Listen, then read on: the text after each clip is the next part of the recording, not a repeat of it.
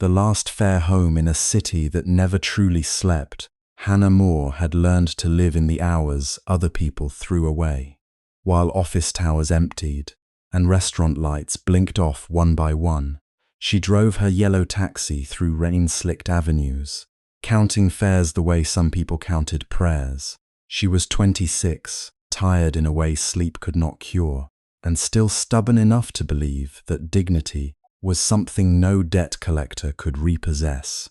The world she knew was made of unpaid student loans, stale coffee, and the small, bright faces of children at Bright Haven who waited for her on Sundays, as if she had something precious to give. On this particular night, with rain washing the city into silver and black, Hannah did not know she was about to pick up a man who belonged to another world entirely. The meter glowed faintly on the dashboard, green numbers ticking away with a patience Hannah envied. It was nearly 1 a.m, that hour when even trouble seemed exhausted.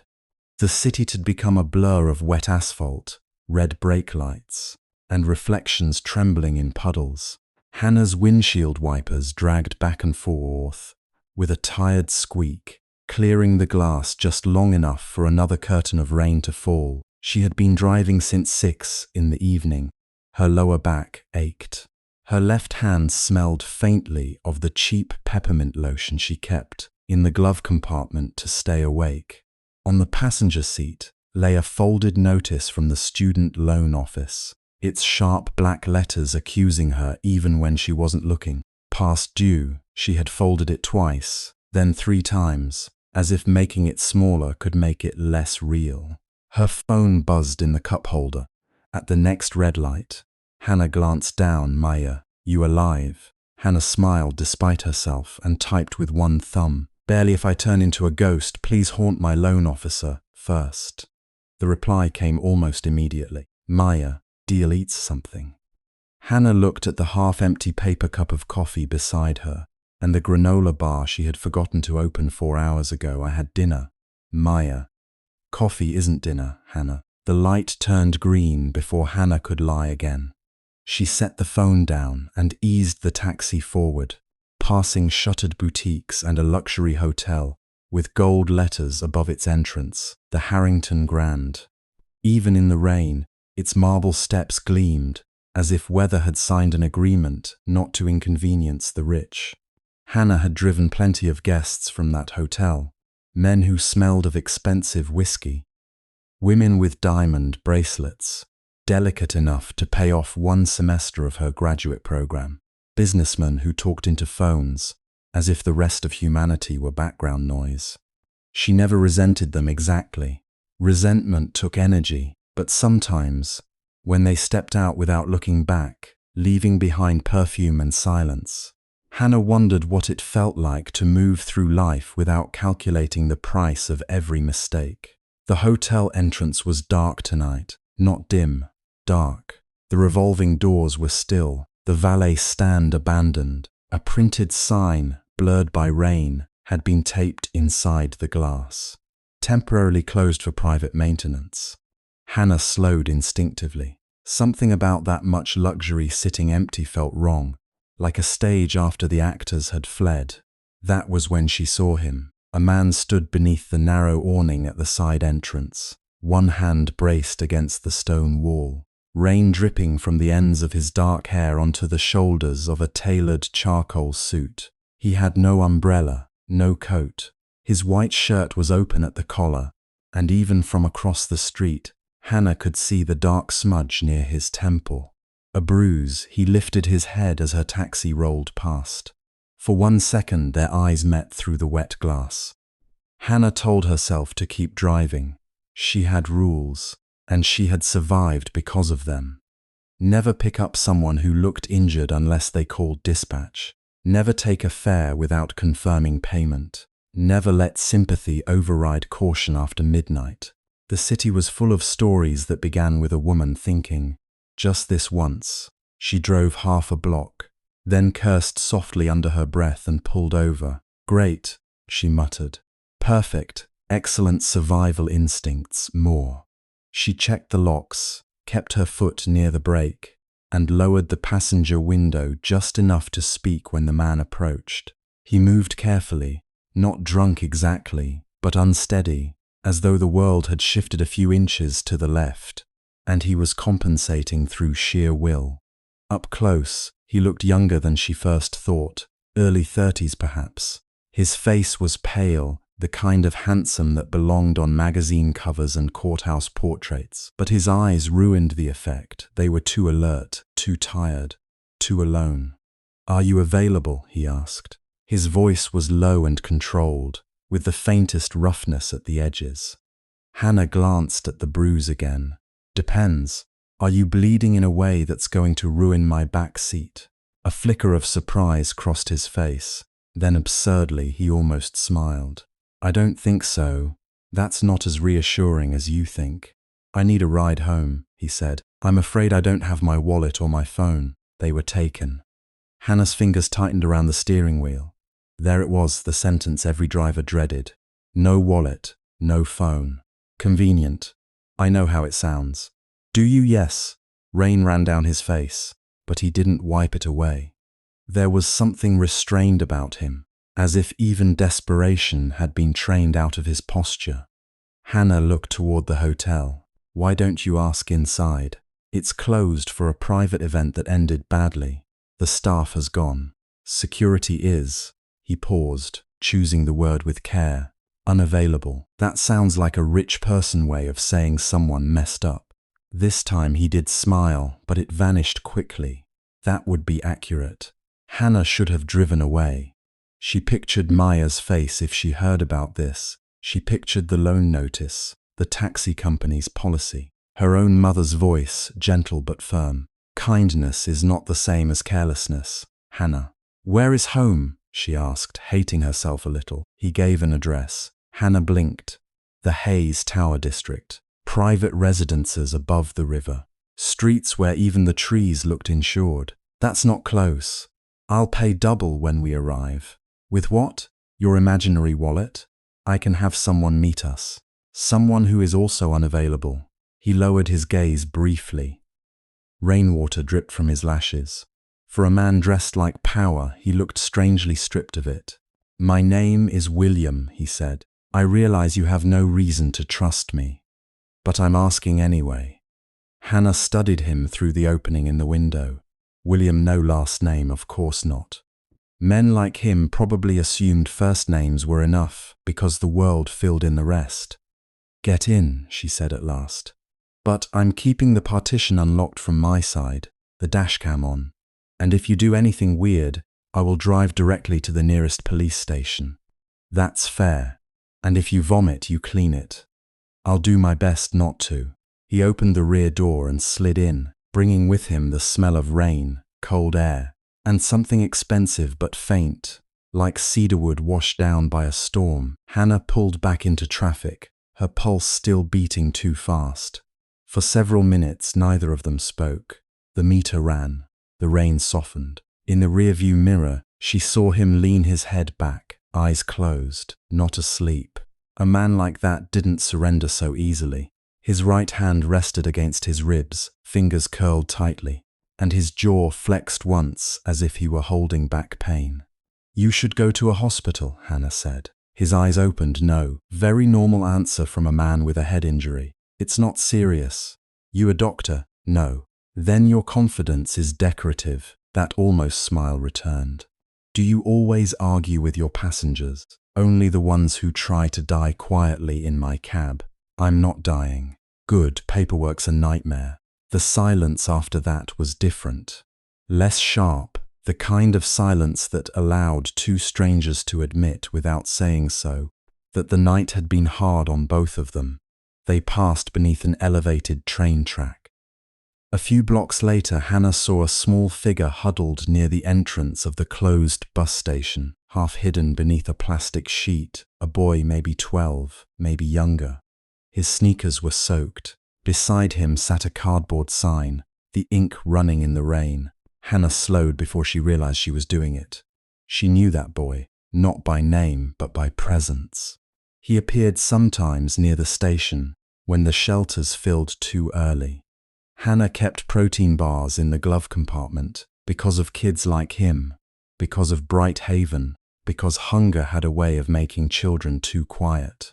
She pulled to the curb and switched on her hazards. William sat up. "Is something wrong?" "No, just wait here." She reached for the granola bar, then hesitated, grabbed the unopened sandwich she had bought at midnight and failed to eat, and stepped into the rain before she could change her mind. The cold hit immediately, slipping under her collar. She hurried to the boy, crouching so she would not tower over him. "Hey," she said gently. "You eaten tonight?" The boy stared at her with suspicion older than his face. "It's turkey," Hannah added.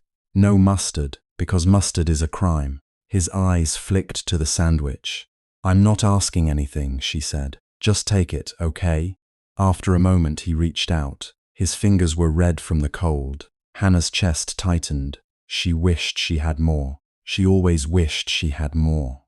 Behind her, a car door opened. She turned sharply. William had stepped out of the taxi into the rain. For one wild second she thought he was running. But he came toward them slowly, one hand holding the taxi door for balance. He looked at the boy, not with pity exactly, but with a careful respect that made Hannah go still. "Do you have somewhere dry to sleep?" William asked. The boy hugged the sandwich to his chest. "Don't want cops." "I didn't ask if you wanted police," William said softly. "I asked if you had somewhere dry." The boy shook his head. William reached into his jacket as if by habit, then stopped when he remembered everything was gone. No wallet, no phone, nothing.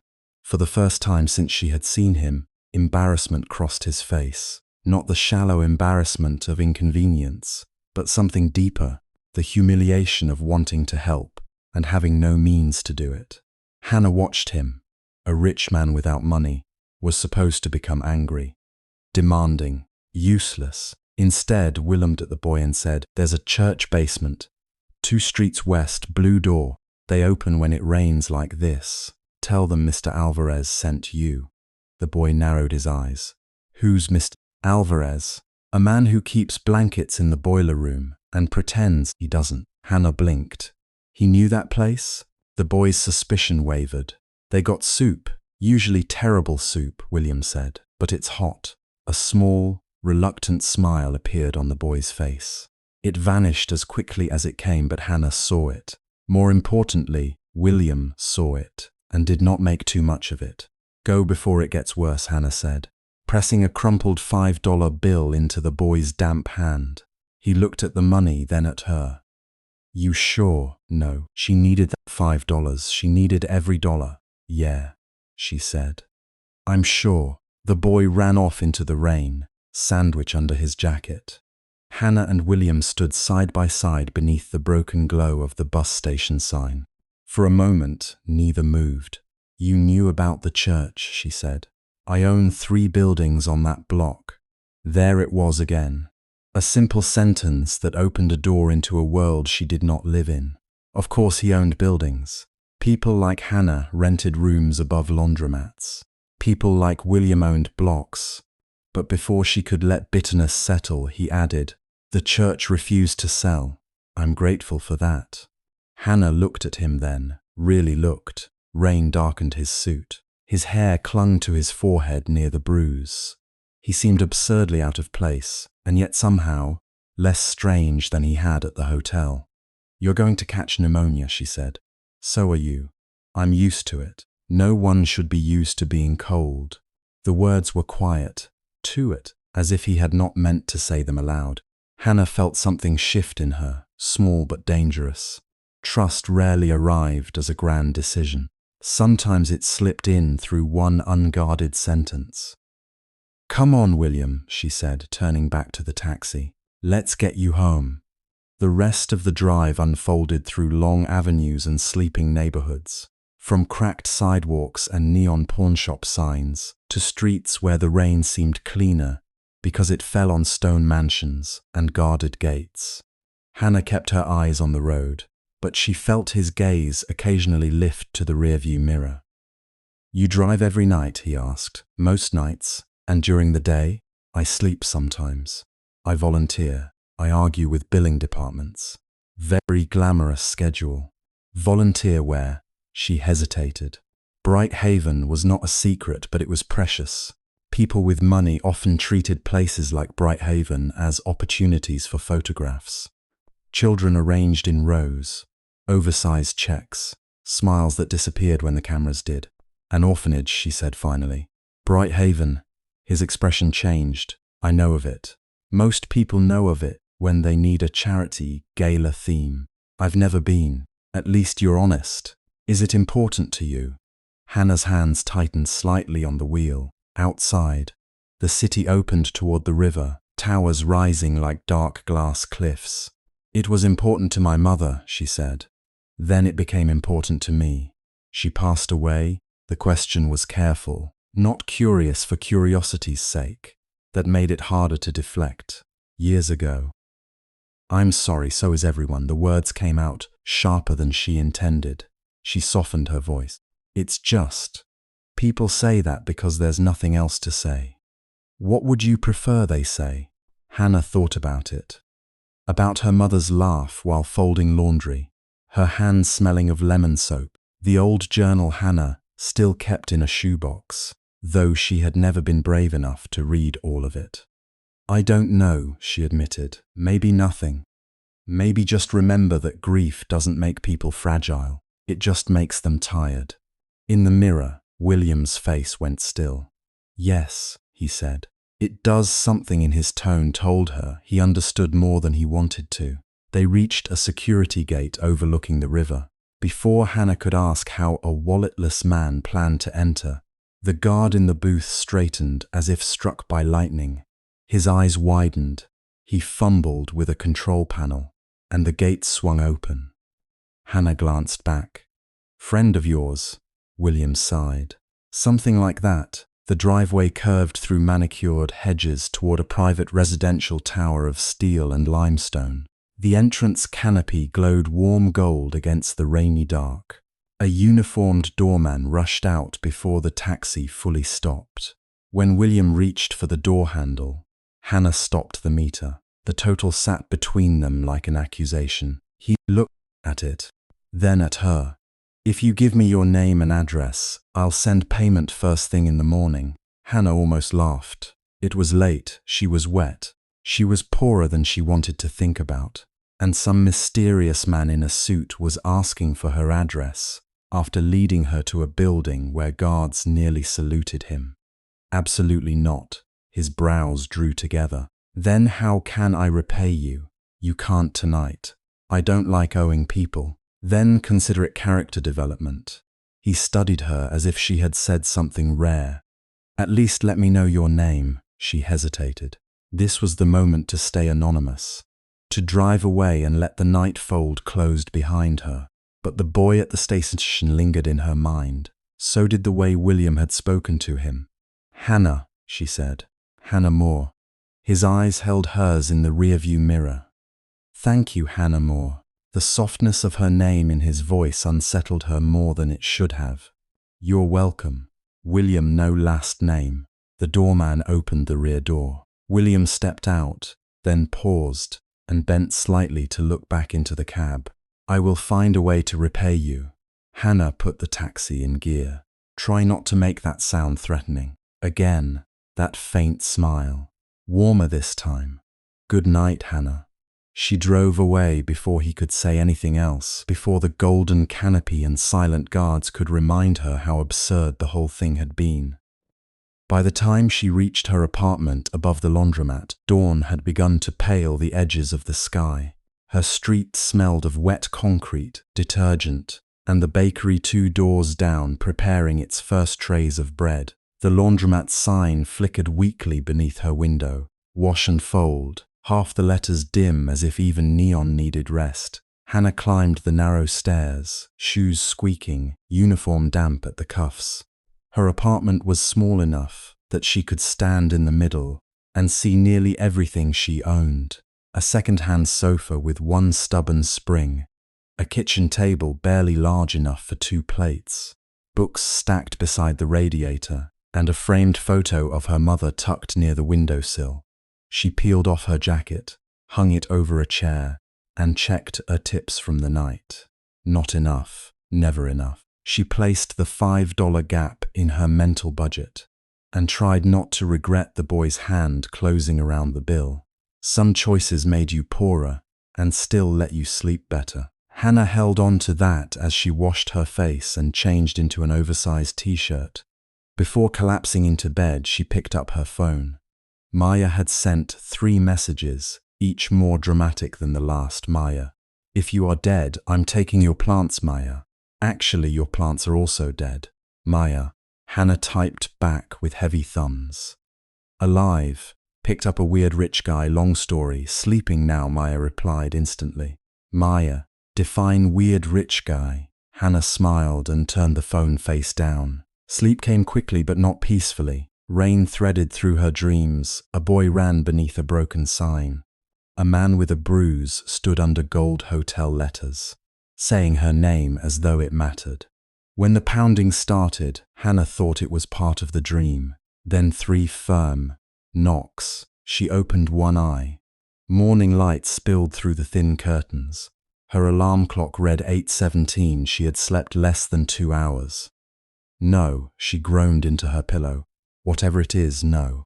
The knocking came again, followed by the muffled voice of Mr. Kaplan, the laundromat owner downstairs, shouting up the stairwell. Hannah, you need to come down.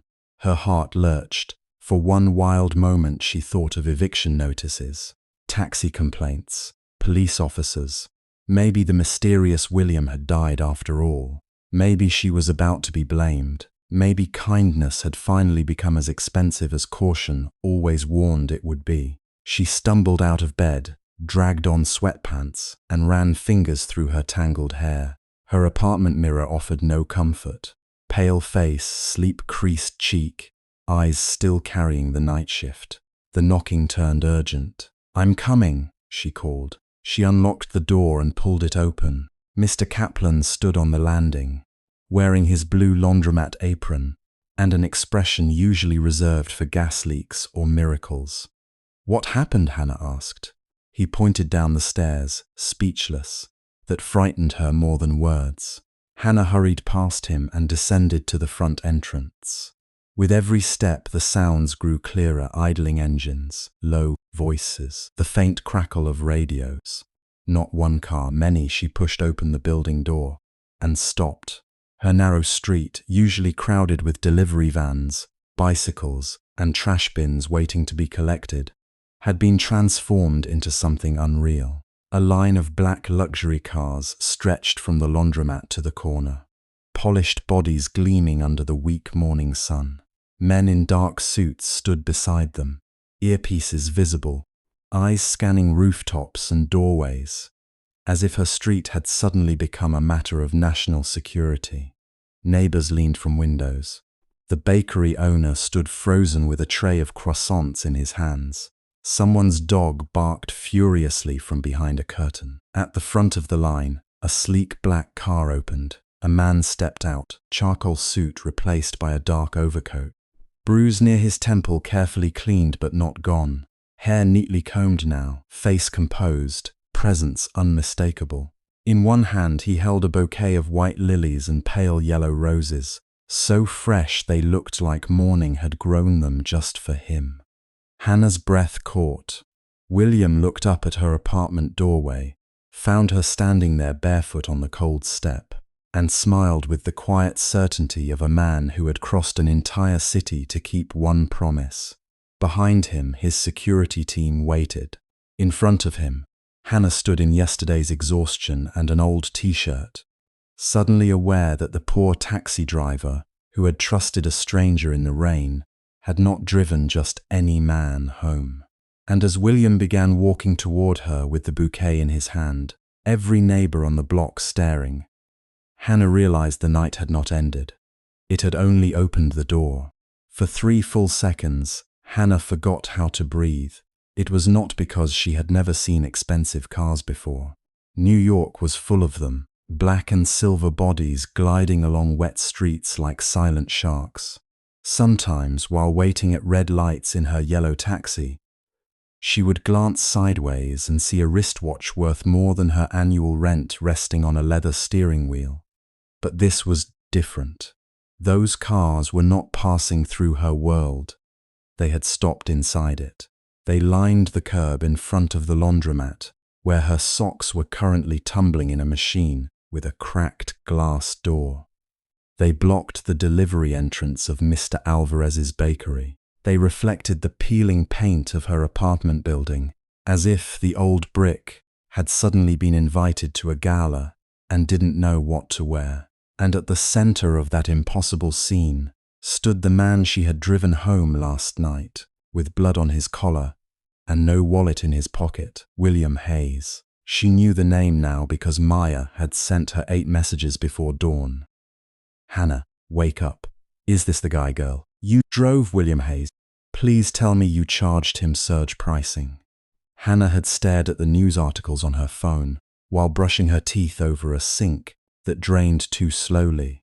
William Hayes, CEO of Hayes International Properties, the man whose company owned glass towers downtown, renovated historic districts, and appeared in business magazines with headlines like The King of Urban Revival and The Loneliest Billionaire in Manhattan.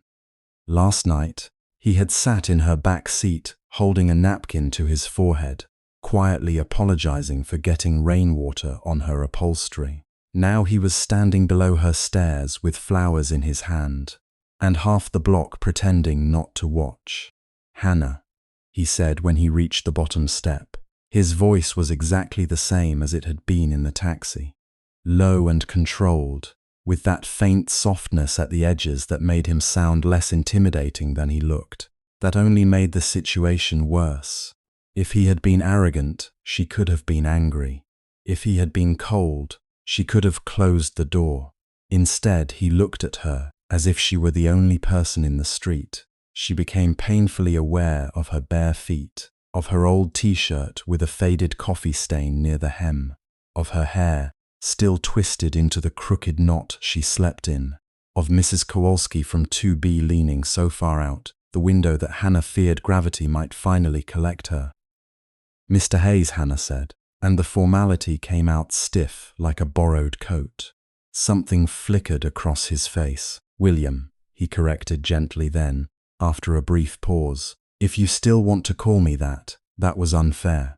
A man like him should not know how to sound wounded over something as small as a name. Hannah folded her arms, partly because the morning air was cold, and partly because she needed somewhere to put her hands. You brought a parade. He glanced over his shoulder at the cars, and for the first time he looked faintly uncomfortable. I asked for 1 car. Do your 1 cars usually multiply? A quick, reluctant smile touched his mouth.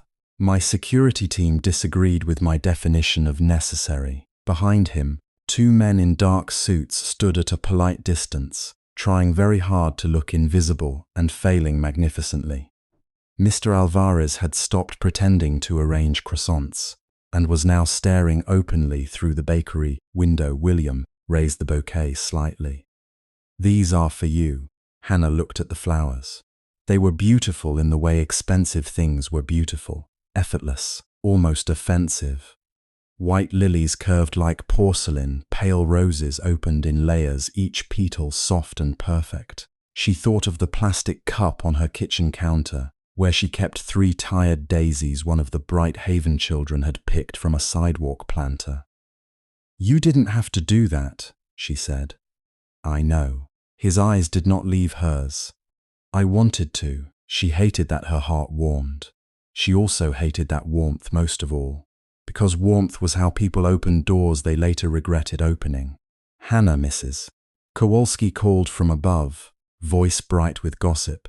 Is this gentleman bothering you? No, Hannah called back too quickly. Because if he is, I have pepper spray. One of William's security men turned his head sharply. Hannah closed her eyes. William, to his credit, did not laugh. Not fully, but his eyes betrayed him. She seems protective, he said. She once chased a meter reader down the block with a broom because he scared her cat.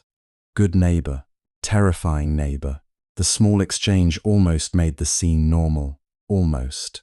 Then another car door opened. A man in a navy suit stepped out carrying a slim leather folder. He approached with the efficiency of someone accustomed to handling problems before they became conversations. "Mr. Hayes," he said softly. William's expression changed. The gentleness did not vanish, but something official settled over it. A wall lowered behind his eyes. He took the folder but did not open it immediately. "Hannah," he said, "I came to thank you properly. You thanked me last night." "No, last night. I was concussed, bleeding, and apparently too stubborn to go to a hospital." "Apparently," his mouth curved again. "My doctor used stronger language." She almost smiled, then remembered the cars, the neighbors, the fact that his life had arrived polished and armored at her crumbling front step. He opened the folder. Inside was a check. Hannah did not see the exact number at first. Her eyes caught only the beginning of it, then the row of zeros that followed like a quiet insult. The street seemed to tilt. William held it out with both hands, as though offering something respectful. "You helped me when I had nothing on me, and no way to prove who I was. You trusted me when most people would have driven away. I know money can't measure that, but I would like you to accept this." Hannah stared at the check. It was more than her student loan balance, more than 6 months of rent, more than the repair estimate for her taxi, the medical bill from the urgent care visit she still hadn't paid, and the overdue notice sitting unopened on her kitchen table combined. For one terrifying second, relief rose inside her so sharply, it almost brought tears to her eyes. She saw herself breathing again, sleeping through a night without calculating interest, buying new tires before winter, sending a real donation to Bright Haven instead of bringing discounted cereal and pretending it was enough. Then Mrs. Kowalski made a small choking sound from the window. Mr. Alvarez whispered something to his wife. A kid on a bicycle slowed so much he nearly hit a trash can, and Hannah understood what everyone was seeing. A billionaire standing on the sidewalk, offering money to a barefoot taxi driver in front of her building like a scene staged for pity. Heat rushed to her face. She took one step back. No, William's hand remained extended. For the first time since she had met him, he looked genuinely caught off guard. "No," he repeated. "No, thank you. Hannah, please don't misunderstand. This isn't charity. It looks exactly like charity." His brows drew together. "It's gratitude. Gratitude doesn't usually come with an audience." He looked over his shoulder again, and this time something like realization moved through him. He saw the windows, the faces, the phones half raised and quickly lowered. He saw her building, her clothes, her bare feet on the cold concrete. He saw, perhaps for the first time that morning, not the simplicity of giving, but the weight of being given to. His hand lowered. "I'm sorry," he said quietly. That quiet apology reached her more than the check had. It was not polished. It had no legal witness, no press release, no public charm. It was simply a man realizing he had stepped on a place that already hurt. Hannah exhaled, her anger loosening at the edges. "I know you meant well," she said, "but I don't want to be the story people tell over breakfast. Poor girl gets saved by rich man. I've worked too hard to be reduced to that." William closed the folder slowly. A long silence passed between them. Then he asked, "What do you want?" The question was simple, but it landed in her chest with surprising force. Not "what do you need?" Not "how much will make this go away?" "What do you want?" Hannah looked past him at the cars, at the men waiting for instructions, at the enormous distance between his world and hers, parked neatly along the curb. She thought of her overdue bills upstairs, the envelope from the loan company with red lettering, the shoes by her door with soles thinning at the heel. She thought of how easily she could say a number and change her life. Then she thought of Bright Haven, the old brick building on Mercer Street, with its blue front door and uneven steps, the children's drawings taped along the hallway, the leaky roof above the playroom. Mrs. Bell standing in her office last week, holding the funding cut notice with both hands, her face calm only because children were nearby. "We may have to close one wing by the end of the month, sweetheart." Hannah had gone home that day and cried in the taxi before her shift. She looked back at William. "There is a place called Bright Haven," she said. "It's a children's home. Not fancy, not famous, just necessary." William listened without interrupting. They lost a major grant, the city review got delayed, private donors disappeared, and now they're short on operating costs. Food, repairs, staff salaries. Boring things no one wants to put their name on because they don't photograph well. A faint line appeared between his brows. "How much?" Hannah almost laughed. Of course, that would be his first question. Men like William Hayes moved through the world with numbers in their hands. But his tone was not dismissive, it was focused. "I don't know the exact amount," she admitted. "Enough that Mrs. Bell stopped sleeping. Enough that the kids have started noticing the adults whispering." At that, something shifted in his expression. Last night in the taxi, Hannah had seen him in pain. This morning, she had seen him embarrassed now. She saw something colder and deeper move behind his eyes, recognition perhaps, of a fear children should never have to carry. "You volunteer there?" he asked. "Whenever I can." "Why?" The question was not suspicious. It was careful, as if he knew the answer mattered. Hannah looked down at her hands.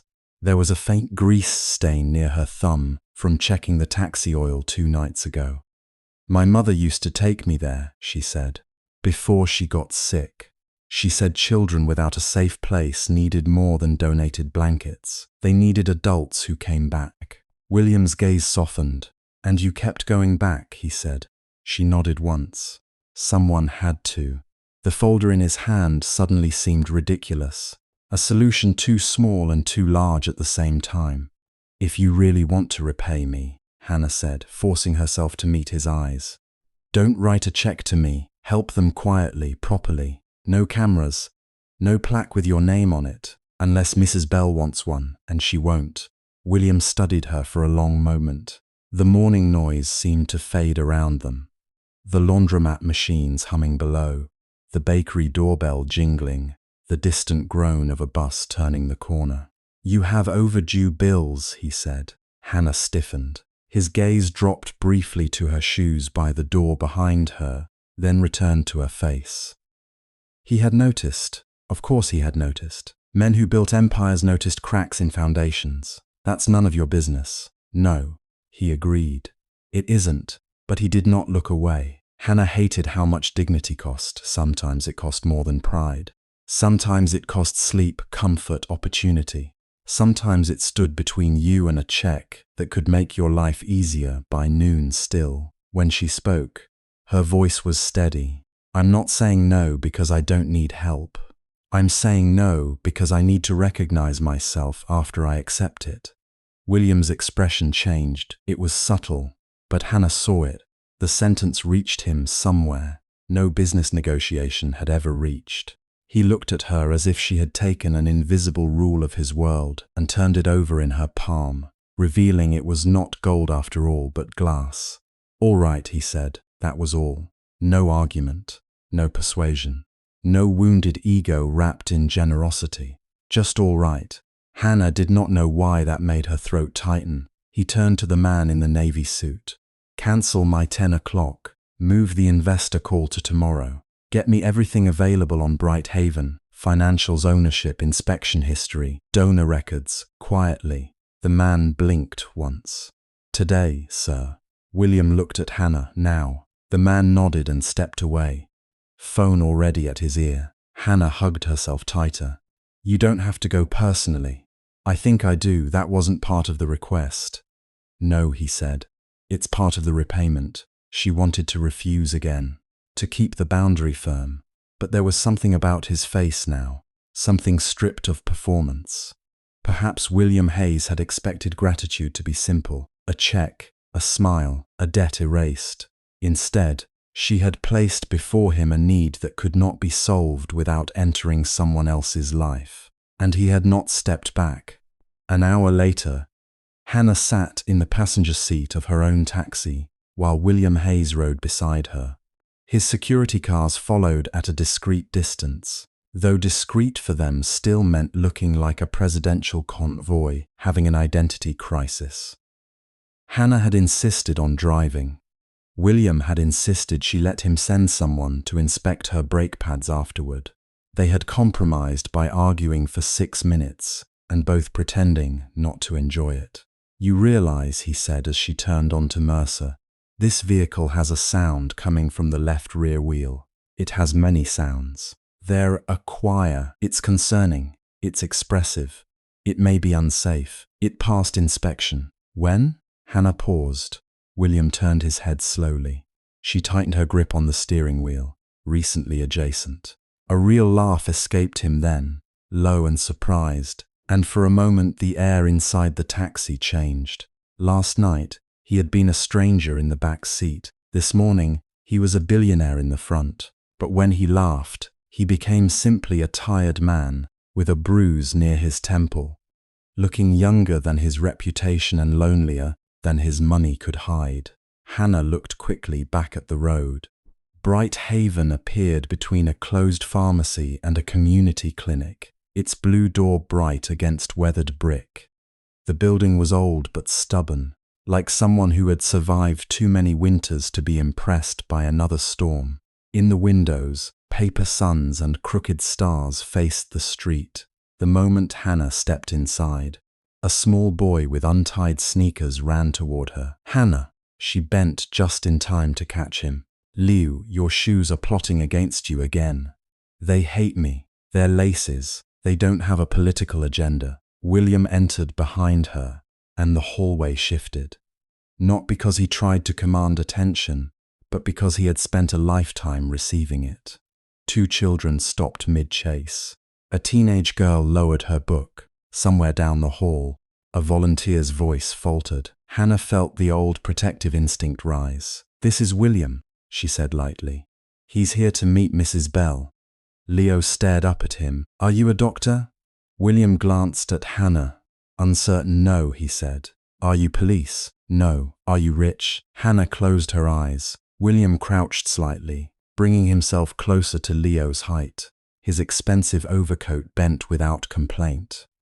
"I've been told so," he said seriously. Leo considered this. "Can you buy a dinosaur? Probably not a real one." "What's the point then?" William looked so solemnly defeated that Hannah had to turn away to hide her smile. Mrs. Evelyn Bell appeared at the end of the hall, silver hair pinned neatly, cardigan sleeves pushed to her elbows. She was in her 60s, small but somehow immovable, the kind of woman who could silence a room with a glance and heal a child with the same hand. Her eyes moved from Hannah to William, then to the security man hovering outside the door. "Oh, Hannah," she said softly. "What have you brought me?" "Possibly help," Hannah replied. "Possibly trouble." "I'm still deciding, Mrs." Bell's gaze sharpened with interest. "Then come in before trouble catches cold." Her office smelled like tea, old paper, and lemon furniture polish. Stacks of files occupied every surface with the desperate organization of someone holding chaos together by habit.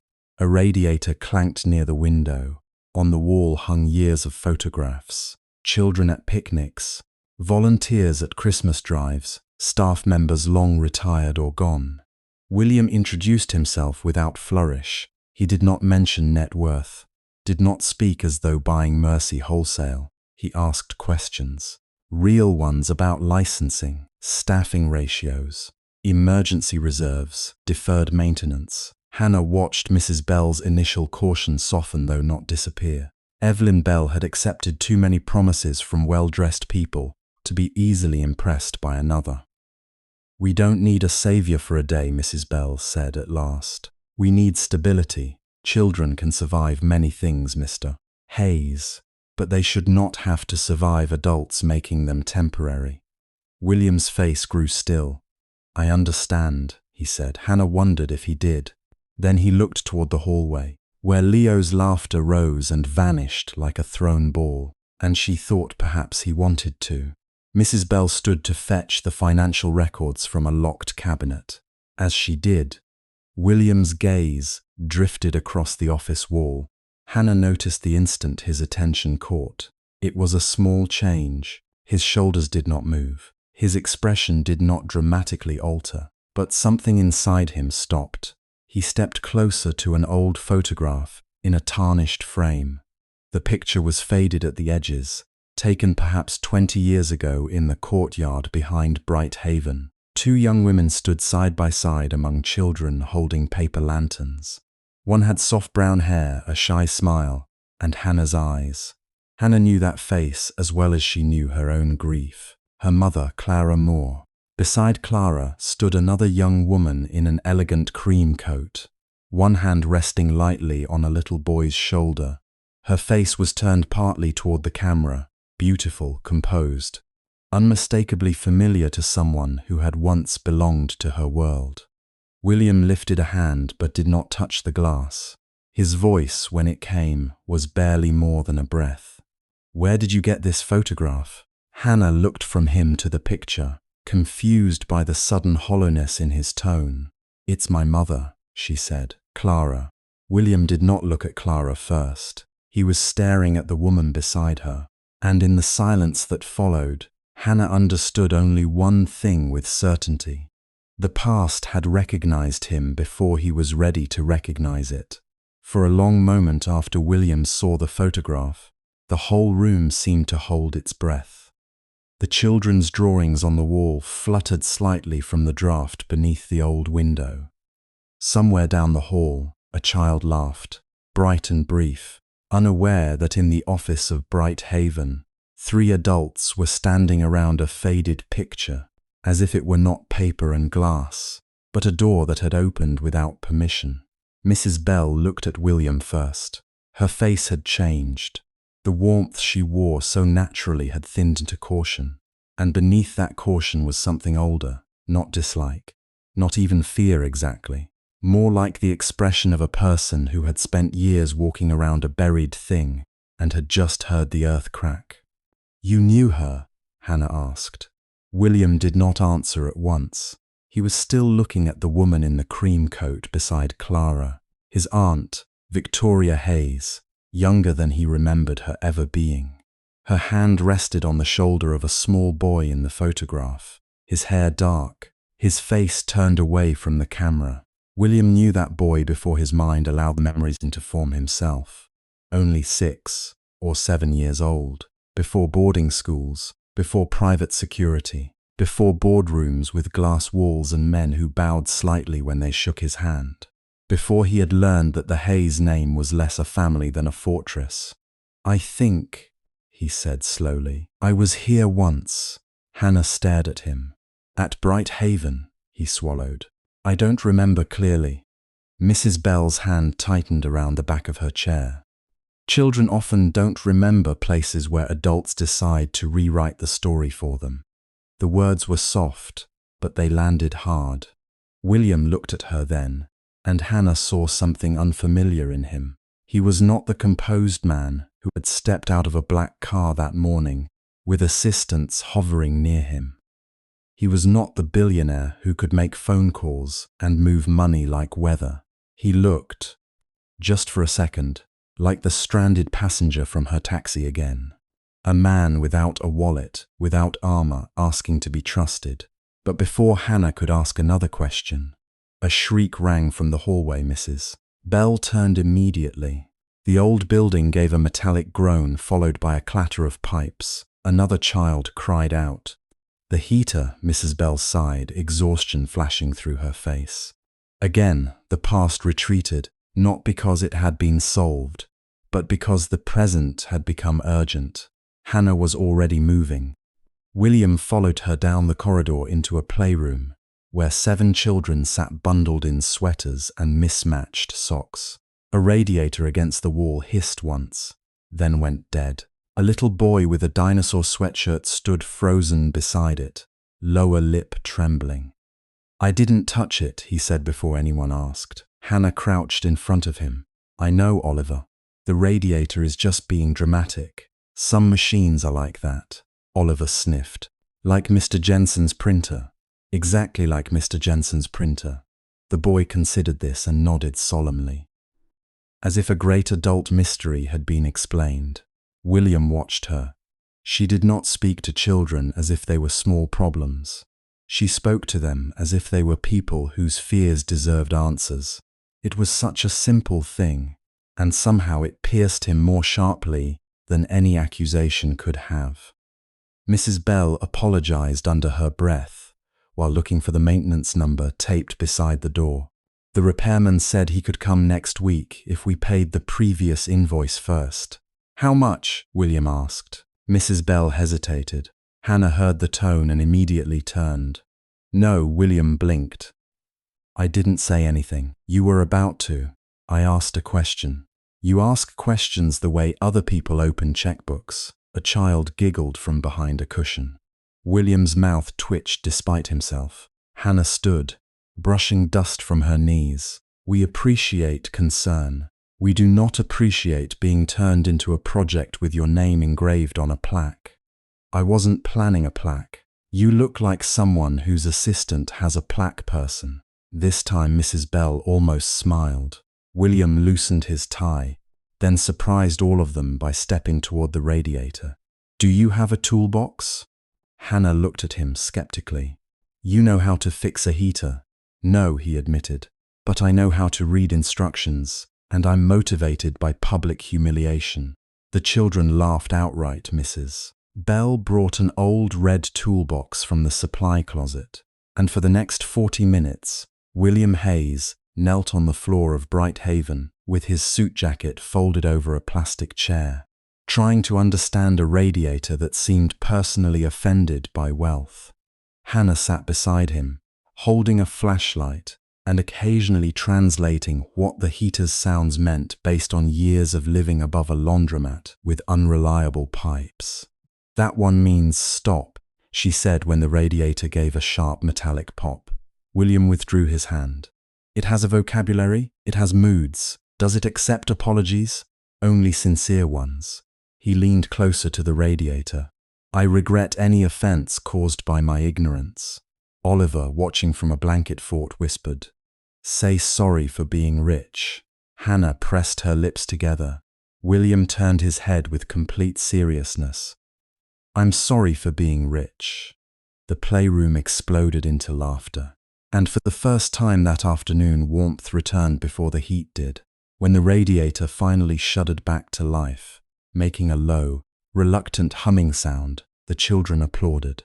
It was not much warmth, it was uneven, and probably temporary. But the room changed, shoulders loosened, small hands emerged from sleeves. Mrs.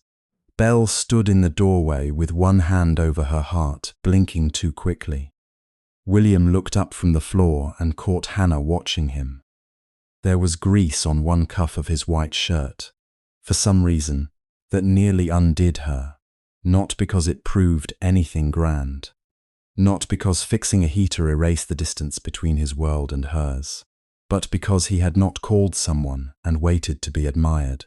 He had knelt down, he had looked foolish, he had tried, and Hannah, who trusted effort far more than promises, felt something in her chest quietly shift. Later, after the children had finished dinner, and the building settled into its nightly chorus of old pipes, soft footsteps, and whispered bedtime negotiations, William made 3 phone calls from the courtyard. He did not use the voice Hannah had heard in the playroom. This voice was precise, low, and edged with command. I want a full structural inspection. Discreet, no media, no donation announcement. Send someone who understands old municipal conversions, not someone looking for a photo opportunity. He paused, listening. No, not through the foundation, through me. Another pause. And pull every property record within a 2-block radius of Bright Haven. Hannah stood inside near the window, pretending not to listen and failing. Mrs. Bell came to stand beside her. He means well, the older woman said. That's what worries me. Mrs. Bell glanced at her. Kindness from powerful people can still be kindness. It can also become ownership. Yes. Mrs. Bell's voice grew quieter. So make sure he knows the difference. Hannah looked out at William. He stood beneath a weak yellow courtyard light, his dark coat buttoned against the cold phone pressed to his ear. He looked like he belonged in the skyline behind him, not in the cracked concrete yard of a struggling orphanage. But when Oliver appeared in the doorway clutching a worn stuffed rabbit and refusing to sleep because the radiator might get mad again, William ended his call immediately. He came back inside and crouched, not too close. "The heater and I reached an agreement," he told Oliver. Oliver narrowed his eyes. "What kind? A temporary peace treaty? Can it break treaties? All machines can. But Miss Hannah is an excellent negotiator." Oliver looked at Hannah, reassured not by the joke but by her presence. She sat with him on the hallway bench until his breathing slowed and his grip on the rabbit loosened. William remained standing a short distance away, quiet enough not to intrude. There were men who filled a room because they wanted to be seen. William, Hannah was beginning to realize, had spent years being seen and still did not know how to be known. Near dawn, after William insisted on driving her home, and Hannah insisted she still had a taxi and a shift to finish, they compromised in the least elegant way possible. Convenience store coffee in paper cups beside a gas station off 9th Avenue. The sky was paling at the edges. Trucks rolled past carrying bread, newspapers, flowers. The city was returning to itself, yawning and impatient. Hannah leaned against her taxi, both hands around the hot cup. "You didn't have to stay that long. I know. You also didn't have to apologize to a radiator. That felt necessary." A smile touched her mouth before she could stop it. William noticed, and the cold morning seemed less severe for one brief second. Then his expression changed, becoming more serious. "I found something tonight." Hannah's hand tightened around the cup. "About the photograph?" "Not yet." He looked toward the road, where headlights blurred in the mist. "About Bright Haven's land." The warmth from the coffee suddenly felt insufficient. "What about it?" "The block is part of a redevelopment corridor. My company has been acquiring properties in the area for 18 months. He said it carefully, each word measured. "I didn't know Bright Haven was included." Hannah stared at him, waiting for the rest, because there was always a rest when powerful people began with, "I didn't know." William met her eyes. "The project is under Hayes Group." The city noise seemed to fall away. For a few seconds, Hannah heard only the faint hum of the gas station sign and the rush of blood in her ears. "Your company," she said. "Yes." "The place I asked you to help save." "Yes." "And you didn't think to check before you walked in there offering inspections and repairs." The hurt in her voice was sharper than anger. William would have preferred anger. Anger gave him something to answer. Hurt only revealed what he had already broken. "I checked as soon as I realized there might be an issue." "That's not comforting." "It isn't meant to be. It's the truth." Hannah laughed once, without humor, and looked away. "Do you understand how this feels? Yesterday you were a man who needed a ride. This morning you became a man who could save an orphanage.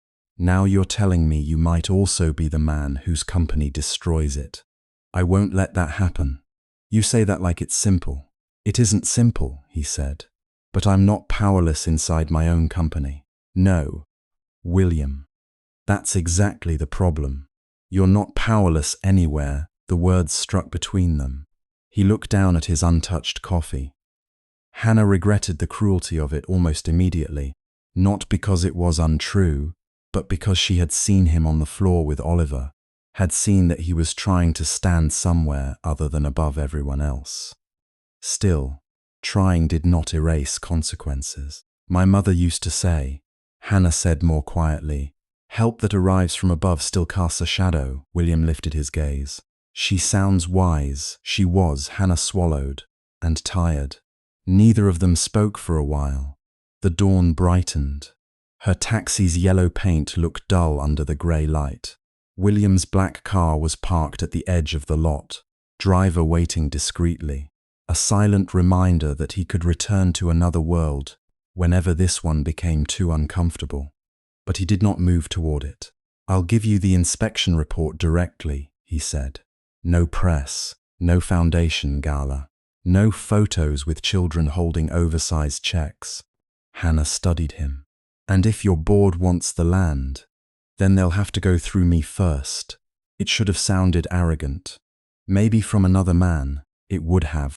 From William, in that tired morning light, it sounded less like a boast than a vow. He wasn't sure he had the right to make, but would make anyway. Hannah looked down into her coffee. "You can help," she said at last. "But Bright Haven is not a redemption story for you. I understand. And the children are not proof that you're a good man." His face softened, almost painfully. "I'm not asking them to prove anything." Good. Then, because she was exhausted, afraid, and too moved by him for her own peace of mind, she added, "Also, your coffee is terrible." He looked at his cup as if betrayed. "You recommended it. I said it was hot." That was the full endorsement. The corner of his mouth lifted. The moment did not fix anything. It did not remove the land records, or the Hayes name, or the photograph of their pasts standing side by side. But it allowed them to breathe inside the trouble for one more minute. By noon, William was back at Hayes Tower. The building rose from the financial district in flawless glass and steel, a monument to ambition polished until no fingerprints remained. In the private elevator, William saw his reflection in the mirrored wall. Expensive suit, controlled expression, eyes that had not slept. The grease stain on his cuff was gone. His assistant had probably noticed and arranged a replacement before he entered the board level. That irritated him more than it should have. Victoria Hayes was waiting in his office. She did not sit behind his desk. She would never be so obvious. Instead, she stood by the window with a cup of tea, gazing down at the city as if she had personally authorized it to continue. "William," she said, turning with a smile that had never reached her eyes in all the years he had known her. "You've been difficult to locate. I wasn't aware I had a curfew." "No, but you do have responsibilities." He crossed to his desk. "I'm familiar with them." "Are you?" Victoria set down her cup. "Because I received 3 calls before breakfast, asking why the head of Hayes Group was seen at a failing children's home in Queens, accompanied by a taxi driver." The words were elegant. The contempt was not. William's expression cooled. "Her name is Hannah Moore." Victoria's gaze sharpened almost imperceptibly. For anyone else, the change might have passed unnoticed. William had been raised among people who weaponized pauses and hid violence in good manners. "He's Moore," she repeated. "Yes, how ordinary. Be careful." Victoria smiled faintly. That sounded almost protective. It was meant to. She walked toward him, heels silent against the carpet. "You may entertain whatever private gratitude you feel toward this woman. Pay her. Fund her little charity if you must. But do not confuse impulse with judgment. It isn't impulse." "No," her voice hardened. "A taxi driver appears from nowhere, refuses money in a charming display of dignity, and suddenly you're personally intervening in a property corridor worth hundreds of millions. Do you think the board will find that romantic?" William said nothing. Victoria leaned closer. "They will call it instability. Let them. They will call her a liability." His eyes lifted. "Then they'll answer to me." For the first time, Victoria's mask thinned enough to show irritation. "You are not a boy anymore, William. You do not get to endanger the family name because some woman with sad eyes makes you feel human." The blow was exact. He felt it. She saw that he felt it. But instead of retreating, William thought of Hannah holding a flashlight beside him, telling him the radiator had moods. He thought of Oliver asking him to apologize for being rich. He thought of Clara Moore's face in the photograph, and the way Mrs. Bell had said adults rewrite stories for children. "What do you know about Clara Moore?" he asked. Victoria became very still, only for a second. Then she laughed softly. "Should I know that name?" "Yes," William said. "I think you should." Her smile returned, thinner now. "Be cautious. The past is rarely useful unless one controls how it is remembered. And who controlled it? Victoria picked up her gloves from the chair. Get some sleep. Cancel whatever personal crusade you began last night. And keep that girl away from our business before people start asking why she matters. She left without waiting for dismissal. The door closed quietly behind her, but the silence afterward was enormous. William stood alone in the office built by his family's certainty, and for the first time in years, he wondered how much of that certainty had been purchased with someone else's ruin. That evening, the inspection team arrived at Bright Haven without logos on their jackets, exactly as promised. Hannah watched them test walls, photograph cracks, measure the sagging ceiling above the dining hall. William did not come inside with cameras or assistants. He came carrying 2 bags of groceries because Mrs. Bell had mentioned they were low on oranges. It was such an absurd billionaire gesture, arriving with fruit instead of a check, that Hannah almost laughed. Almost. You know, she said, taking one of the bags from him. Most people bring flowers when they're trying to be liked. Children can't eat flowers. Depends how bad dinner is. His eyes warmed. For a few hours, they worked side by side without speaking of land corridors or boards or aunts in cream coats. Hannah sorted donated coats in the basement. William helped label pantry shelves under Mrs. Bell's strict supervision. A little girl named Sophie, who spoke rarely and startled at sudden noises, followed Hannah from room to room, with a torn picture book clutched to her chest. When a ladder slipped in the storage room and hit the floor with a loud crack, Sophie began to shake. Hannah dropped instantly to her knees. Hey, look at me. It's just a ladder. Loud, rude, but not dangerous. Sophie pressed her face against Hannah's shoulder. William had frozen by the shelves, one hand still braced against a box of cereal. Something about the child's terror passed over his face like a remembered flame. Hannah saw it, not fully, not enough to name, but enough to understand that the photograph had not been the only thing waiting inside him. She held Sophie until the little girl stopped trembling. Then she began to read the torn picture book, in a voice so calm that even William found himself breathing to its rhythm. By the time night settled again over Bright Haven, the building felt both safer and more fragile. The inspectors had gone. Mrs. Bell had placed the preliminary notes in a folder on her desk, with the grave care of someone receiving a diagnosis. Hannah stayed late to lock up. William had been called away by his office, but before leaving, he paused at the front door. I'll know more tomorrow, he said. About the building and the redevelopment file. She nodded, keeping her hands in the pockets of her coat, so he would not see how cold they were. William, he turned back. If this becomes a fight between me and your world, don't stand in the middle just to look noble. His expression softened. Where should I stand? She held his gaze, afraid of the answer she wanted to give. Stand where you can live with yourself. He was quiet for a moment, then he said, I'm beginning to think that's wherever you are. The words were not loud, they were not polished, but they entered her with dangerous tenderness. Before she could answer, his phone rang again. The spell broke. He looked at the screen, jaw tightening, and stepped into the cold. Hannah locked the door behind him. She told herself not to be foolish. Men like William Hayes said beautiful things because language had always opened doors for them. But as she turned off the hallway lights one by one, she could still hear his voice, low and tired and sincere. Wherever you are, in Mrs. Bell's office, she went to return the folder of children's permission forms to the filing cabinet. The room was dim, lit only by the street lamp outside. Papers had been pushed through the mail slot and scattered across the floor near the entrance, probably delivered after hours. Hannah bent to gather them. Utility notice, supply invoice, a postcard from a church volunteer group. Then her fingers stopped. The envelope beneath them was thick, cream-colored, and official. Her name was not on it, Mrs. Bell's was, but in the upper left corner, Embossed in dark blue was a mark Hannah had seen on skyscrapers, contracts, news articles, and the side of William's black car. Hayes Group. A coldness moved through her that had nothing to do with the broken heater.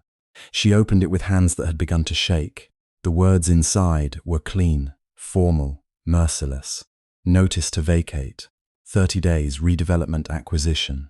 Failure to comply would result in legal action. At the bottom, beneath the signatures and stamped authorization, the Hayes Group seal looked back at her like an accusation.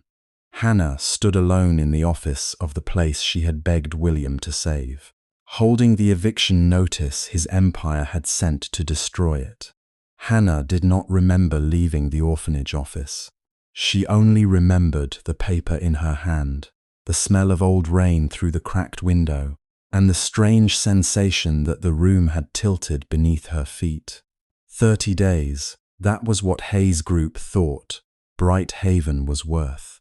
She stood still long enough for her fingers to go numb around the envelope. The children were already back in the playroom down the hall, their laughter drifting through the door in uneven bursts, bright and careless, in the way only children could be. That sound made the notice feel worse, not better. It made the words on the page seem like a cruelty, written in a language the world had forgotten how to apologize for. Mrs. Bell came in carrying a stack of folded laundry, and one look at Hannah's face was enough.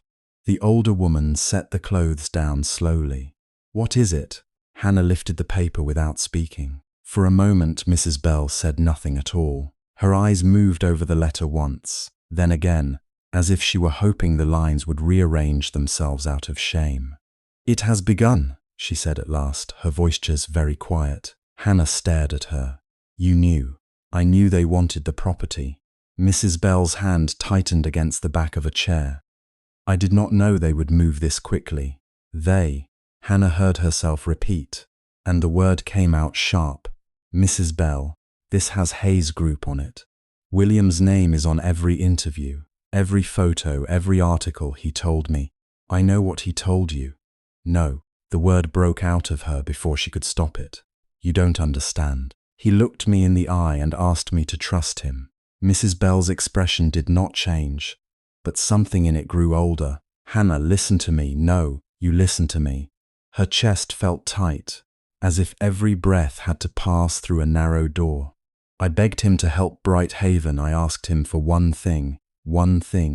And now his company sends us an eviction notice, while I'm still standing in the same building where he kissed my hand like I mattered."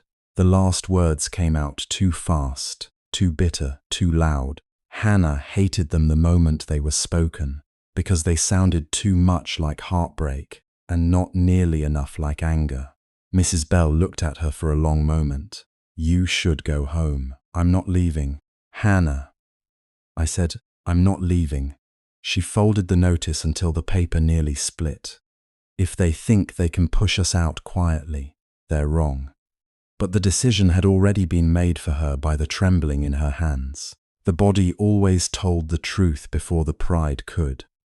When she stepped outside, the cold evening air cut across her face like a slap. She fumbled for her phone and scrolled until her thumb found William's name. For a second, she only stared at it. Then she pressed call before she could think better of herself. He answered on the second ring. "Hannah?" The sound of his voice, calm and close, made something inside her give way.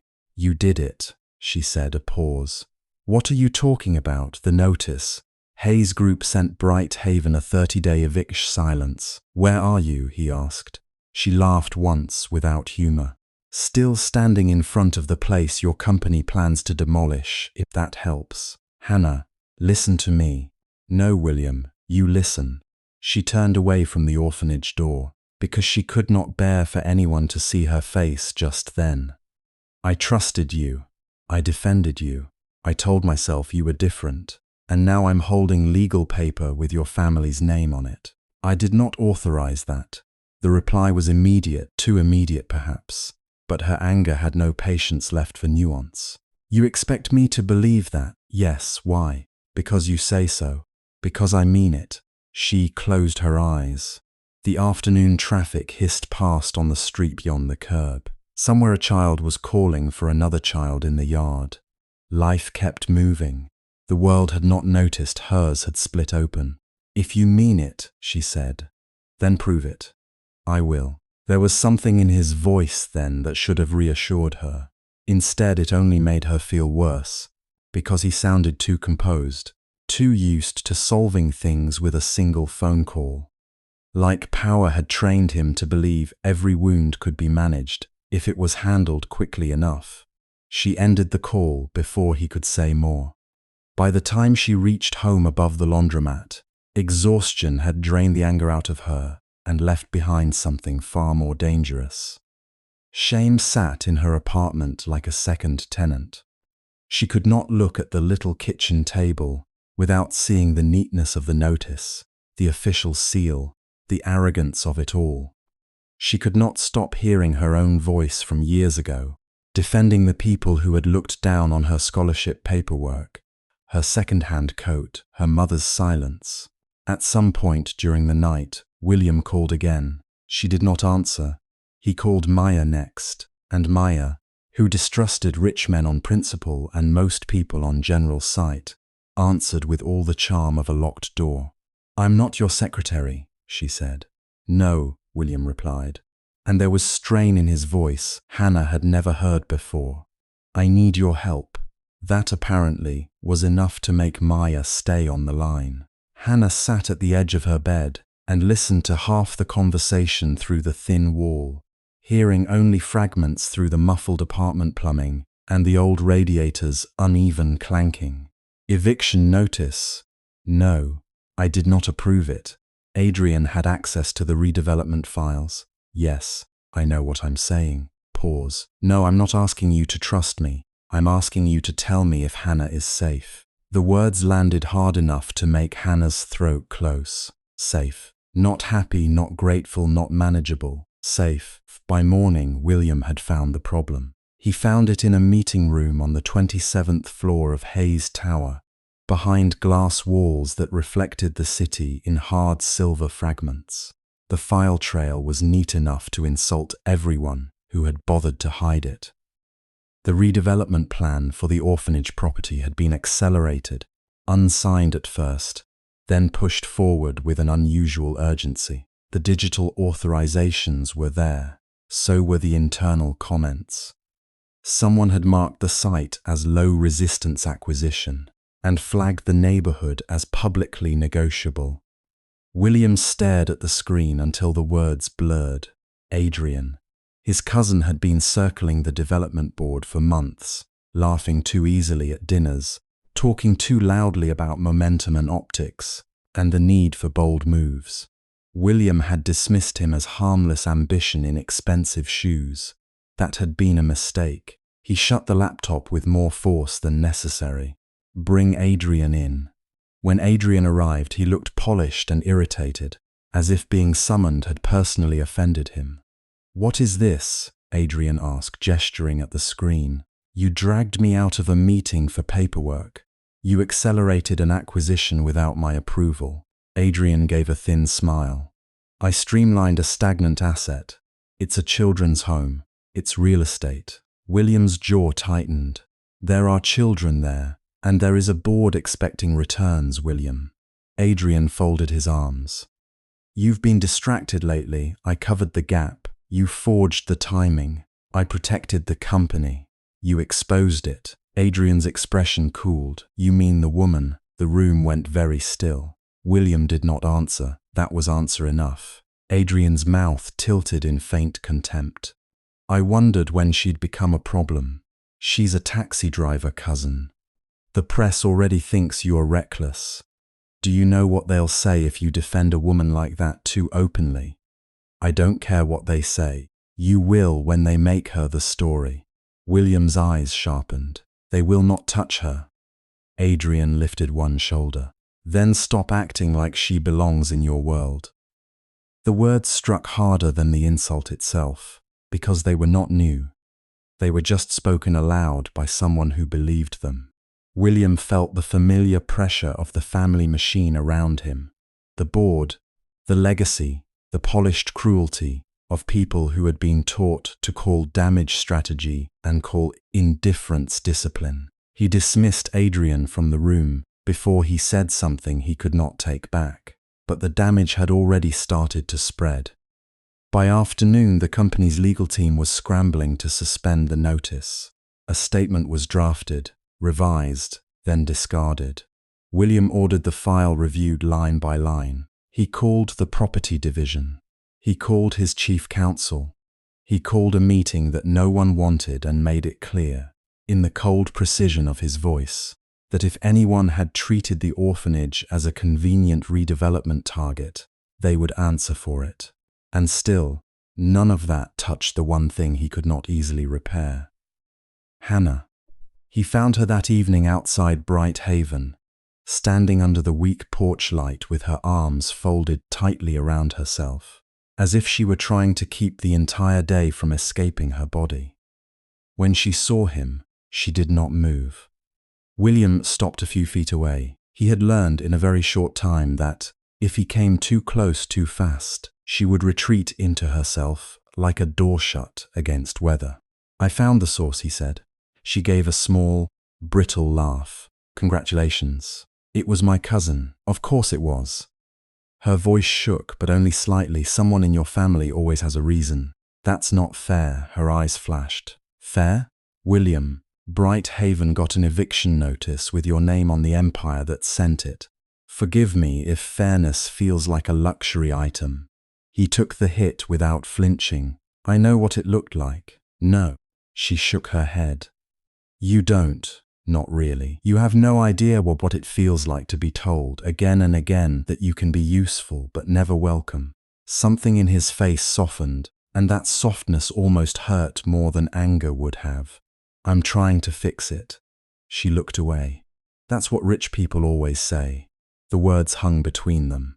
He could have argued, could have told her about the board, about Adrian, about the way his family treated every scandal as a stain to be scrubbed clean rather than a truth to be faced. Instead, he said very quietly, "I know." That made her turn back to him, because it was not the answer she expected. "I know people like me are supposed to fix things after they've already broken," he said. "I know apologies can sound cheap when there's money behind them, but this was not mine." "Then why does it still belong to your name?" "Because nothing in my life has ever been separate from my name," he thought. "Because I have spent 30 years learning how little difference there is between inheritance and guilt." "Instead," he said, "because it was allowed to happen under my roof, and because I should have seen it sooner." For a moment, Hannah's expression changed. Not softened exactly, something more wary than that, and more aching. She looked tired in a way he had begun to recognize as hers alone. The kind of tired that came from carrying too much dignity for too long. He wanted to reach for her hand. He did not. In the public light outside Bright Haven, with a volunteer crossing the yard and a delivery van idling at the curb, William kept the distance required of a man who knew how quickly tenderness could be turned into ammunition. He said nothing about how he had spent the entire day thinking of her voice on the phone, shaking at the edges. He said nothing about how the idea of her being mocked, blamed, or hunted by reporters made something primitive and furious rise in him. He said nothing about the instinct to stand beside her so openly that the world would have to move around them. Instead, he gave her what looked like restraint, and Hannah, who had been waiting all her life to be chosen without being embarrassed, felt that restraint like another rejection. "Go back to your building," she said. "Hannah." "I said go." He stayed 1 second longer than he should have, then turned and walked to the car waiting by the curb. She watched him leave with her pulse beating so hard it felt like pain later, when the children were asleep and the orphanage had gone quiet except for the old pipes and the distant hum of traffic. She sat alone on the edge of her bed with her phone in her hand. She had no appetite, no patience, No clear sense of what part of her had survived the day intact. Trust, once cracked, did not return in one piece. It came back as splinters. Then the screen lit up, a notification from a gossip site. Her stomach dropped before she even opened it. The article loaded with a glossy photo of her, taken from across the street, at an angle that made the lights of Hayes Tower glow behind her like a throne room. Another photo followed, then another, her standing at the building entrance, her coat pulled tight, her hair windblown, looking exactly like what the headline wanted her to be. Billionaire's midnight taxi girl. Her face went cold. Below the headline were words she had not yet read but already understood, the kind of words that turned a woman into a story, and a story into a weapon. And somewhere very far above the city, William Hayes's name was already being used to destroy the only thing Hannah had allowed herself to hope for. By morning, Hannah learned that a person could be awake all night and still be ambushed by dawn. The first camera flash came while she was carrying a bag of trash down the back stairs of the laundromat building. She thought, foolishly, that someone's car headlights had hit the alley at the wrong angle. Then came the second flash, sharper, whiter, followed by a man's voice calling her name as if they were old friends. Hannah, did William Hayes spend the night here? The trash bag slipped from her hand and hit the wet pavement with a soft, ugly sound. 3 men stood near the alley mouth. One had a camera with a lens long enough to make her feel as if he could photograph the fear inside her chest. Another held up his phone, recording. The third smiled in that bright, practiced way people smiled when they had already decided you were not a person, only material. Come on, Hannah. Just one comment. How much did he pay for the ride? Her fingers went numb around the stair railing. She had been stared at before. Men had leaned too close through the taxi window. Drunk women had laughed at the cracked vinyl seats. Wealthy passengers had tossed bills at her as though feeding birds. But this was different. This was not a stare. This was an invasion. She turned and climbed back up without answering. Behind her, the questions multiplied. Are you two dating? Did he buy you that apartment? Did you know he was engaged last year? Hannah, is this about the orphanage? At the word orphanage, she stopped for half a breath. Then she kept walking. Inside her apartment, the radiator hissed like it was trying to warn her. Her phone had not stopped vibrating since 5 in the morning. Maya had called 12 times. Mrs. Bell had left 3 voicemails. Unknown numbers filled the screen in a crawling list, each one a small anonymous hand reaching through the glass. Hannah locked the door, pressed her back against it, and slid slowly to the floor.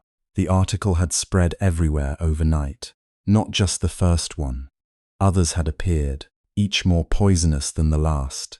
They used the same photos but different words, and somehow the words changed her face. In one version, she was a cunning driver who had targeted a billionaire. In another, she was a charity girl playing saint for attention. One blog compared her apartment building to William's penthouse and called it a Cinderella strategy. A comment under that had over 1,000 likes. People like her always know where to stand when rich men are watching. Hannah stared at the sentence until the letters blurred. People like her, there it was again. The invisible wall made visible. She had felt it before in quiet ways. A hostess hesitating at a restaurant door, a boutique clerk watching her hands, a banker explaining interest rates slowly as though poverty had made her stupid. But the internet did not hesitate. It stripped away politeness. It said what rooms full of polished people only thought. Her phone rang again. This time it was Maya.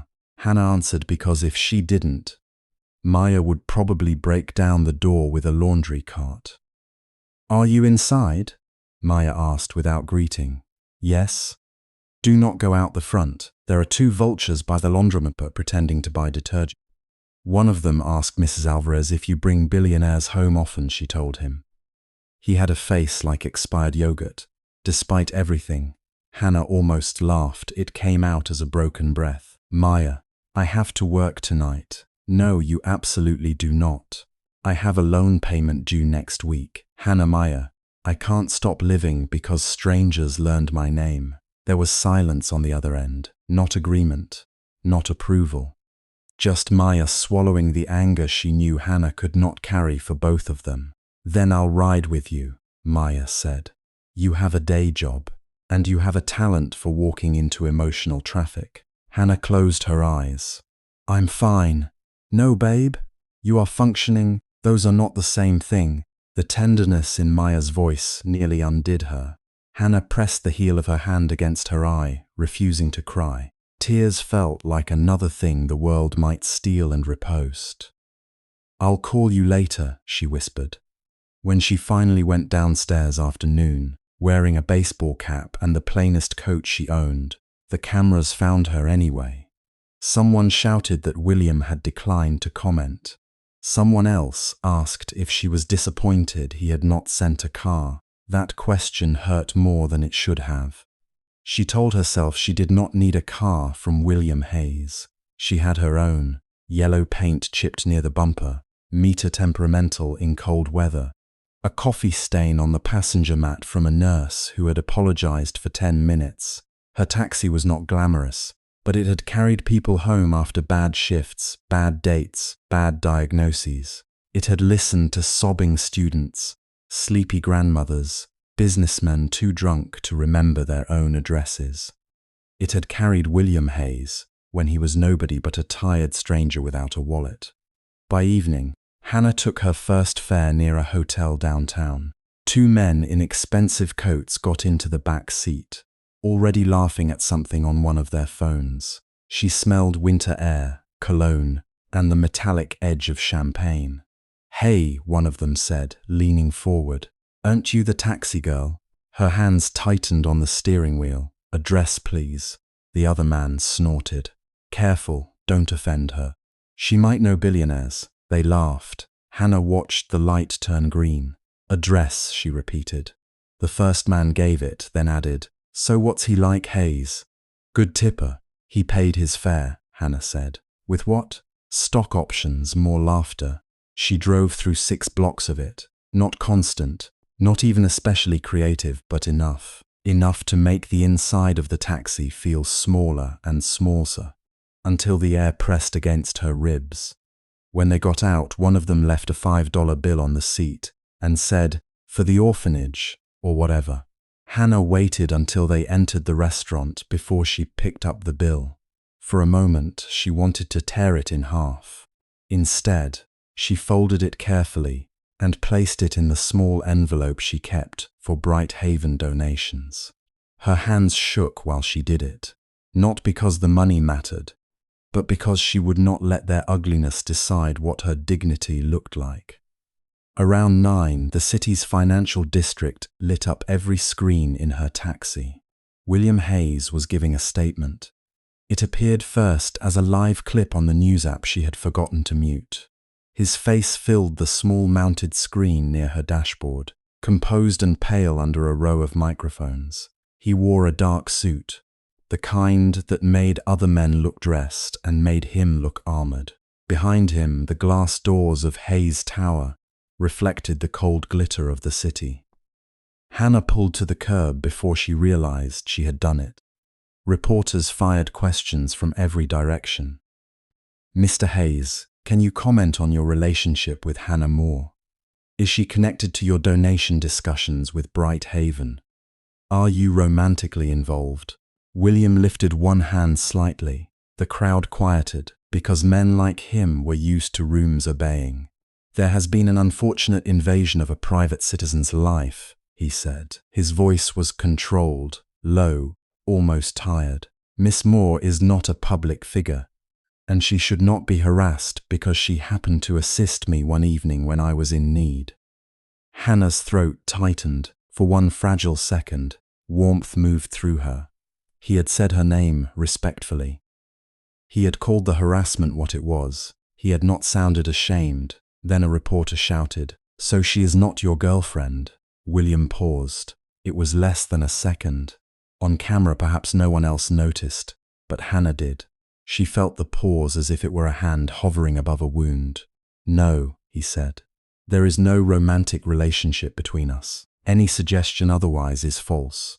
The words were simple, clean, effective. They cut straight through her. The reporter asked another question. William continued speaking about privacy, about boundaries, about legal action against harassment. He was doing the right thing. Hannah knew that. A noble man in a powerful suit was telling the world to leave her alone, but all she could hear was no, not his girlfriend, no romantic relationship. False. She had not claimed to be anything to him. She had not asked for a title, a promise, a place in his world. Yet somewhere in the quiet chamber of her heart, something had begun to turn toward him. Not greedily, not foolishly, just naturally, like a plant leaning toward light it had not expected to receive. And now, before the entire city, he had stepped back into his proper place and gently, publicly, returned her to hers. Her phone buzzed, a message from William. "I'm sorry you're being dragged into this. I made a statement to stop it. Please let me know if you're safe." Hannah stared at the words until the screen dimmed. Safe. Was she safe? There were no cameras in the cab at that moment, no men laughing in the back seat, no gossip headline being written in front of her. So yes, perhaps she was safe in the way he meant, but her heart had just been handled like a public relations risk. She did not reply. The next morning, the paparazzi had thinned, but not disappeared. William's statement had done what power often did, shifted the weather without changing the season. Some headlines softened.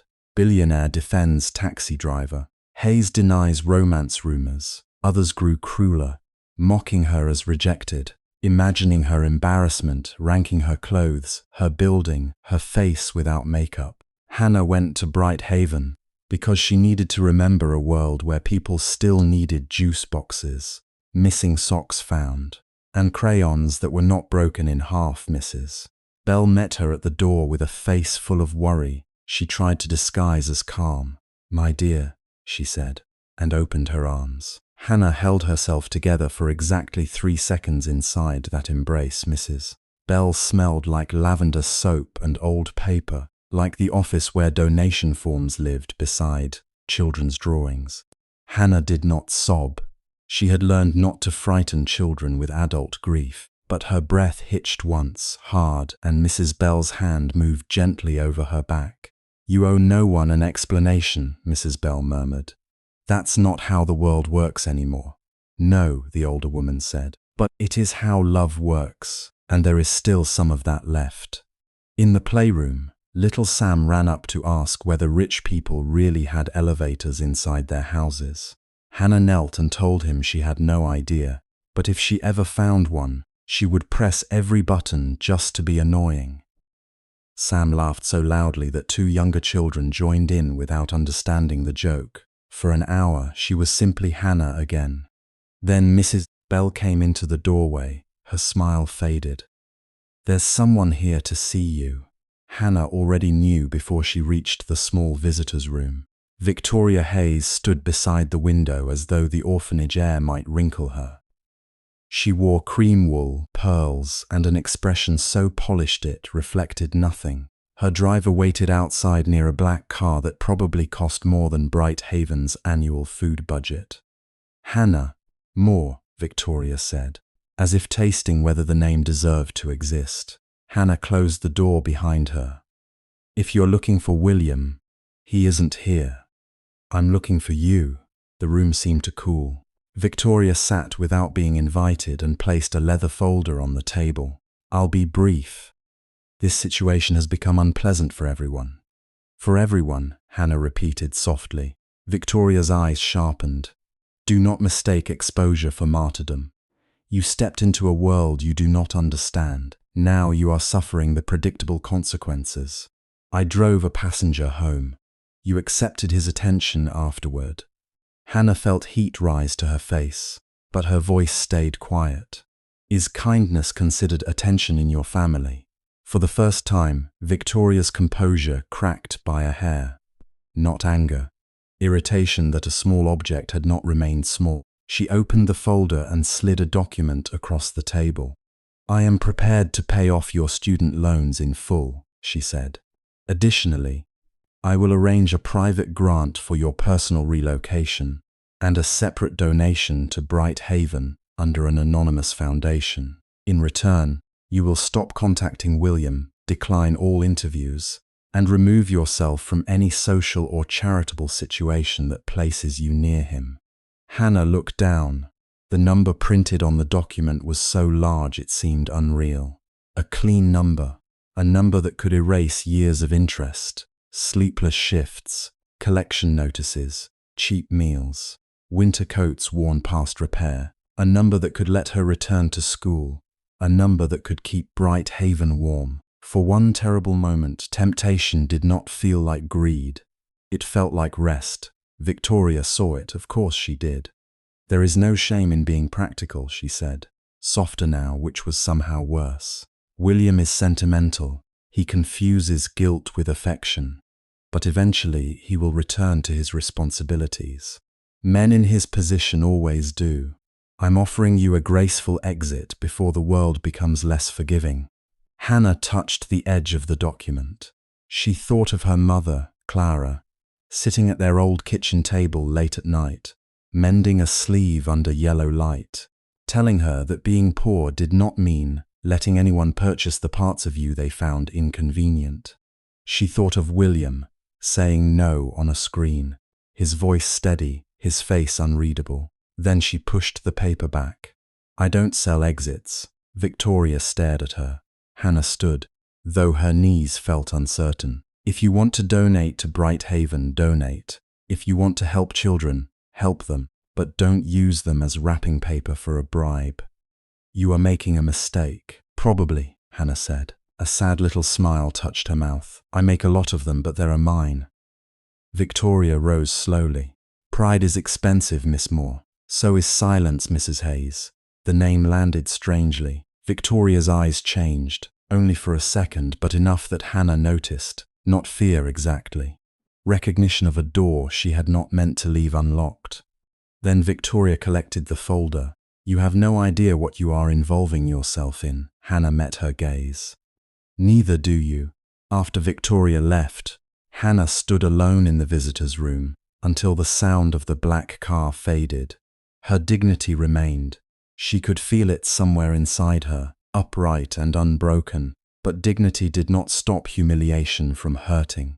By the time William came to her building that evening, she had already ignored 5 of his calls. He stood outside the laundromat entrance without security, collar turned up against the cold, looking out of place among bags of detergent and a flickering sign that read "Wash Dry Fold."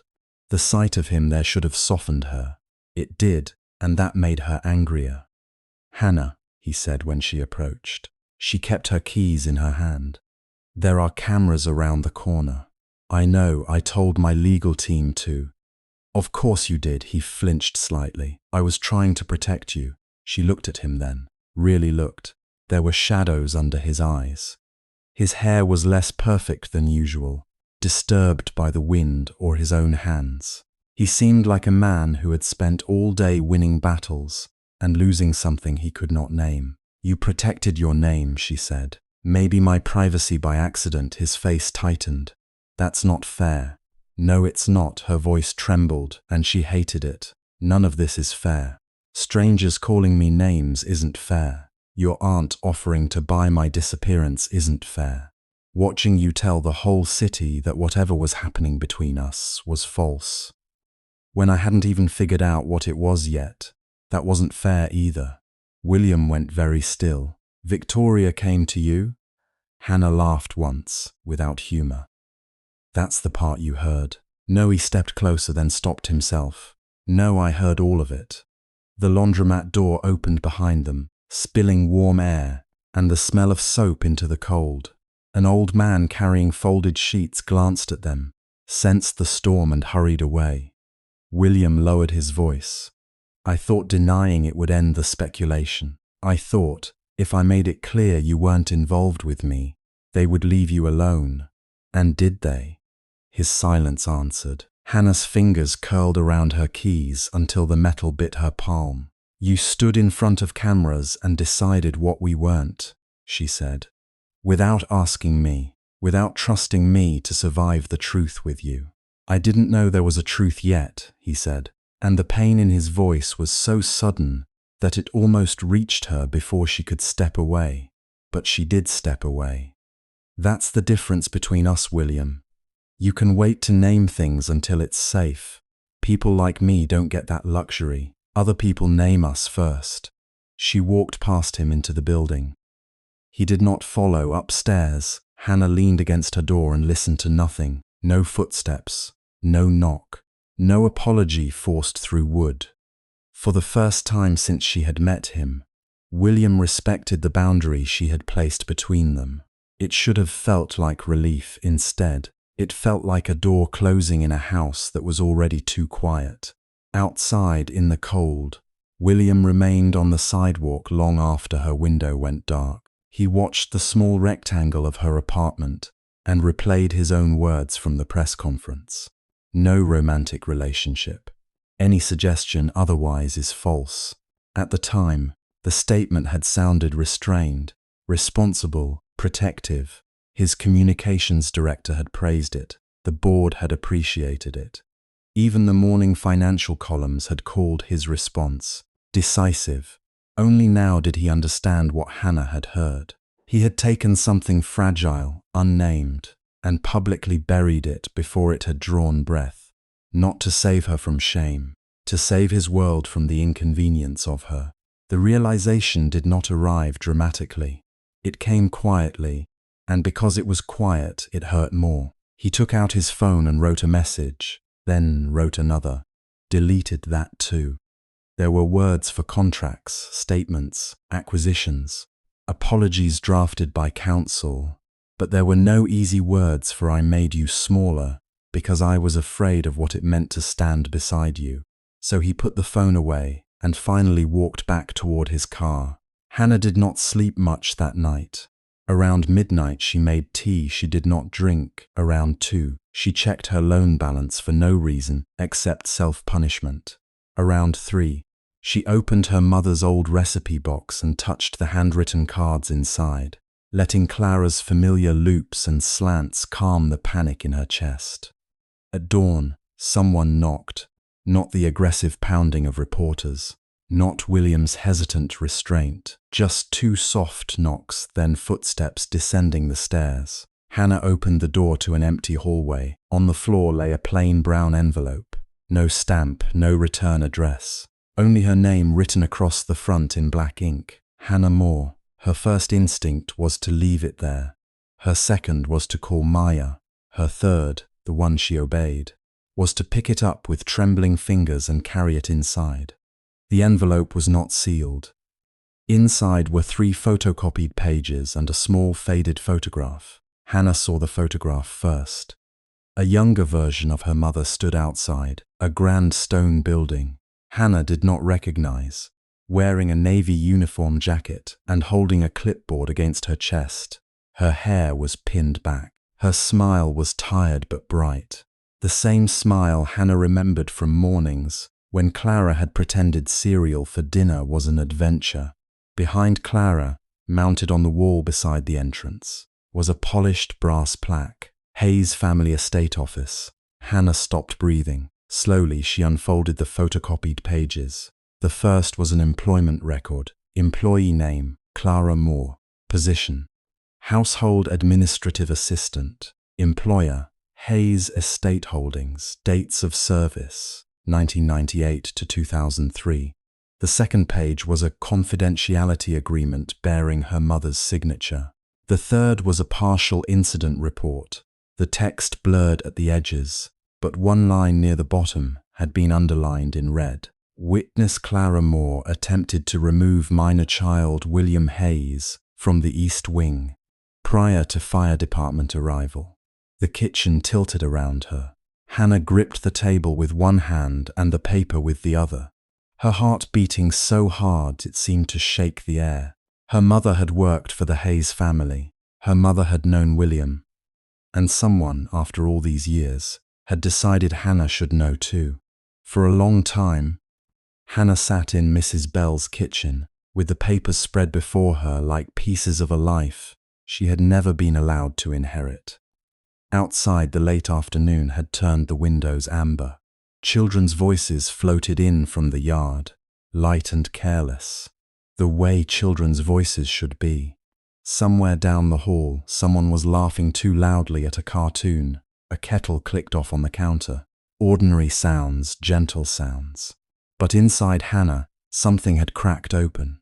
Clara Moore had not simply been a tired mother who worked double shifts and came home smelling of antiseptic and rain. She had not simply been the woman who hummed old songs while stitching Hannah's torn school uniform, or the mother who had once sold her own winter coat to buy Hannah a second-hand laptop.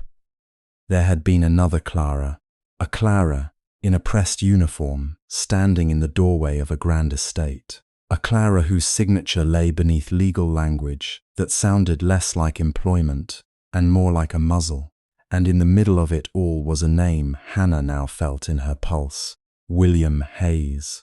Mrs. Bell stood at the sink, her hands wrapped around a mug she had forgotten to drink from. The older woman's face had gone pale the moment Hannah showed her the first page. At first she had denied recognizing anything. Then her eyes had moved to the photograph, and denial had collapsed into something heavier. Grief, maybe, or guilt. "Hannah," Mrs. Bell said quietly, "I should have told you there were things about your mother's past that I didn't understand." Hannah lifted her head. Her throat felt scraped raw, though she had barely spoken. "You knew she worked for them?" Mrs. Bell closed her eyes for a moment. Not at first. Clara didn't talk about the Hayes family directly. She only said she had left a position in a private household under difficult circumstances. Later, after she started volunteering here, "I saw a man come by once. He was in a black car. He never came inside. Clara met him by the gate." "A Hayes? I don't know." Mrs. Bell's voice trembled. "But after that day she was frightened. She told me if anything ever happened, I should remember that she had tried to do the right thing." Hannah stared at her. The right thing. Those words had always belonged to her mother. Clara had said them when Hannah was 10 and wanted to keep extra change a cashier had given her by mistake. She had said them when Hannah was 15 and furious at the hospital for charging them more than they could pay. Doing the right thing doesn't always save you trouble, Hannah, but it saves the part of you that has to live with yourself. Now the words sounded less like a lesson and more like a warning. Hannah picked up the employment record again, her fingers shaking. "This says administrative assistant," she murmured, but the note in the envelope said she was a nurse. Mrs. Bell turned from the sink. Nurse, there was another page. Hannah reached for the folded sheet, the only one typed on thick cream paper instead of copied forms. "It says my mother was hired privately during a Hayes family crisis." "Not officially." Mrs. Bell came closer. Hannah read the line again, though she had memorized it already. "Private care appointment arranged for minor child. Medical discretion required due to family circumstances. Minor child, William." The kitchen seemed to grow smaller. Mrs. Bell pressed a hand to her chest. He was a boy then. Hannah thought of William as she knew him now, controlled, immaculate, lonely even in rooms built to impress. She tried to place him inside the memory of a burning East Wing, as a child waiting for someone to come, and her anger twisted into something complicated. If Clara had saved him, why had Clara vanished from the record? Why had Hannah grown up poor, haunted by debts and hospital bills, while the Hayes name turned entire city blocks into glass towers? The answer waited somewhere beyond the papers. And Hannah knew with a certainty that frightened her. Whoever sent the envelope wanted her to pull at the thread. Her first instinct was not to call William. It was to run. She wanted to fold the documents, hide them beneath her mattress, return to the clean poverty of problems she understood: fuel prices, student loans, Bright Haven's leaking roof, Children needing new shoes, she could survive those. She knew how to measure them, how to endure them. But William had been there too, whether he remembered it or not. And if Hannah kept this from him, she would be doing what every powerful person had done around her mother, deciding someone else could not handle the truth. So that evening, after leaving Bright Haven with the envelope clutched beneath her coat, Hannah stood under the awning of the laundromat below her apartment and called him. He answered on the second ring. Hannah? Just polished, not guarded, a little relieved. For 1 weak second, she wanted to forget everything and let that relief warm her. Then she said, I need to show you something. There was a pause. Are you all right? No, she said honestly. But I'm standing.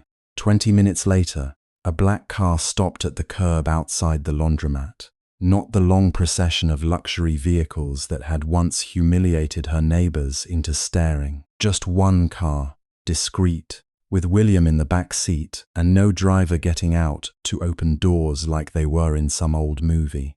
He stepped onto the sidewalk in a dark overcoat, his tie slightly loosened, his hair damp from rain. He looked at her face, and whatever question he had prepared disappeared. Hannah, she held up the envelope. My mother worked for your family. The sentence landed between them, like something breakable dropped on concrete. William did not move. A bus sighed at the corner. Someone pushed a cart of laundry past them. The neon sign above the laundromat flickered blue-white over William's face, washing away some of his usual certainty. What? He asked, very softly. Hannah took out the photograph first. She had thought she would show him the documents in order, calmly, like a person presenting evidence. But when she saw him standing there, the child in the incident report suddenly had his eyes, and she could not begin with paperwork. She handed him the photograph. William looked down. For several seconds his expression did not change. Then something in him loosened, almost imperceptibly. His thumb moved over the edge of the image, not touching Clara's face but close. I know her, he whispered. Hannah stopped breathing. His brows drew together, pain and confusion rising at once. I don't know how, but I know her. She was my mother. William looked up at her then, and the shock in his was not the practiced shock of a man who had been caught. It was raw, almost childlike. Clara, he said. Hannah felt the world tilt again. You remember her name? He pressed the photograph lightly between both hands, as though afraid the paper might vanish. Not clearly. I was young. There are pieces. A woman singing when I couldn't sleep, lavender soap, a blue cardigan. He looked back at the photo. She used to sit by my bed. Hannah's grip tightened around the envelope. My mother was a nurse, she said, not an administrative assistant. William shook his head slowly. I was told I had a private caretaker for a short time after an illness. My aunt said she left because my father died and the household changed. I don't remember being told anything else. Your father died in the fire. His face altered at once, closing with old pain. Yes. The word was quiet but heavy enough to stop her next accusation. Rain began to fall again, soft at first, stippling the pavement between them. Hannah forced herself to pull out the incident report. Then you should read this. They went upstairs because standing under a laundromat sign with 20 years of buried history in their hands felt absurd and cruel. Hannah's apartment had never seemed smaller than when William entered it. Not because he made it look poor on purpose. He didn't glance around with judgment. That almost made it worse. He removed his shoes by the door without being asked, set his coat carefully over the back of a chair, and stood in her narrow living room as if her cracked mug on the table and thrift store lamp deserved the same respect as marble halls. Hannah hated how much that moved her. She made tea because her hands needed a task. William sat at her table and read every page. The longer he read, the less he looked like a billionaire. He looked like a man losing the foundation beneath his childhood one line at a time. When he reached the underlined sentence, he went completely still. Witness Clara Moore attempted to remove minor child William Hayes from the East Wing prior to fire department arrival.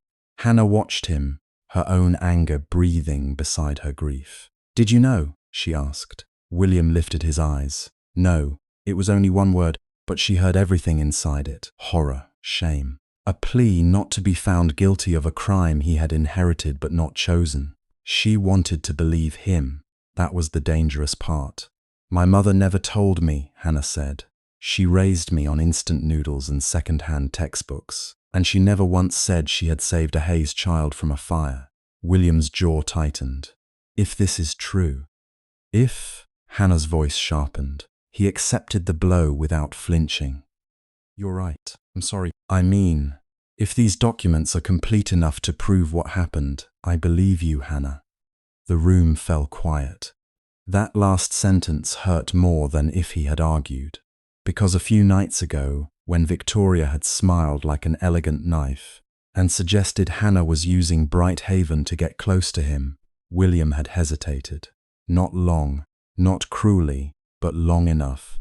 Hannah had seen it. The calculation of a man trained to mistrust motive. She looked away. "You didn't believe me before." William set the papers down carefully. "I know. No defense. No explanation." She stared at him. He folded his hands once, then released them, as if discipline had become useless. "I thought I was being fair. I thought caution was wisdom. But I hurt you because I let the world I come from speak. Louder than the person standing in front of me." His voice lowered. "I'm sorry, Hannah. Not because I want you to forgive me quickly, because you deserved better from me." Her eyes stung before she could stop them. In her life, apologies usually came wrapped in excuses. "I'm sorry, but I was tired. I'm sorry, but money is complicated. I'm sorry, but people like us don't get choices." William's apology stood bare in the middle of the room, without asking her to carry any part of it. She turned to the kettle that had already stopped steaming. "My mother used to say rich people apologize with flowers because they're afraid of silence." A faint, sad smile touched William's mouth. "I can sit in silence. I noticed," she said, despite herself. The small humor softened something. Not enough to erase the documents. Not enough to bridge a world, but enough to let them breathe. They spent the next 2 hours at her table, building a timeline from scraps. Clara Moore had been hired privately in 2001, when William was about 7. His mother had already passed away. His father, Richard Hayes, had been under public pressure because of a controversial redevelopment project. William remembered being ill that winter. Fevers, nightmares, long stretches confined to the East Wing nursery while adults whispered beyond doors. Clara had been hired, not through Hayes Estate Holdings officially, but paid through a family trust. Then the fire happened. Richard Hayes died. Clara disappeared from the household record. A confidentiality agreement was signed. And years later, Clara Moore raised her daughter alone, never speaking of the family whose name glowed over half the city. "Victoria would know," William said at last. Hannah's eyes lifted. "Your aunt. She controlled the household after my father died. She was the one who managed staff, legal settlements, public statements." His expression darkened. "She also told me never to ask about that period because trauma distorts memory." Hannah felt cold. "That's convenient." "Yes," he said. "It is." There was no melodrama in his voice, and that made it more frightening. William was not defending his aunt now. He was assessing her, the way he might assess a building with cracks hidden beneath, polished. Hannah wrapped both hands around her mug. The tea had gone lukewarm. What if my mother was blacklisted because she knew something? William looked at the incident report again. Then someone benefited from her silence. And if that someone was your family? He did not answer immediately. Rain traced uneven paths down the window. Below them, dryers thumped in the laundromat like distant hearts. At last, William said, "Then I will not protect them from the truth." Hannah wanted to believe that too much. The wanting frightened her more than his wealth, More than Victoria's threats, more than the sudden appearance of her mother's buried past. Wanting made room for disappointment. Wanting gave another person a door into the part of her she had spent years barricading. She stood and reached for the empty mugs. William stood too quickly, taking one from her. "I can do that," she said. "I know." His hand brushed hers around the ceramic handle. Neither of them moved. It was such a small touch. Nothing that could be called improper. Nothing that could not be explained away. But Hannah felt it travel through her, like the memory of warmth after years of cold rooms. William's fingers were careful, as though he understood that gentleness was not weakness but restraint. He looked at her, and for once there was no distance in his gaze, no empire, no chauffeur waiting below, no boardrooms or headlines.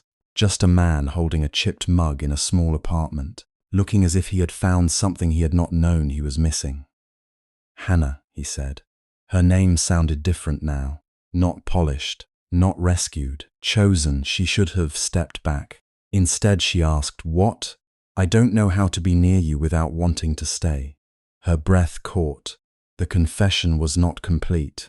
Not enough to frighten them both into retreat, but close enough that the air changed around it. Hannah's heart beat so hard she wondered if he could hear it.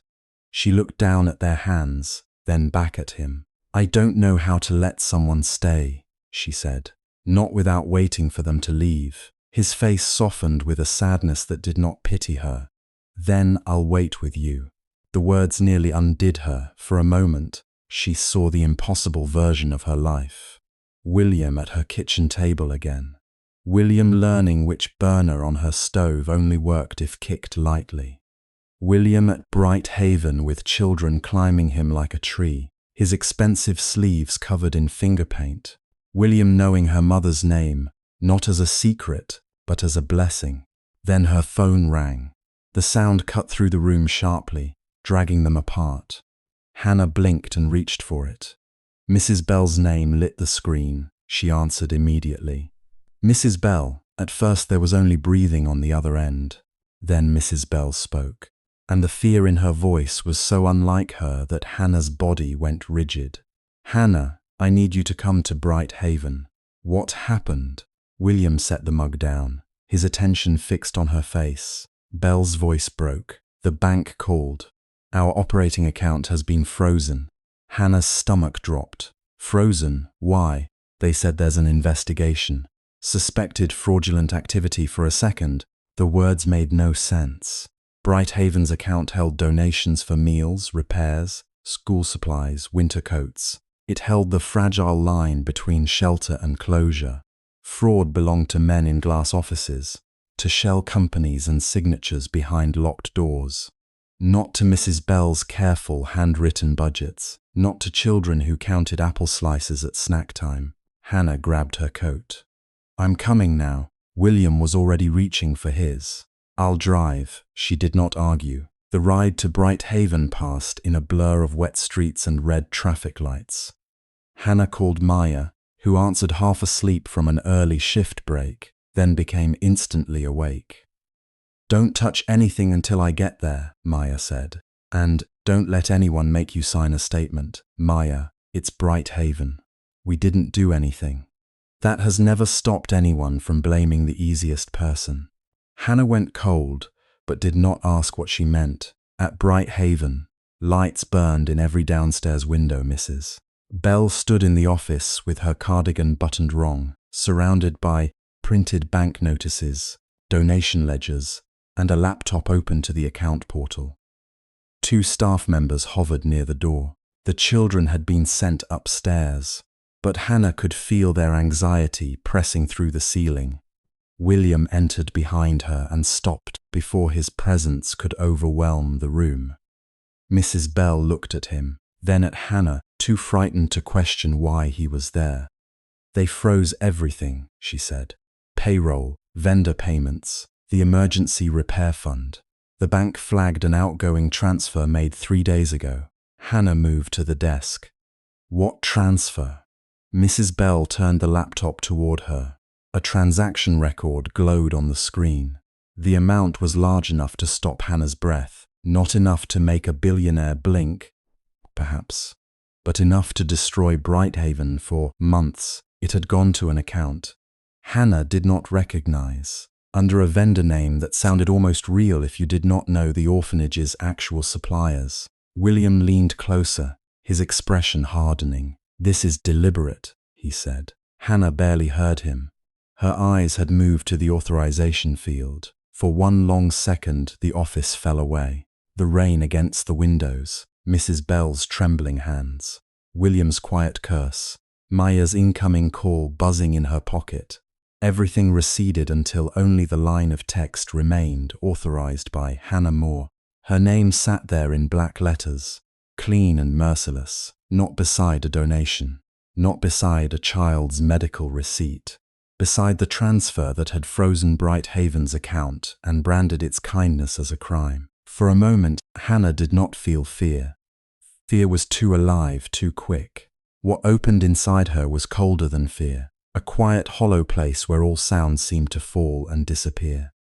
Her name remained on the screen, authorized by Hannah Moore.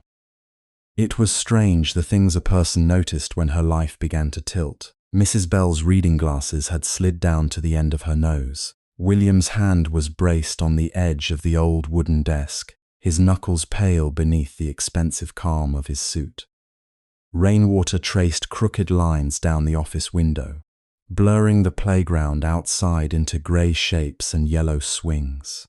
Somewhere down the hall, one of the younger children laughed, high and bright, completely unaware that a few lines of black text had just turned the safest place Hannah knew into a crime scene. "I didn't do this," she said. Her voice sounded smaller than she wanted it to. Not uncertain, never uncertain, but small, as if the room had grown too large around her. Mrs. Bell stood at once. "Of course you didn't." No hesitation, no careful pause, no wounded look of doubt dressed up as kindness. Just those 4 words, immediate and firm, reaching Hannah before the panic could. Hannah looked at her and the hollow place cracked. William straightened. "I'll call my legal team." No, Hannah turned sharply. He had already taken out his phone. The glow of the screen lit the hard line of his jaw. "Hannah, this is fraud. Identity theft. Whoever did this used your name and Brighthaven's account. We need to freeze the trail before it disappears." "We need evidence," she said. "That's what lawyers are for. That's what money is for," she replied before she could soften it. The words landed between them, not loud, but heavy. William's eyes changed, not with anger, with hurt maybe, or something worse, understanding. Hannah pressed her palms against the desk because her fingers had started to shake. "If your lawyers come in, if your people take over, then what will everyone say? That poor Hannah was saved by William Hayes, that the taxi driver got into trouble and the billionaire cleaned it up. And if the evidence points anywhere near your company, do you really think they'll believe me then? Or will they say, 'I used you to bury it'?" William's phone remained in his hand. He did not move. Mrs. Bell placed a gentle palm against Hannah's shoulder. "Dear, public opinion is not truth." "No," Hannah whispered, "but it can still destroy you." By noon it had already begun. The first call came from a donor who spoke politely enough that the cruelty took a few seconds to reveal itself. He said he was concerned. He asked whether Brighthaven had proper oversight. He mentioned, in a tone as clean as polished silver, that young women struggling with debt sometimes made desperate decisions. Mrs. Bell ended the call with dignity, then sat very still with her hands folded. The second call was worse. By 2 o'clock, someone had leaked the transfer record. Hannah's name spread faster than truth ever did. A local neighborhood page posted a blurry screenshot with the caption, "Taxi driver volunteer accused of diverting orphanage funds." By 3, strangers had found her personal profile. They commented beneath old photos of her standing with Brighthaven children at last year's winter coat drive. "How could you steal from kids? She looks exactly like the type. This is why charities need background checks." One comment said, Maybe the billionaire boyfriend will pay it back for her. Hannah read that one twice, though she knew she should not have read any of them at all. She stood in the pantry behind the orphanage kitchen, her phone trembling in her hand, surrounded by plastic cups, oatmeal boxes, and a crooked shelf of donated canned soup. Outside, children were having afternoon snacks. She could hear spoons clicking against bowls, Mrs. Bell reminding Lucas not to feed raisins to the radiator, and the everyday tenderness of the place continuing stubbornly despite the stain spreading over it. Her phone buzzed again. Maya, this time Hannah answered. "Tell me you're not alone," Maya said without greeting. Hannah let out a breath that was almost a laugh and almost a sob. "I'm in the pantry. That is not the reassurance you think it is. I'm leaving the hospital now. You're on shift. I traded with Noah. He owes me after I covered his Christmas flu disaster. Don't move. Don't talk to reporters. Don't respond online. And if anyone with shiny shoes tells you to sign something, bite them." Despite everything, Hannah's throat tightened with warmth. "Maya, I'm serious. Teeth are underrated legal tools." Hannah pressed the back of her hand to her mouth, trying to hold herself together. "They think I stole from the children." "No," Maya said, voice suddenly quiet and sharp. "People who don't know you are repeating what someone wants them to repeat. That is different." Through the pantry's narrow window, Hannah saw a black sedan pull up outside the front gate. Not Williams, too square, too official, with the kind of tinted windows that made the whole vehicle look like a closed mouth. Her stomach sank. "I think the board is here. Do not go into that meeting without me. They're already walking in. Hannah Moore, I swear on every expired antibiotic I have ever disposed of." But Hannah had already lowered the phone. The Bright Haven board usually met in the community room, where children's drawings were taped to the walls, and one leg of the folding table had to be propped up with a stack of old magazines. Today, the room felt different, smaller, colder. 3 board members sat on one side, their expressions arranged into practiced concern. Mrs. Bell sat at the head of the table, shoulders straight, face pale. William stood near the back wall, silent but impossible not to notice. And beside the board members stood Adrian Vale. Hannah had only met him twice, both times at Hayes Group events, where he wore charm like a tailored coat. William's cousin by business rather than blood, people said. A senior executive in the Charity and Development Division, always photographed beside ribbon cuttings, hospital wings, scholarship dinnerjot. Handsome in a polished, forgettable way, with eyes that never smiled as much as his mouth. "Hannah," Adrian said, as if sorry to see her, "I wish this were under better circumstances." William's gaze moved to him. "Why are you here?" Adrian looked mildly surprised. "Bright Haven has been under review for a Hayes Group community partnership. Given the irregularity, the board asked for guidance." Mrs. Bell's mouth tightened. "I asked for clarification on donor exposure, Mr. Vale, not guidance on staff decisions, of course." Adrian inclined his head. "But we must consider reputational risk, especially when vulnerable children are involved." Hannah felt the phrase like a slap wrapped in velvet. A board member named Mr. Ellison cleared his throat.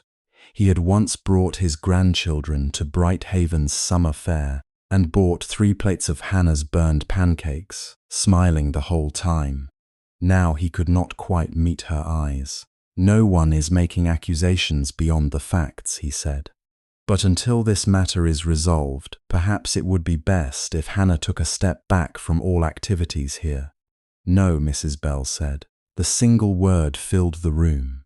Adrian's smile remained gentle. "Evelyn, protecting the institution sometimes requires difficult boundaries. Do not use the word protect while asking me to abandon a young woman who has given this home more hours than half our paid staff." "Emotion is understandable," Adrian replied. "But donors may not share your personal confidence." William stepped forward. "Donors will hear that Hannah is a victim of identity theft, and Hayes Group will support a full investigation." Hannah looked at him quickly. There it was again. The shield of his name, raised before she could decide whether she wanted to stand behind it.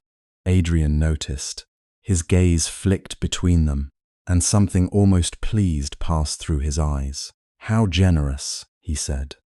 "Though perhaps, William, your personal involvement may complicate the perception of neutrality." The room went still.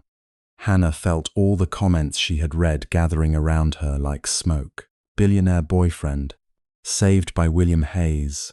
William's face hardened. "Be careful, with respect," Adrian said smoothly. "I am being careful for the company, for Brighthaven, for Miss Moore as well. If this becomes a story about a billionaire interfering in a fraud inquiry to protect a woman he's romantically linked to, it helps no one." Romantically linked. The words made Hannah feel exposed, not because they were false, but because they were used like a stain. She lifted her chin. "I'll step back from handling any records or donations until this is cleared."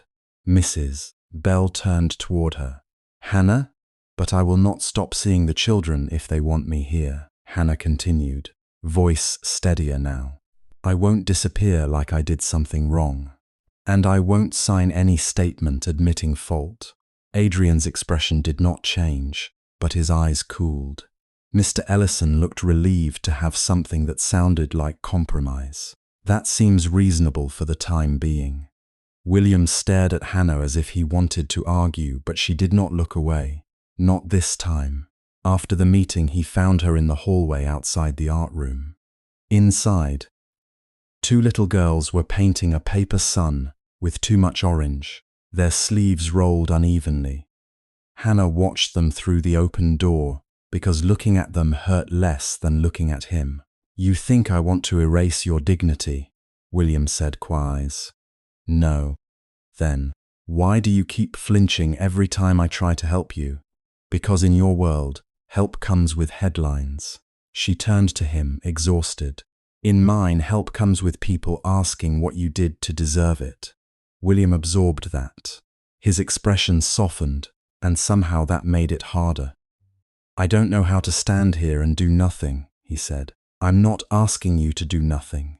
I'm asking you to stand beside me, not in front of me."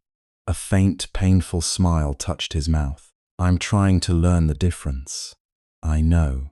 Hannah's voice broke on the second word. She hated that it did. "But if I let your name clear mine, then some part of this accusation survives. People will say the truth was bought. And if someone powerful is framing you, then we prove it, not purchase it." For a moment, neither of them spoke. From the art room came a small argument over whether suns could have purple spots. William looked past Hannah toward the children, and the grief in his face was quiet enough that only she might have noticed. "Brighthaven's account access," he said at last. "It may connect to Hayes Group. The vendor name on the transfer resembles one used by our charity department for grant distributions." Hannah's pulse changed. "You knew?" "I suspected. I didn't want to say it in front of Adrian without confirmation."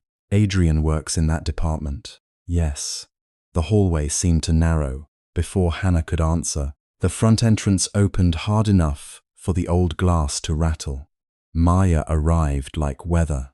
Her dark hair was coming loose from a clip, her hospital lid still hanging from her neck, her tote bag stuffed with a laptop, pharmacy notebooks, and what looked like 3 protein bars. She took in Hannah's face, William's tense posture, and the distant shape of Adrian speaking to a board member near the lobby. "I hate him," Maya said. "You don't know what happened yet," Hannah replied. "I'm efficient, I pre-hate." Within an hour, Maya had turned Mrs. Bell's office into something between a command center and a very underfunded detective agency. She worked with a pharmacist's precision. No drama wasted, no assumption left unlabeled. She requested login timestamps, IP histories, vendor registration documents, and access records. Bell found old passwords written in a locked paper ledger because she did not trust cloud things. William made one call, not to his lawyers. After Hannah gave him a warning look, but to an internal compliance analyst who owed him discretion more than obedience. Hannah sat beside Maya, forcing herself to read every line. The transfer had been initiated at 1:43 a.m., 3 nights ago. Hannah had been driving then. Her taxi logs proved it. The orphanage system had been accessed remotely using her volunteer credentials. But there was a second authentication ping from a physical terminal. Maya tapped the screen. "This is the part that smells." "Everything smells," Hannah said. "No, this smells expensively." Maya leaned closer. "The physical terminal ID belongs to Hayes Group's charity department, not Brighthaven." William, standing behind them, went very still. Mrs. Bell's hand moved to the small cross at her neck. Hannah read the line again. Slowly, Hayes Group Community Impact Division, Terminal C17. "How could my volunteer credentials be used from inside your company?" Hannah asked. William's voice was low. "They couldn't. Not unless someone had your login and a reason to route it through our system." "My ID card went missing last week," Hannah said suddenly. Maya's head snapped toward her. "What? At the fundraiser?" "The one at the Hayes building, I thought. I dropped it in my taxi. It turned up later in my mailbox." William's expression darkened. "You didn't tell me." "I didn't think an orphanage volunteer badge was the kind of thing people framed lives with." Maya was already typing. "Physical access logs, security footage, visitor pass records." "Maya," William said, "that footage is controlled by Hayes Group Security. I can request it." "You can," Maya said, without looking at him, "and the person deleting it will be very grateful for the warning." He paused then, to his credit, said, "What do you need?" "Someone in your building who likes you but fears prison more." For the first time all day, Hannah almost smiled. The hours that followed blurred into cold coffee, rain tapping the windows, and the low hum of an old printer coughing out pages like testimony. Outside, the online storm grew uglier. A reporter left 2 messages. Someone photographed Hannah's apartment above the laundromat and posted the address. Maya reported it and threatened legal action in 3 languages, only one of which she actually spoke. By evening, Mrs. Bell had sent the children to bed early with cocoa and a movie, pretending it was a treat. Hannah walked through the hallway afterward, pausing at each half-open door. Lucas slept with one sock off. Emma had tucked a book beneath her cheek. Small lives, fragile and trusting, gathered under a roof that now trembled because someone had chosen Hannah as the easiest crack in the wall. In the quiet, guilt found her. Not guilt for stealing. Never that. Guilt for being the door trouble had walked through. She went back to the office and found William alone by the window. His reflection looked tired, less like the man in magazine profiles, and more like the stranded passenger who had sat in the back of her taxi, with rain in his hair and loneliness in his silence. "I'm sorry," she said. He turned. "Don't. If I hadn't gotten involved with Brighthaven's funding through you, if you hadn't asked me to help, they might have closed quietly while everyone applauded another gala somewhere." His voice roughened. "Do not make their cruelty your responsibility." Hannah wanted to believe him. She wanted, dangerously, to step into the circle of his arms and let one person hold the weight for a minute. But dignity was a stubborn thing. Sometimes it looked like strength. Sometimes it looked like loneliness wearing its best coat. Before either of them could move, Maya burst in. Her face had changed. Not triumphant, not relieved, furious. "I got it," she said. Hannah stood so quickly the chair scraped the floor. "The footage." Maya set her laptop on Mrs. Bell's desk and turned it toward them. A friend of a friend in building maintenance had access to archived camera backups. The main file was flagged for deletion. Tomorrow morning, William came closer. "Show us." Maya pressed play. The image was grainy, washed in the blue-grey tint of security video.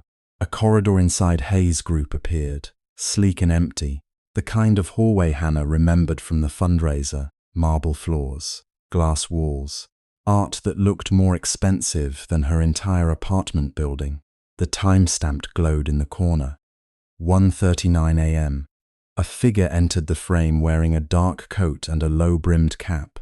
The person moved quickly but not nervously, as if they knew which cameras watched which angles.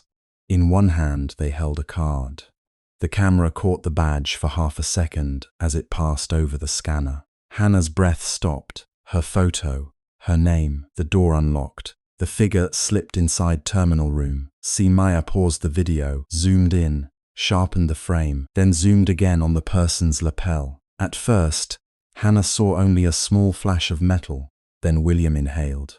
Not loudly, but enough. The pin was shaped like a white rose inside a gold circle, elegant and discreet. The kind of detail most people would overlook, unless they had seen it glinting on the same woman's jacket at charity luncheons, board dedications, and private family events. Victoria Hayes's private charity pin. Maya's voice was quiet when she spoke, but every word landed like a match in a room full of gas. Someone used your stolen ID card inside Hayes' group, she said, and whoever it was had access to Victoria Hayes's inner circle. For 3 seconds after Maya spoke, no one moved. The office above the laundromat seemed to shrink around them. The humming refrigerator in the corner, suddenly too loud. The old pipes in the wall knocking like a nervous heartbeat. Hannah stared at the frozen frame on Maya's laptop until the blurred figure became less like a stranger and more like a warning. Her stolen ID card, Victoria's charity pin, Hayes Group's most secure archive room. It should have felt like proof. Instead, it felt like a door opening beneath her feet.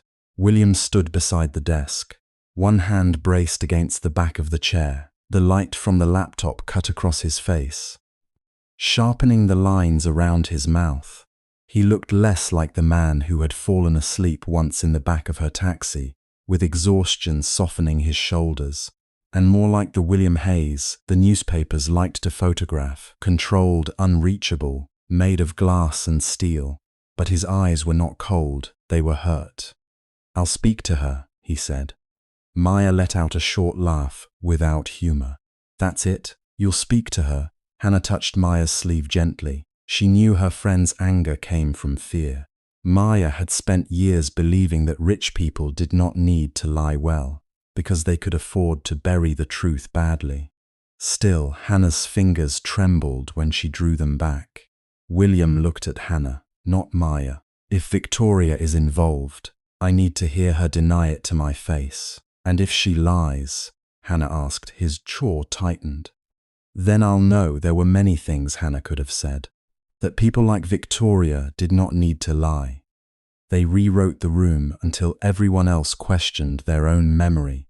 That he had spent his whole life inside a family machine polished enough to look like legacy. That loving someone did not make him immune to the woman who had raised him in boardrooms and charity halls.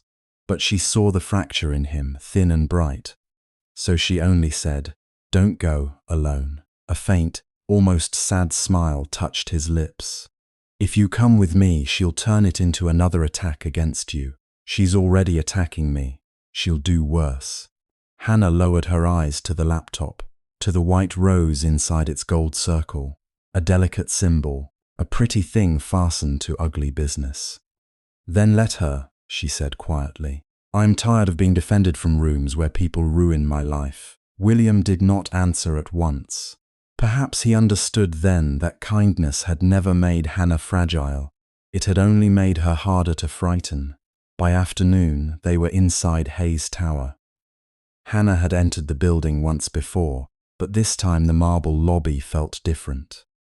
Security guards watched without appearing to watch. Employees lowered their voices as William led her toward the private elevator. Her coat was too plain, her shoes too worn at the heel, her name too newly attached to scandal. She could feel the building judging her through polished stone and glass. Victoria Hayes received them in her office overlooking the river, where the city looked obedient from 40 floors up. She was dressed in ivory, her silver hair pinned flawlessly at the nape of her neck. On her lapel, the same white rose gleamed. For a moment, Hannah could not look away from it. Victoria noticed. Of course she did. How dramatic, she said, setting down her pen. I assume this visit has something to do with the latest unpleasantness. William placed a printed still from the security footage on her desk. No preamble, no courtesy, just the image, cold and damning between them. Someone used Hannah's stolen ID to enter Terminal Room C, he said. They wore a pin issued only to your private charity committee. Victoria did not even glance down for more than a second. Half the women on my committee wear those pins, William. Some of them lose them in taxis, hotel powder rooms, charity auctions. I'm sure Miss Moore understands how easily things are misplaced. Hannah's face warmed at the smooth insult, but she kept still. William's voice hardened. The person knew the camera angles. They knew where the scanner was. They had access to internal archives. Yes, Victoria replied, which suggests someone inside Hayes' group, not me. Then who, for the first time? Something shifted in Victoria's expression. Not fear, calculation. Adrian, she said. The name entered the room like a knife placed quietly on a table. William's cousin Adrian Hayes had always lingered at the edge of the family empire. Too charming to be dismissed and too ambitious to be trusted. Hannah had met him only once at a redevelopment meeting, where he had smiled at her as if poor women were a type of weather-rich men learned to endure.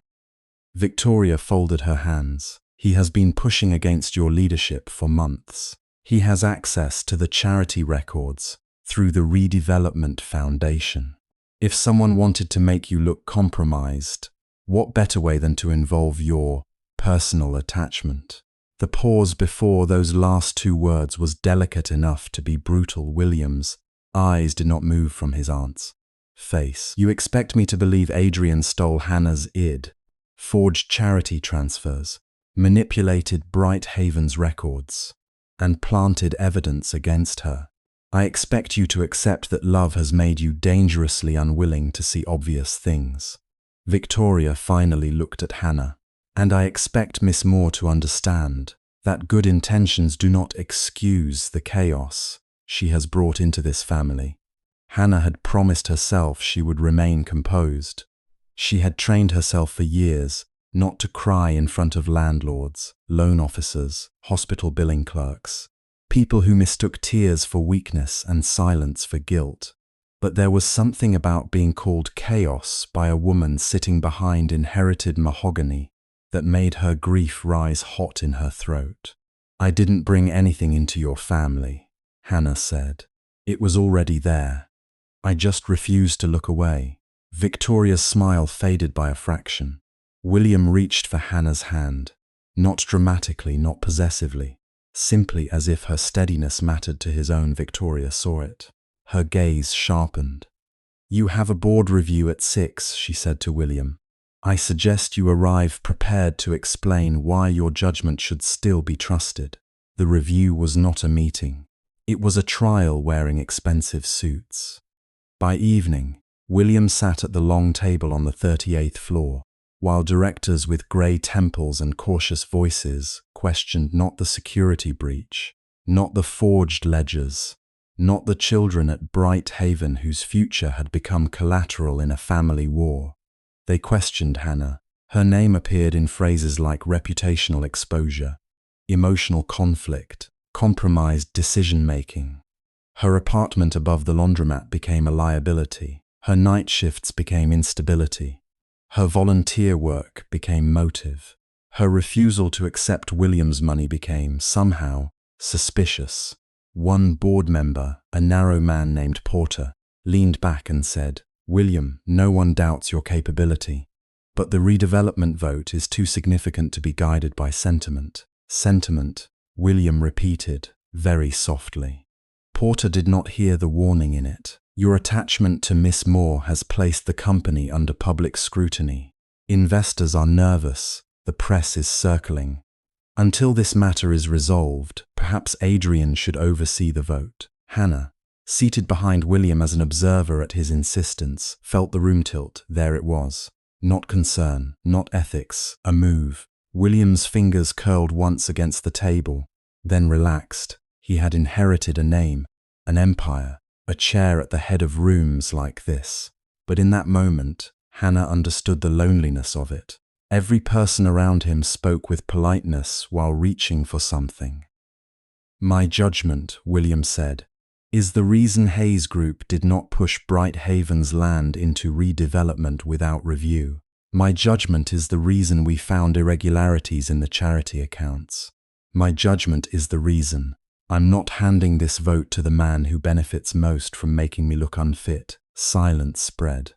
Victoria, seated near the end of the table, watched him without blinking. Porter cleared his throat. "You're implying." "I'm implying nothing. I'm stating that the vote will not be transferred until the breach is investigated independently." "And Miss Moore?"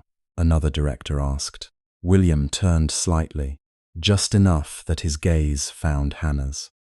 "She is not a corporate risk," he said. "She is the reason we still have a chance to do the right thing." Hannah looked down before the room could see too much in her eyes. She had spent most of her life being grateful for small mercies. An extra shift, a paid bill, a child at Bright Haven falling asleep without nightmares. She had never imagined that being defended in a boardroom could hurt this much.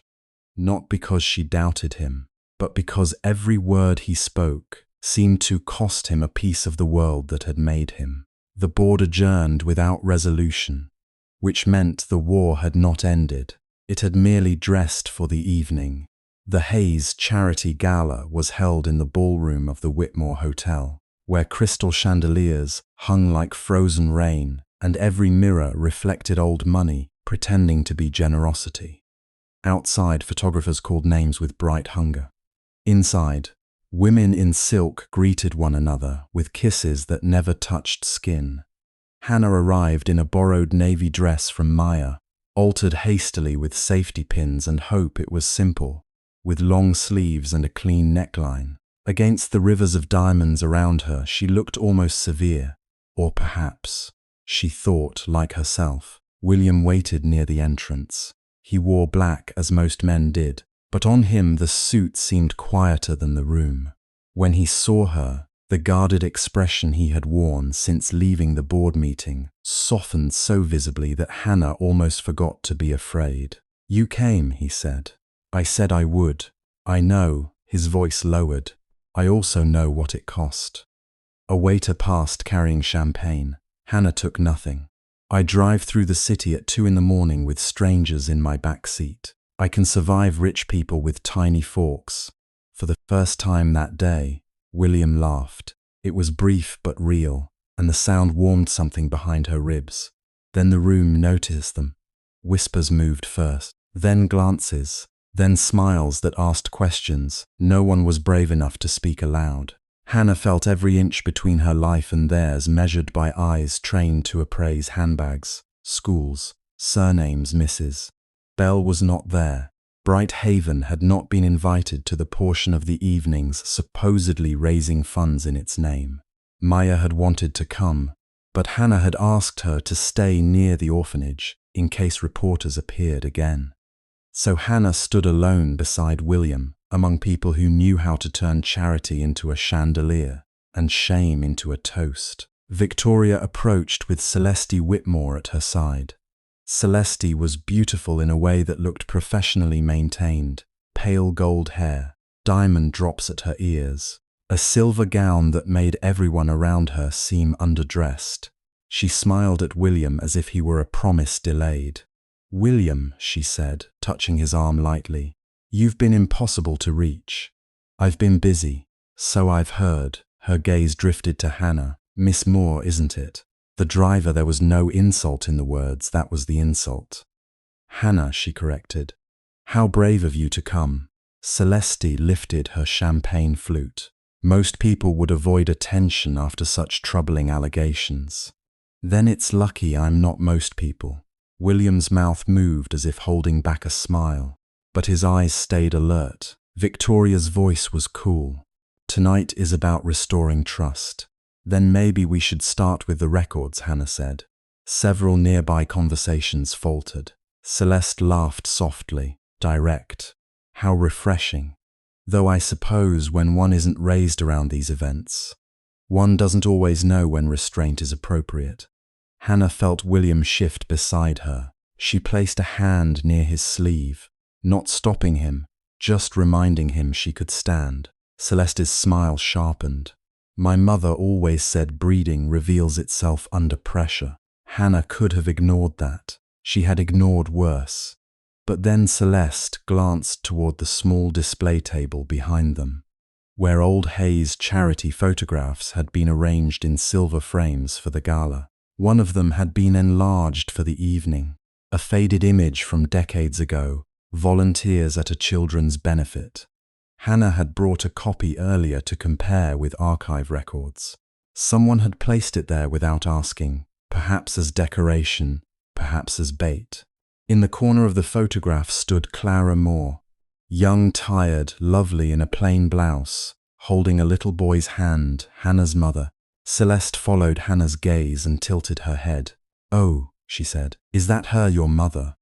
I was told she worked here once, or tried to." These old families always have stories about staff who became overly attached to the household. The room seemed to disappear at the edges. Hannah's breath caught so sharply it hurt. William's voice cut through the air before Hannah could speak. Enough. It was not loud. It did not need to be. The word carried the weight of a door being slammed in a house where no one had dared raise their voice. Celeste blinked. "William, I only meant, you meant to humiliate her." He stepped forward, placing himself not in front of Hannah, but beside her, shoulder to shoulder. "You meant to use her mother because you thought poverty made grief public property." Victoria's expression hardened. "William, this is neither the time nor. This is exactly the time." He looked around the gathering, at donors, directors, heirs and wives, everyone frozen with champagne in hand.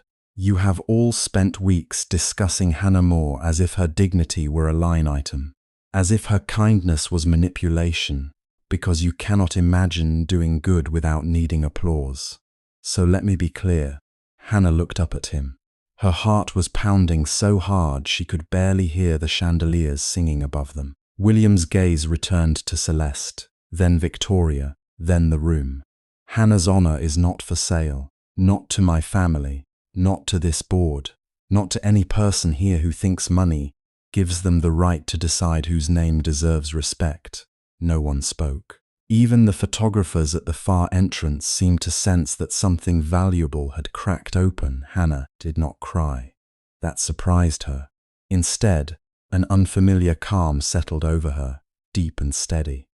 She had been afraid of entering William's world and finding herself small inside it. But standing there beside him, with her mother's photograph behind her and the room's judgment in front of her, she realized she had not shrunk at all. The room had simply been too narrow. Celeste's face flushed. Victoria's eyes became unreadable. William turned to Hannah. "Are you all right?" The question was simple. The answer was not. "I will be," she said. A small movement near the photograph display drew her attention. An elderly man in a dark service uniform stood half hidden behind a floral arrangement, holding an empty silver tray. His hair was white, his shoulders slightly bent, but his eyes were fixed on the enlarged photograph with such shock that Hannah forgot the room around her. He took one step closer. His hand trembled as he touched the edge of the frame. Not the glass over Clara's face, but the corner, as if afraid the past might burn him. "You knew her?" Hannah asked. The old man looked at her then, and something like sorrow broke across his face. "I drove for the Hayes family for 32 years, he whispered. William went still. Victoria's champagne glass lowered by a fraction. The old driver looked back at the photograph, at Clara's young face, at the little boy whose hand she held. His voice dropped so low Hannah had to lean closer to catch the words. "Clara did not leave," he whispered. "She was forced out after saving the wrong child." For a moment, no one breathed. The ballroom, which had been full of polite music and expensive laughter only minutes ago, seemed to tilt around Hannah. The chandeliers above them still glowed with that soft golden light reserved for people who never had to worry about electricity bills. But suddenly the light felt cold. It slipped over crystal glasses, over tailored suits, over Victoria Hayes's pearl earrings, and stopped on the old driver's face. Forced out after saving the wrong child, the words did not land all at once. They came apart inside Hannah, sharp and slow, like glass breaking in another room. Her mother's face in the photograph looked unchanged. Clara Moore, 20-something, hair pinned loosely at the back of her neck, eyes bright with the kind of courage that made ordinary people uncomfortable. Hannah had seen that expression in old pictures before. She had always thought it was hope. Now, for the first time, it looked like evidence. William stood beside her, his hand still hovering near hers but no longer touching. It was such a small distance, barely an inch, and yet it felt like the first crack in a bridge neither of them had noticed they were standing on. "What do you mean?" William asked. His voice was steady, but Hannah knew him well enough now to hear the effort beneath it. He was not the billionaire in front of a crowd. He was the boy in the photograph, the child holding Clara's hand. The child who had survived something that had apparently destroyed someone else's life. The old driver swallowed. His gaze flicked toward Victoria, then down to the tray in his hands, as if habit still told him not to speak in rooms where the Hayes family listened. Victoria moved first. "Mr. Langley," she said, with a smile, so smooth it seemed carved rather than formed. "You are retired. You may be confused by the emotion of the evening." The old man's shoulders tightened. Hannah turned toward her, let him speak. A ripple spread through the guests. Some had begun pretending not to listen, which meant they were listening with their whole bodies. Victoria's smile did not change, but her eyes hardened. "This is neither the time nor place for distressed memories." "It never was," Mr. Langley said softly. Those 4 words silenced even the music. William looked at the musicians near the far wall. With a single raised hand, he stopped them. The violin died mid-note. Conversation withered after it. "Tell me," William said.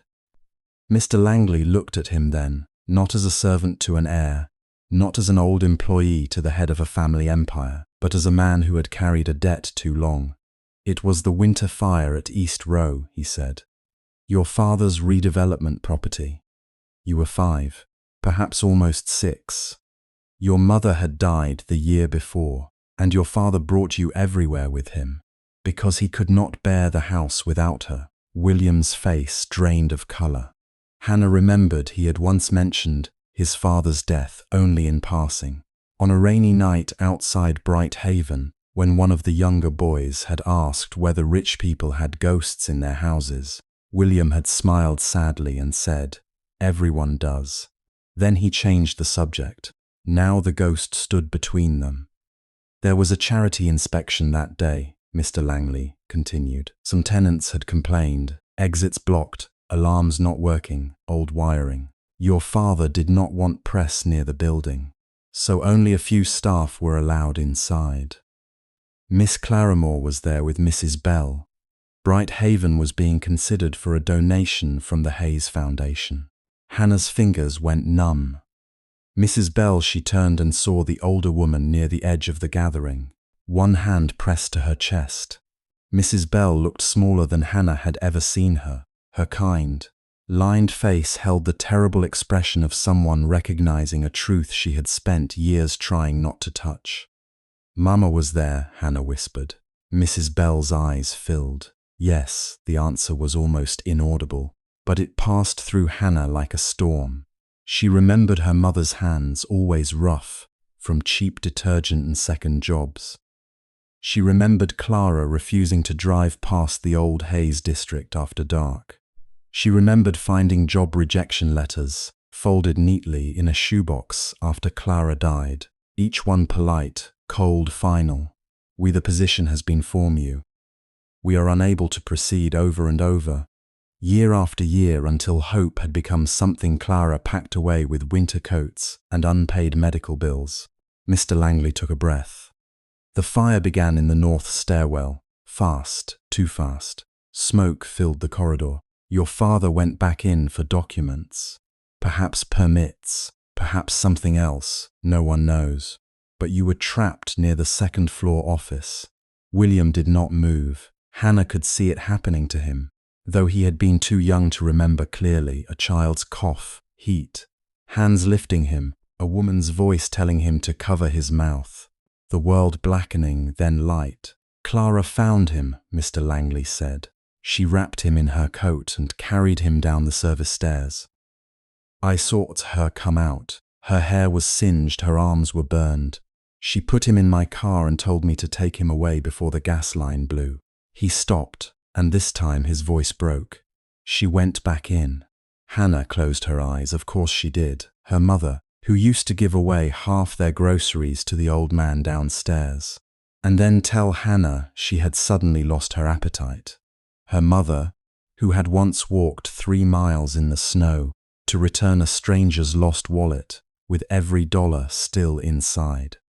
Clara Moore had gone back in because some people were built with doors in their hearts that never locked, even when the world kept barging in and stealing everything. Your father died before they reached him, Mr. Langley said to William. 2 workers died too. Clara survived, barely. William's lips parted, but no sound came.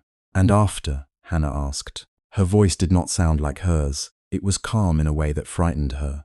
The old driver's eyes found hers, and shame filled them. After, she gave a statement. She said the building had been unsafe. She said the alarms did not work. The stairwell had been chained from the inside, and complaints had been ignored. She said your father knew. A murmur broke across the ballroom. William flinched as though struck. Victoria's glass finally lowered completely. That is an outrageous distortion. Mr. Langley turned toward her. The tremor in his hand was gone now. I drove her to the municipal office myself. She had bandages up both arms. She could hardly hold the pen. Hannah's pulse thudded in her ears. What happened to the statement? She asked. No one answered at first. Then Mrs. Bell spoke, her voice trembling. It disappeared.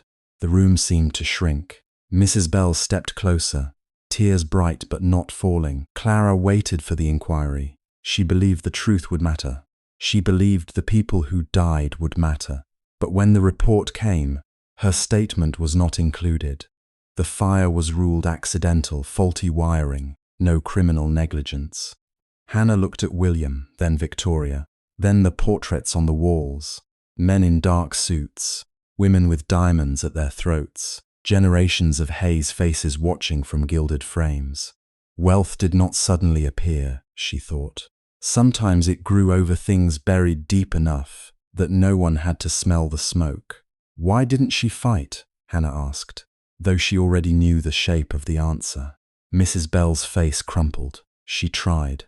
The 2 words entered Hannah more cruelly than any accusation. Mr. Langley nodded slowly. A man from the family came to her apartment. I do not know who sent him. He carried an envelope. Money. Enough to make a poor woman afraid of what refusing would cost. Clara sent it back. Hannah's throat tightened. That was her mother too. Pride not as vanity, but as the last blanket a person had in winter. After that, Mrs. Bell said, jobs disappeared. Recommendations were withdrawn. She was called opportunistic, a liar looking for compensation. Brighthaven lost the Hayes grant. Clara stopped being invited to interviews. Agencies would not return her calls. Hannah felt the floor beneath her heels, hard and polished, and remembered the cracked linoleum in their old kitchen, the space heater that rattled through December. Her mother, pretending the pharmacy, had misplaced her prescription because she could not afford it. The way Clara had aged in silence, not from time but from doors closing one after another. All those years, Hannah had believed poverty was simply the weather of their lives. Now she saw a hand behind the storm. William turned to Victoria. Did you know? His voice was quiet, That made it worse. Victoria's chin lifted. I was 23, grieving. The family was in chaos. That is not an answer. It is the only answer I am giving in front of strangers. Hannah almost laughed. Strangers. She was standing beside a photograph of her own mother saving William Hayes's life, and Victoria still thought the room belonged only to her. William took a step forward. Did our family bury her statement? William, Victoria said sharply, you are emotional. My father died in that fire.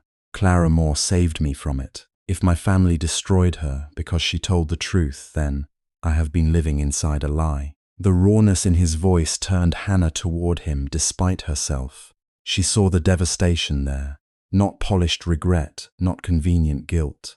Something deeper.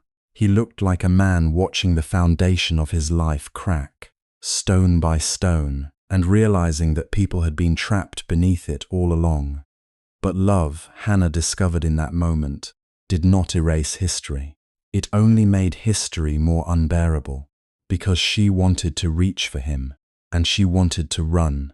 She thought of every time someone had looked at her taxi uniform and dismissed her, every time a donor had called Bright Haven inspiring, and then forgotten to sign the check, every time she had stood beside William in rooms like this, and felt the invisible measuring tape of class stretch between them. She had thought the distance was money. It was not. It was blood, smoke, a stolen testimony. Her mother's ruined life folded under the weight of his family name. William turned back to her, and the plea in his eyes nearly undid her. Hannah, she shook her head once, not because she did not love him, because she did. Don't ask me to make this easier for you, she said. Pain moved across his face. I won't. My mother carried this alone. She raised me inside the consequences of what your family hid. I need to know the truth, not the version your aunt approves, not the version the newspapers printed. The truth. You'll have it, he said. Victoria gave a small, cold laugh. You are promising things you do not understand. William did not look at her. Then I will understand them. Across the ballroom, Maya pushed through the crowd, having clearly caught enough to know something had broken wide open. She reached Hannah's side and touched her elbow gently. Her eyes moved over Hannah's face, then William's, then Victoria's. Oh, Han, she whispered. That small tenderness almost made Hannah cry. But she could not collapse here, not under chandeliers, not under the gaze of people who had spent the evening deciding whether she was worthy of the dress she wore, the man beside her, the air she breathed. Mrs. Bell came closer too, her expression full of apology. I should have told you sooner, she said. Hannah looked at her, and for one painful second she was a child again, wishing the adults had kept nothing from her, wishing truth could arrive before damage instead of after. Why didn't you? Mrs. Bell's tears finally fell. Because Clara begged me not to let the Hayes name take anything else from you. Hannah pressed her lips together. It was an answer full of love. It was also an answer full of wounds. William's hand curled at his side, as if he was stopping himself from touching her. For the first time, she was grateful he did not. If he had reached for her, she might have leaned into him, and if she leaned into him before she understood what had been done to her mother, she would never forgive herself. I need air, she said. Maya immediately took her arm. The crowd parted, some out of sympathy, most out of fear of being too close to scandal when it spread. Hannah passed the photograph slowly. Clara's face caught her again. Her mother had saved a child. That child had grown into William Hayes. And now Hannah loved him. It was the kind of cruelty only fate could write without shame. At the terraced doors, William's voice reached her. Hannah, I will find the file. She stopped but did not turn. What file? The original accident report, my father's papers. If there was an inquiry, if there were statements, there will be something in the family archive. Victoria's voice cut in like a blade. Those records are sealed. William answered without hesitation. Then I'll unseal them. Hannah closed her eyes. She wanted to believe him. That was the most dangerous part. Not that he might fail her, but that she still believed he would try. Outside, the winter air struck her face, cold enough to steady her. Maya stood beside her in silence, not rushing to fill the hurt with advice. Behind the glass, the ballroom continued to glow, a golden aquarium full of beautiful trapped things. Hannah stared at the city beyond the Hayes estate. So many lights, so many windows. Somewhere across town, Brighthaven's old boiler would be groaning. A child would be asking Mrs. Bell when Hannah was coming back. Her taxi was parked in a side lot, between a catering van and a marble fountain, ridiculous and loyal, like a reminder of who she was before this world began pulling at her seams. Maya squeezed her arm.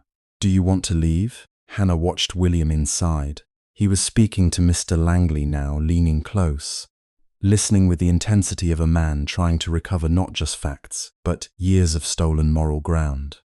"I don't know," she said. It was the most honest answer she had. Hours later, long after guests had been encouraged to depart with careful smiles and vague explanations, William walked alone through the private west wing of the Hayes estate. The house had changed after midnight. Without music and voices, it became what it truly was, too large, too quiet, too full of locked rooms. His footsteps sounded unfamiliar against the dark wood floor. On the walls, portraits of his ancestors watched him with inherited disapproval. He had not been able to find Hannah after she left the terrace. Maya had taken her home, or perhaps to Mrs. Bell's. He had not asked a driver to follow. Respect, he was beginning to learn, sometimes looked like letting the person you loved walk away, while every instinct begged you to chase her. But he could not sleep. He could not sit in his father's study beneath shelves of legal awards and pretend grief was clean.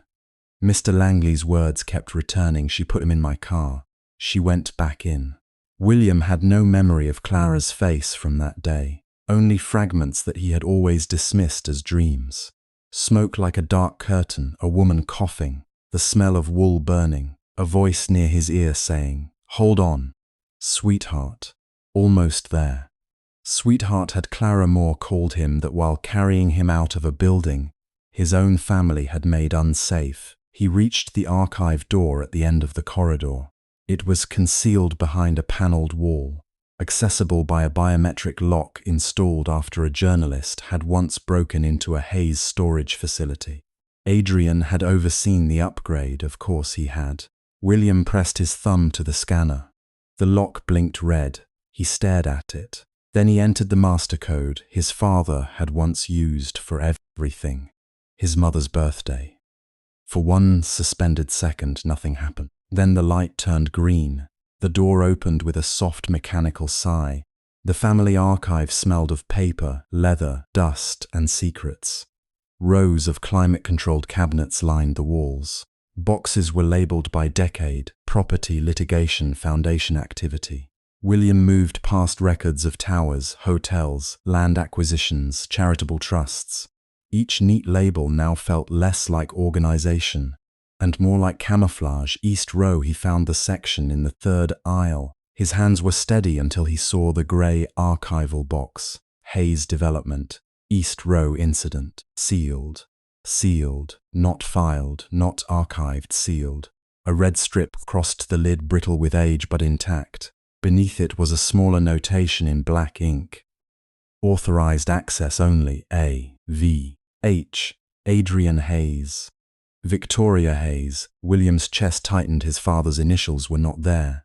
He lifted the box from the shelf and set it on the long table under the reading lamp. For a moment, he simply stood over it, feeling the weight of everything that might be inside. A report, a missing testimony. Proof that Hannah's mother had been punished for telling the truth.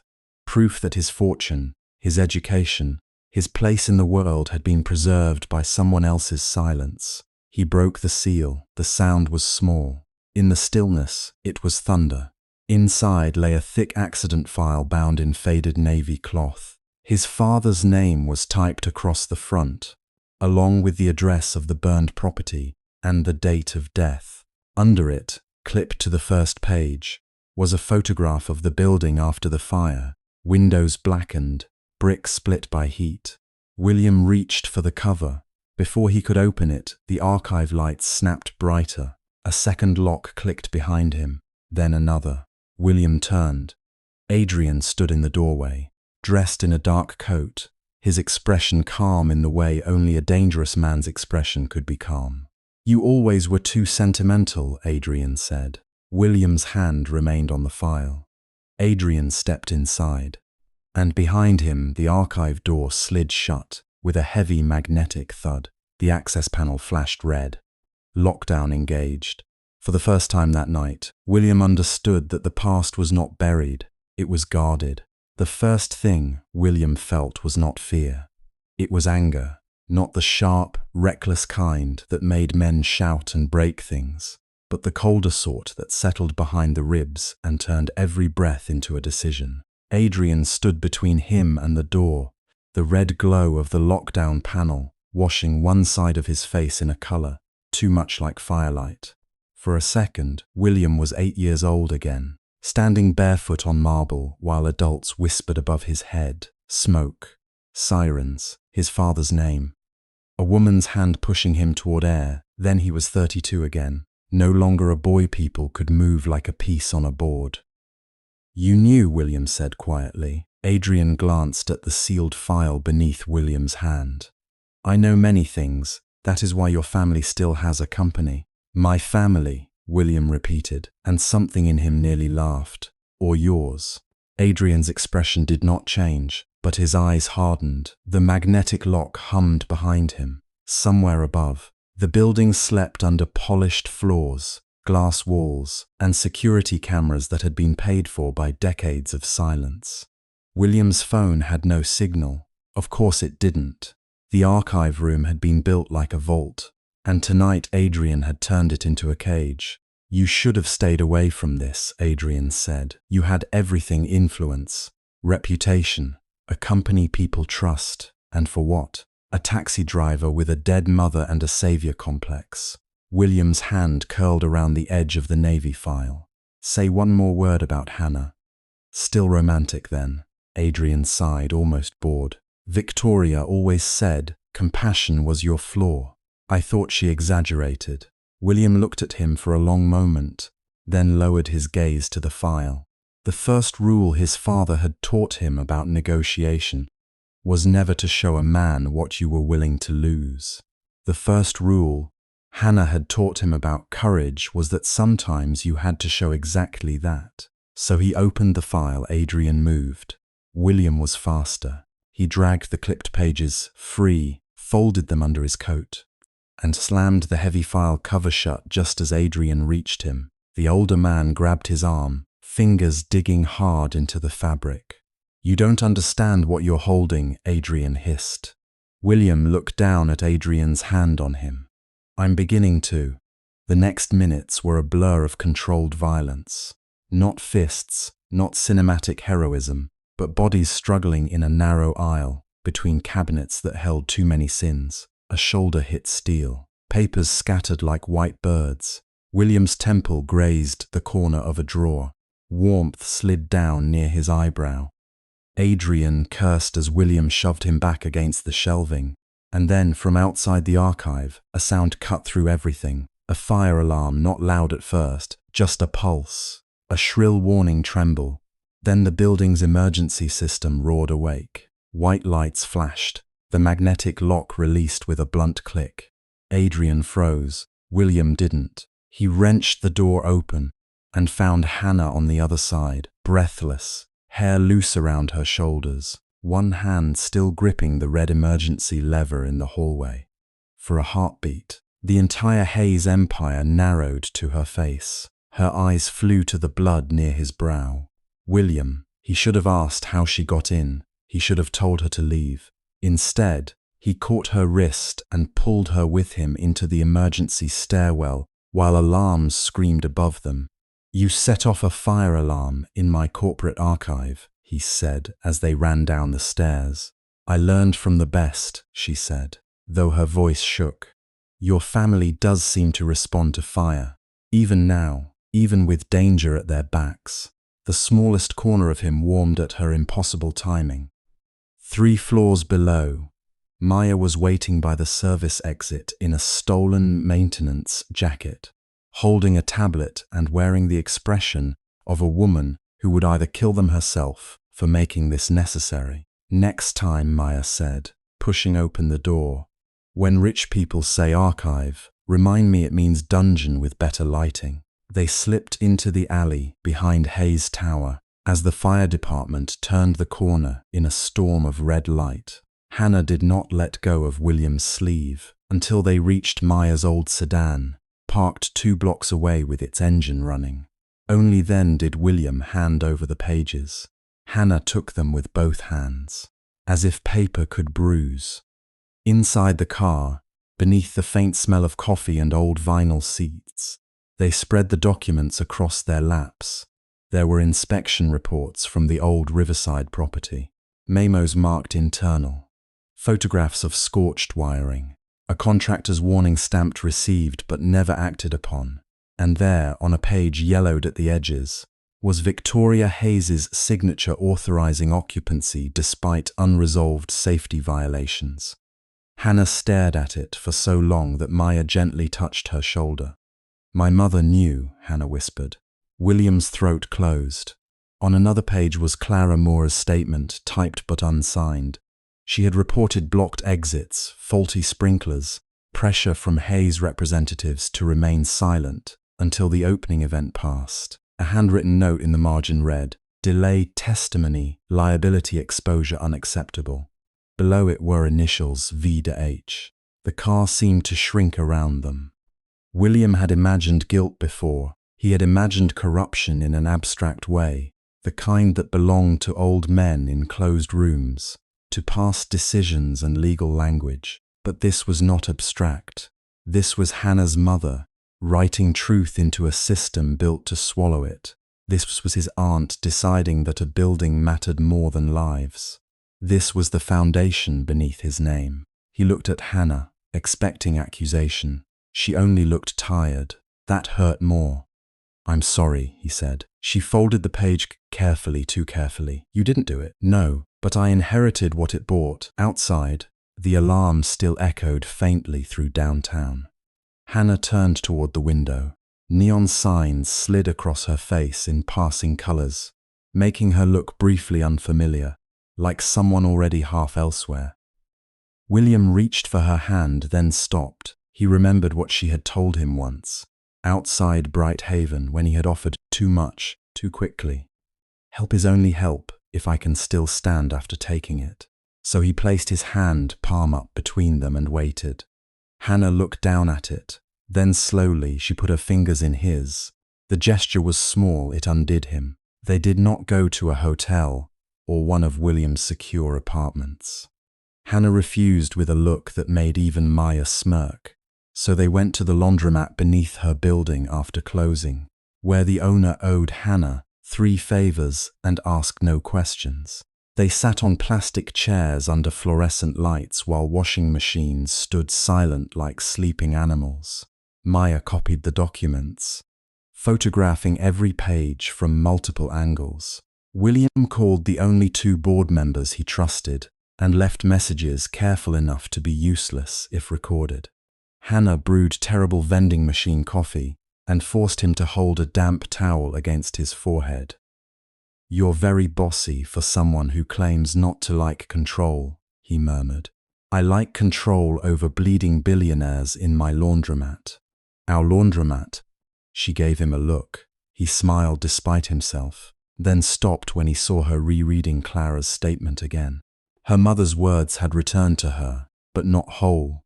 There were missing pages, references to an annex deposition that wasn't included, a witness list with names blacked out, a final attachment marked removed per counsel. Incomplete truth was its own kind of cruelty. Maya leaned back and rubbed her eyes. This proves Victoria buried violations. It links the fire to corporate negligence. But for a public case, we need the missing attachment. Something that shows the cover-up after Clara spoke up. William nodded. "And we need to connect it to Bright Haven."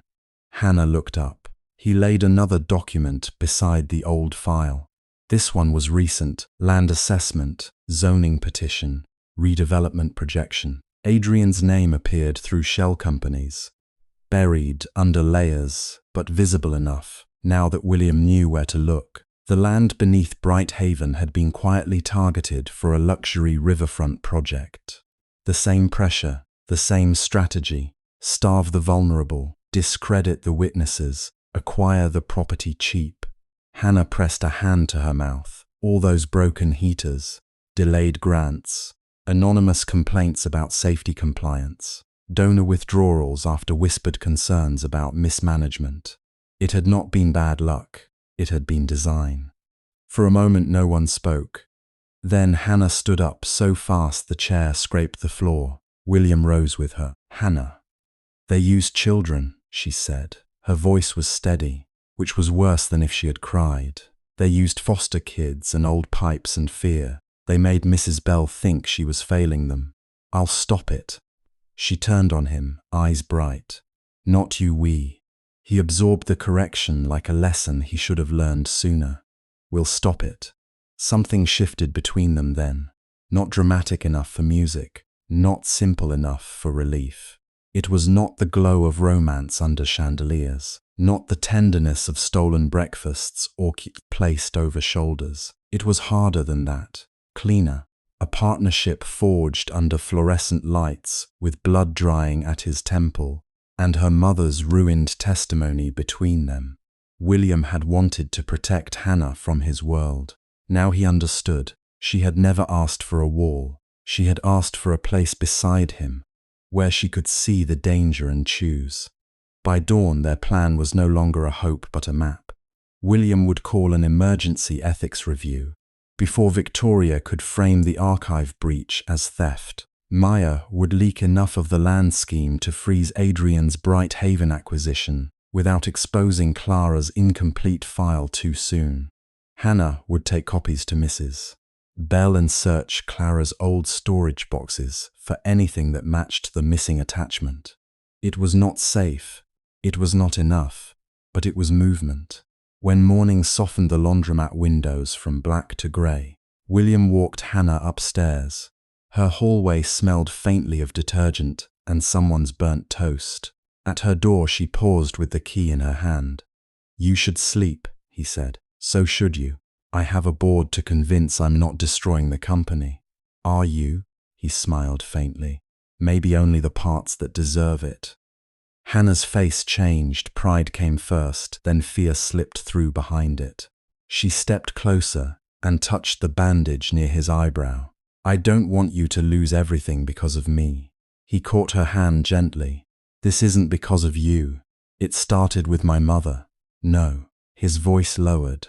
"It started when mine chose silence. It started when Victoria chose profit. It started long before you opened your taxi door for a stranger too arrogant to carry his wallet." That almost made her smile. Almost. He wanted to kiss her, but there was something fragile in the air, something that asked not to be softened too quickly. So he bent and pressed his lips to her knuckles instead. "You don't owe me distance," he said. Her eyes filled, but she did not let the tears fall. "And you don't owe me ruin."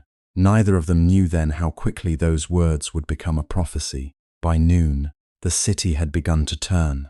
News spread first as rumor: an alarm at Hayes Tower, emergency board meetings, a suspended land acquisition, anonymous documents reaching two journalists known for patience rather than mercy. Hayes Group stock dipped before lunch by 2. Victoria Hayes appeared in the company lobby in a cream suit and pearls, smiling as if the earth had not opened beneath her heels. By 3, William received notice that a faction of the board was questioning his fitness to lead. By 4, 3 major investors demanded reassurance that the personal entanglement with a financially compromised individual would not interfere with company stability. By 5, Celeste found Hannah outside Bright Haven. She came not in a limousine, but in a dark sedan that parked across the street beneath the skeletal branches of an old maple. Hannah was carrying a box of donated mittens inside when Celeste stepped onto the sidewalk, elegant as ever, though the wind had reddened her eyes. "Hannah," she said. Hannah tightened her grip on the box. "If Victoria sent you, she didn't." Celeste looked toward the orphanage, where children's drawings filled the front windows. "That is why I came myself." There was something in her voice Hannah had never heard before. Not disdain, not polished fear. They walked to the side garden, now bare for winter, the soil hardened around sleeping roots. Celeste kept her gloves on, and her gaze lowered. "William is calling for a full disclosure review," she said. "If he continues, Victoria will move to remove him before the vote. Adrian already has enough frightened people leaning his way, because of the file, because of what the file means. Lawsuits, criminal exposure, frozen assets, regulatory seizure if the old violations connect to current holdings." Celeste swallowed. "And because Adrian has made the board believe William is acting emotionally under your influence." Hannah laughed once, softly, without humor. "Of course. I'm not telling you this to insult you." "Then why are you telling me?" Celeste looked at her then, and the mask cracked enough for Hannah to see the woman beneath it, tired, trapped. Perhaps not innocent, but not entirely cruel. Because if William loses control of Hayes Group, he may lose the only leverage strong enough to protect Bright Haven. The donation pledges, the land injunction, the legal team, everything depends on his authority holding for the next 48 hours. The box of mittens suddenly felt too heavy. Children's laughter drifted from inside, bright and unaware. Celeste's voice softened.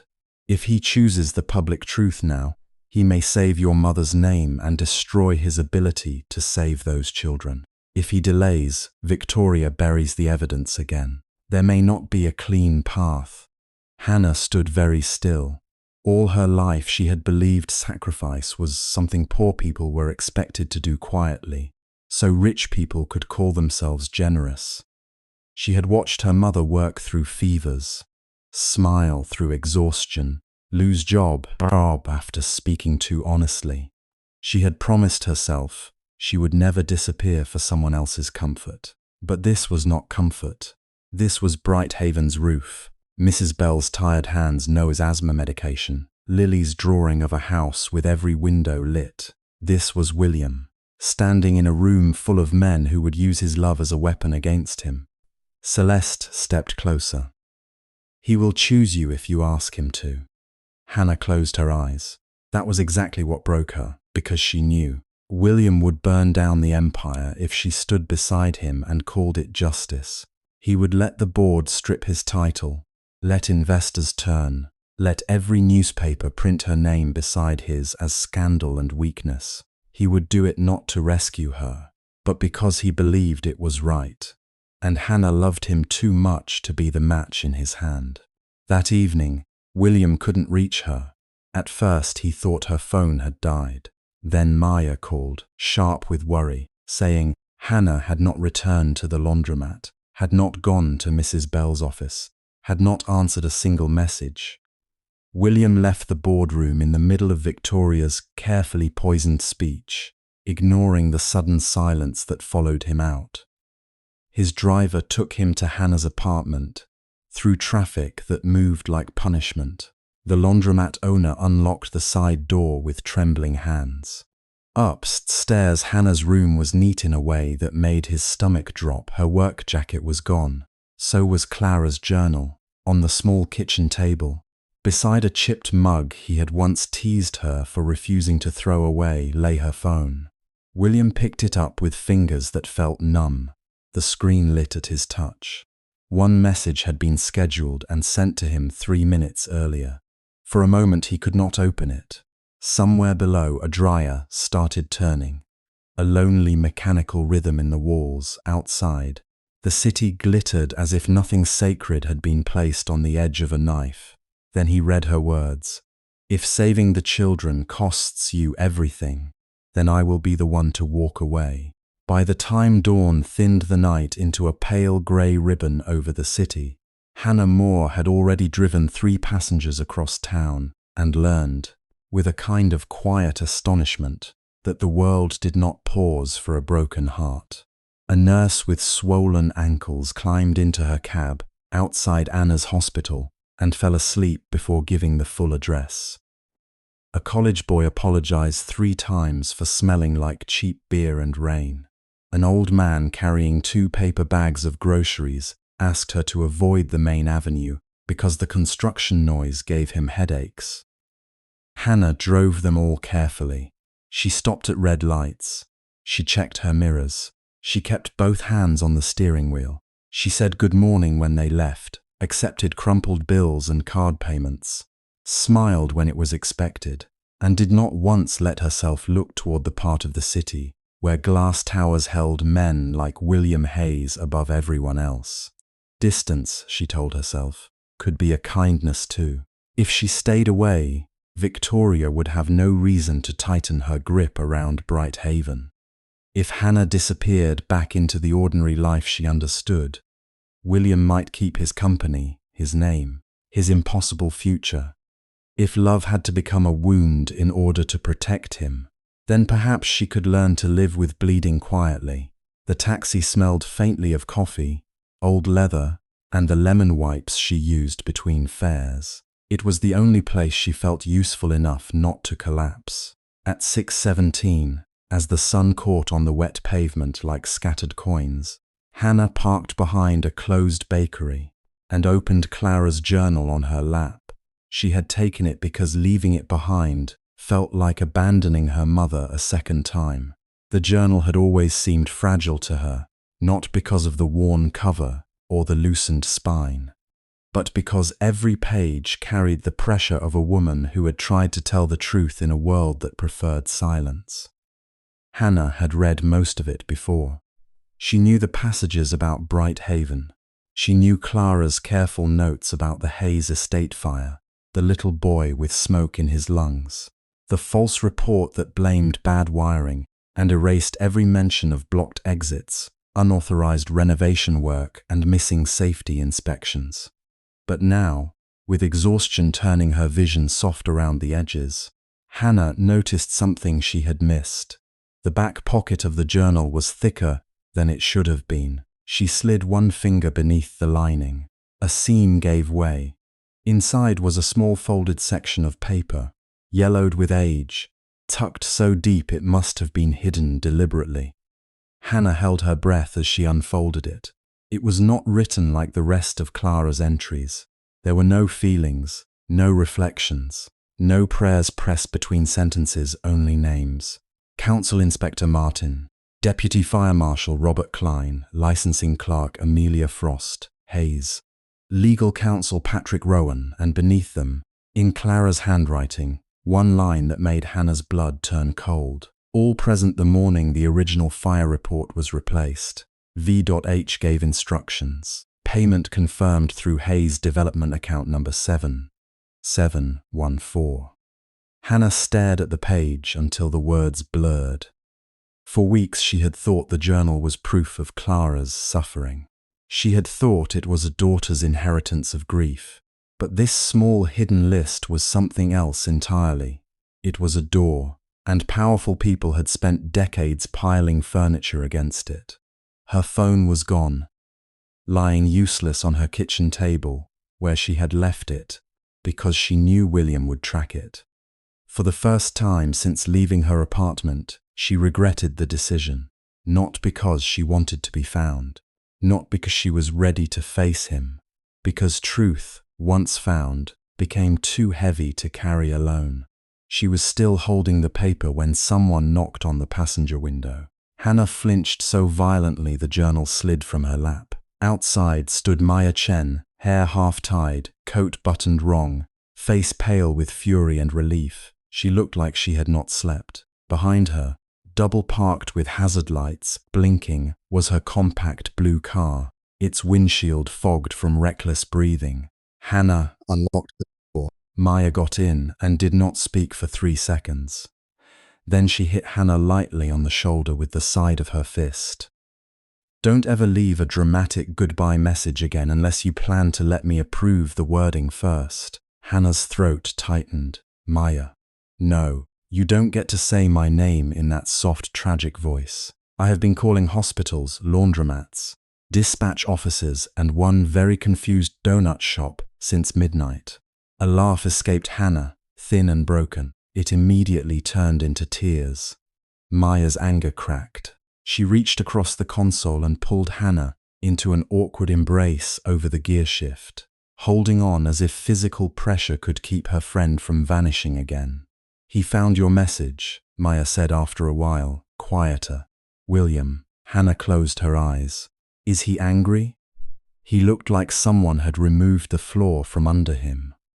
Maya drew back and wiped Hannah's cheek with her thumb in the bossy, tender way that had saved Hannah more times than either of them counted. And then he started making phone calls.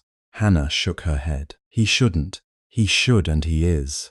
Mrs. Bell is with him, so is that former Hayes driver, Mr. Donnelly. Apparently he has been waiting 20 years for someone rich enough or stubborn enough to ask the right questions. The city outside the cab continued to wake. Delivery trucks groaned past.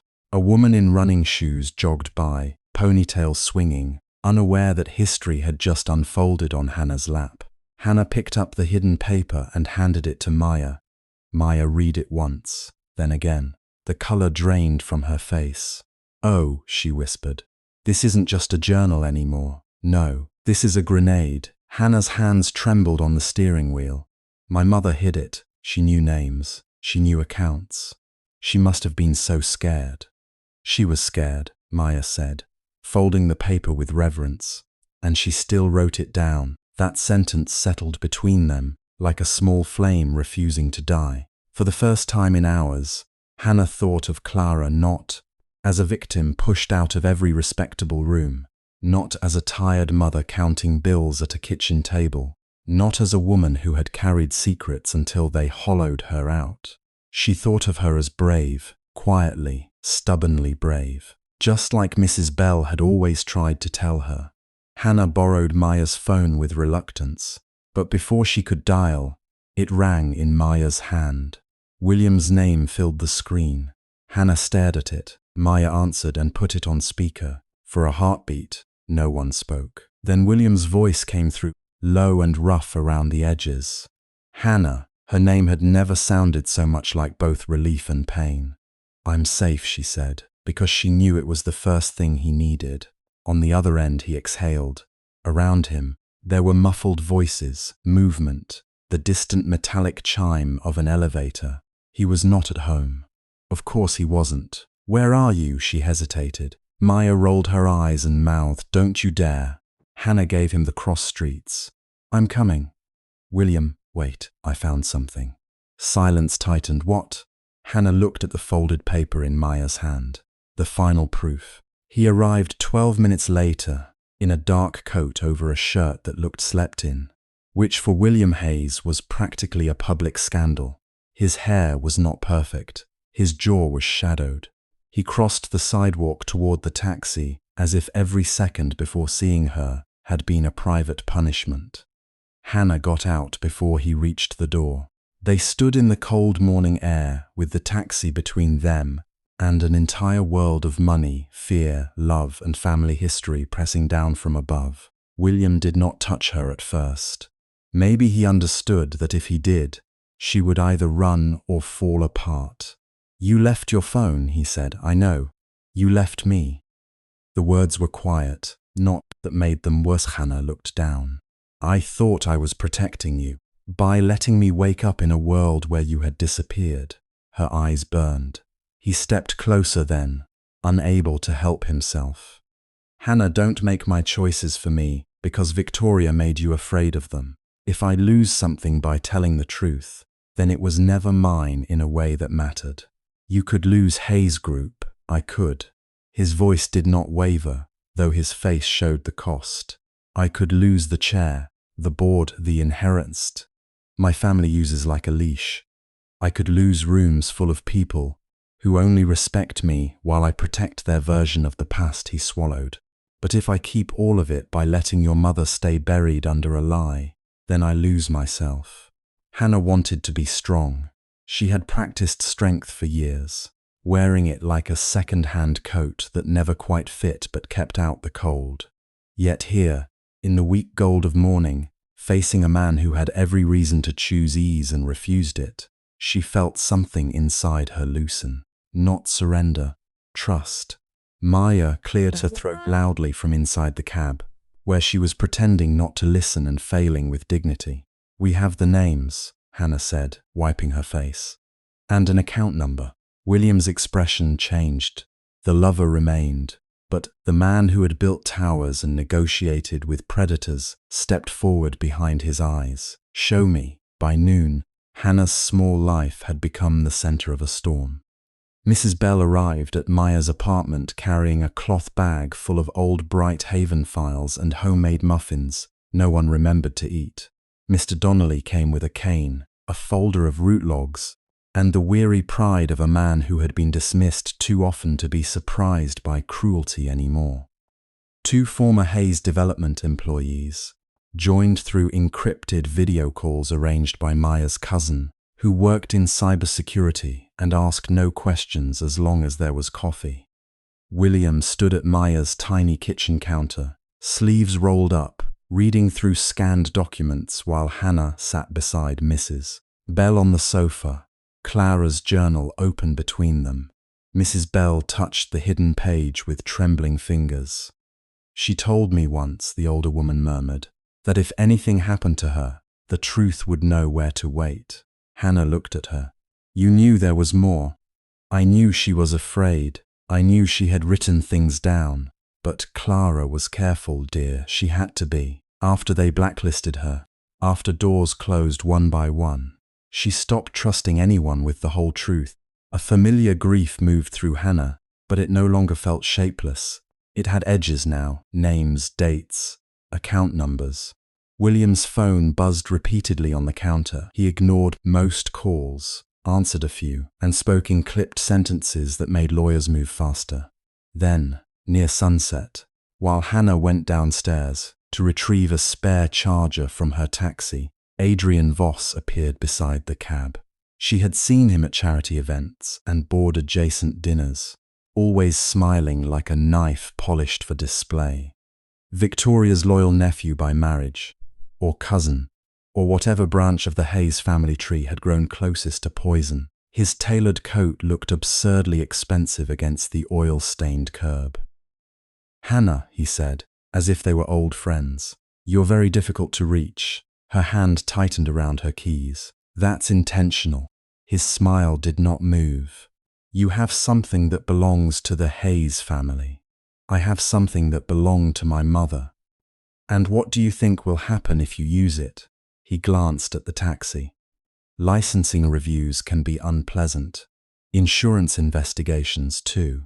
A woman driving nights with financial trouble. One anonymous complaint about unsafe conduct, and you'll spend months proving you deserve to work." Fear rose fast, hot and humiliating. He saw it. Men like Adrian always did. But Hannah had spent too many nights driving strangers through dark streets to mistake danger for power. She slid one hand into her coat pocket and pressed the record button on Maya's spare phone. Adrian leaned closer. "Give me the journal, walk away. Mr. Hayes will recover from his little moral fever. And you can keep your cab, maybe even receive a private settlement if you behave intelligently." "My mother didn't behave intelligently, did she?" Hannah asked softly. "She told the truth. She ruined herself over an accident no one cared about."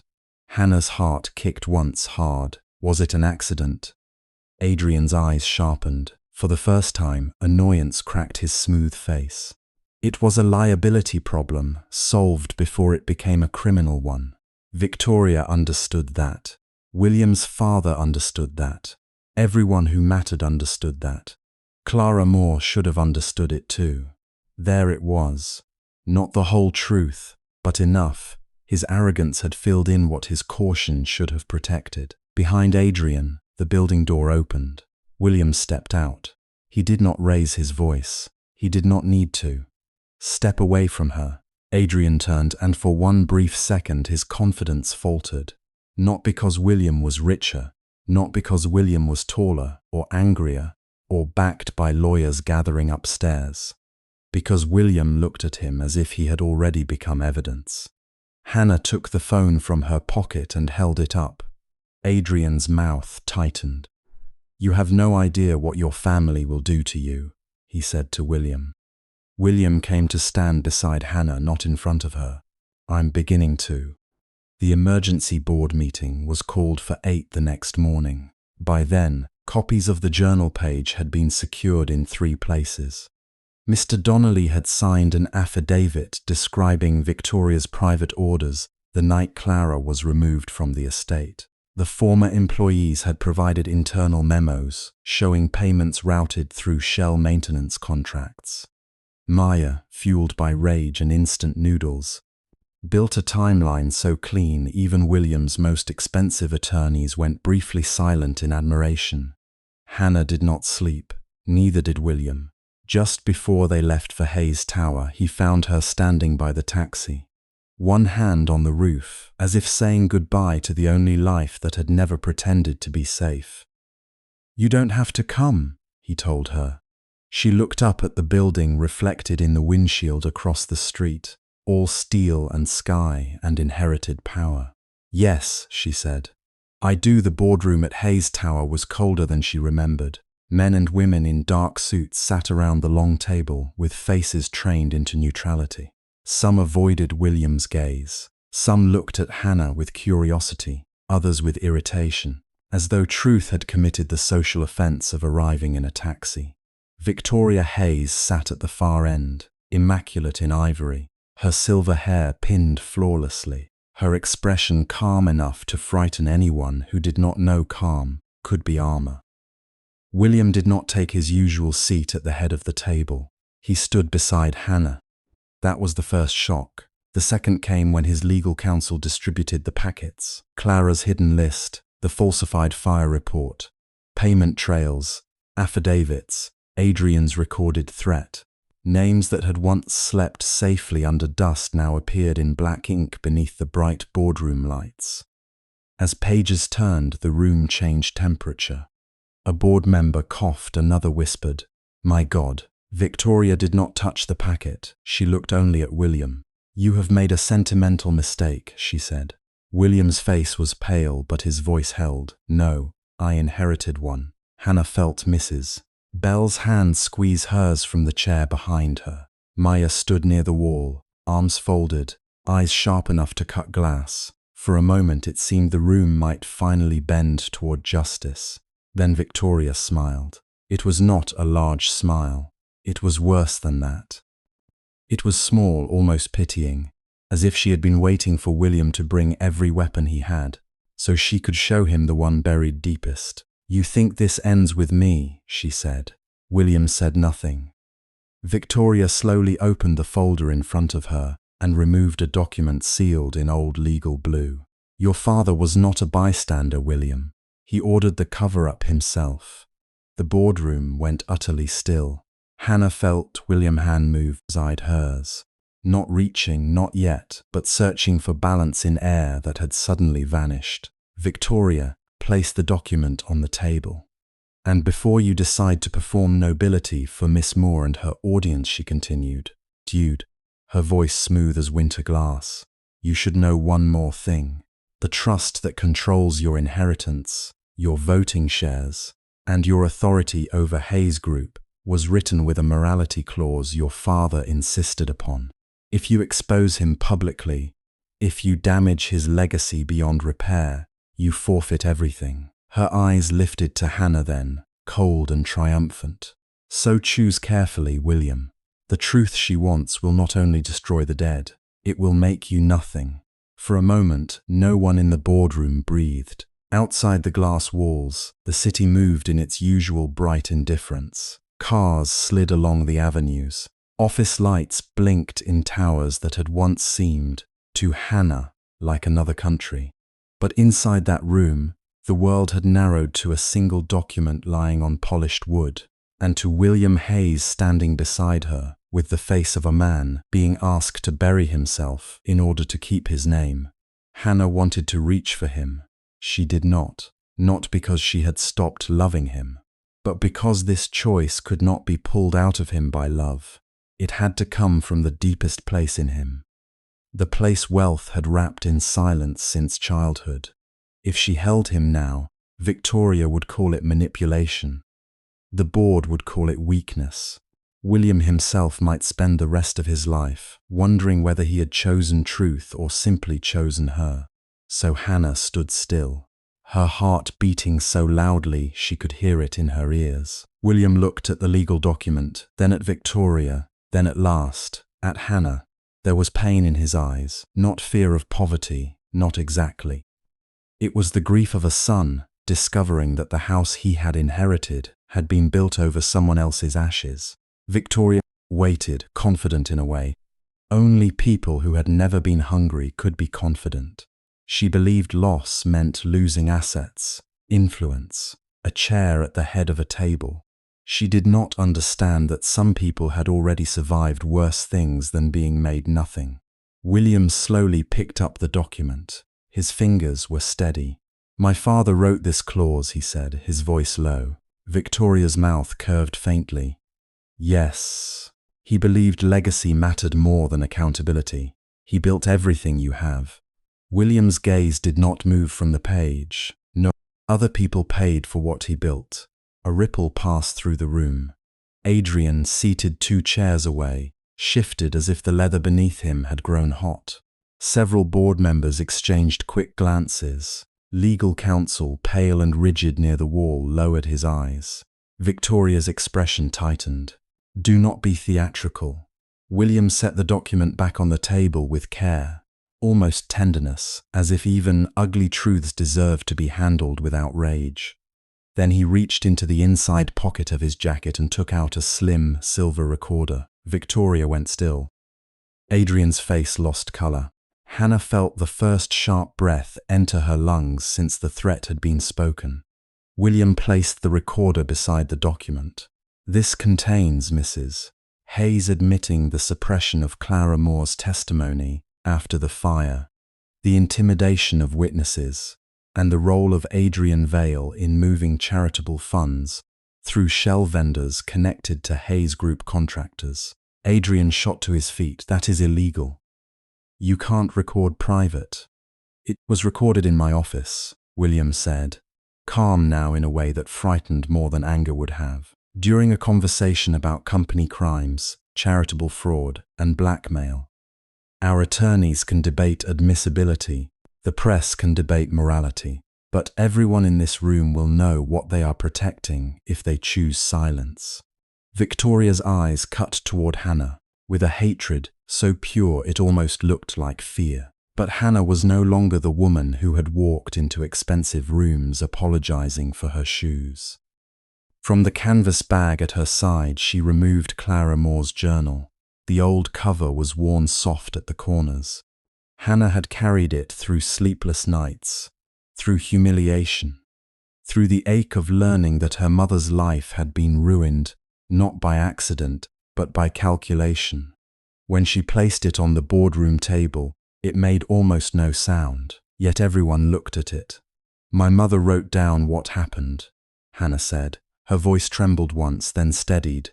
She wrote names, dates, calls she received, the men who warned her not to testify, the job offers that disappeared, the apartment application denied after someone called her unstable. She wrote about the child she pulled from the fire too. She turned to William then. "She never blamed you." Something broke across William's face, not loudly, not dramatically, just a soft collapse behind the eyes, as if a boy trapped for decades inside a burning memory had finally been told he had not been the flame.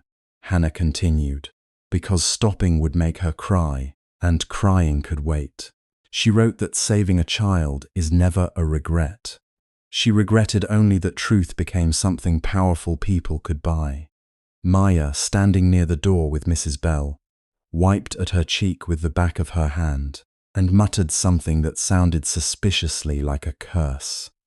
Mrs. Bell held herself upright, both hands clasped over the handle of her purse, her eyes shining with 20 years of sorrow and relief.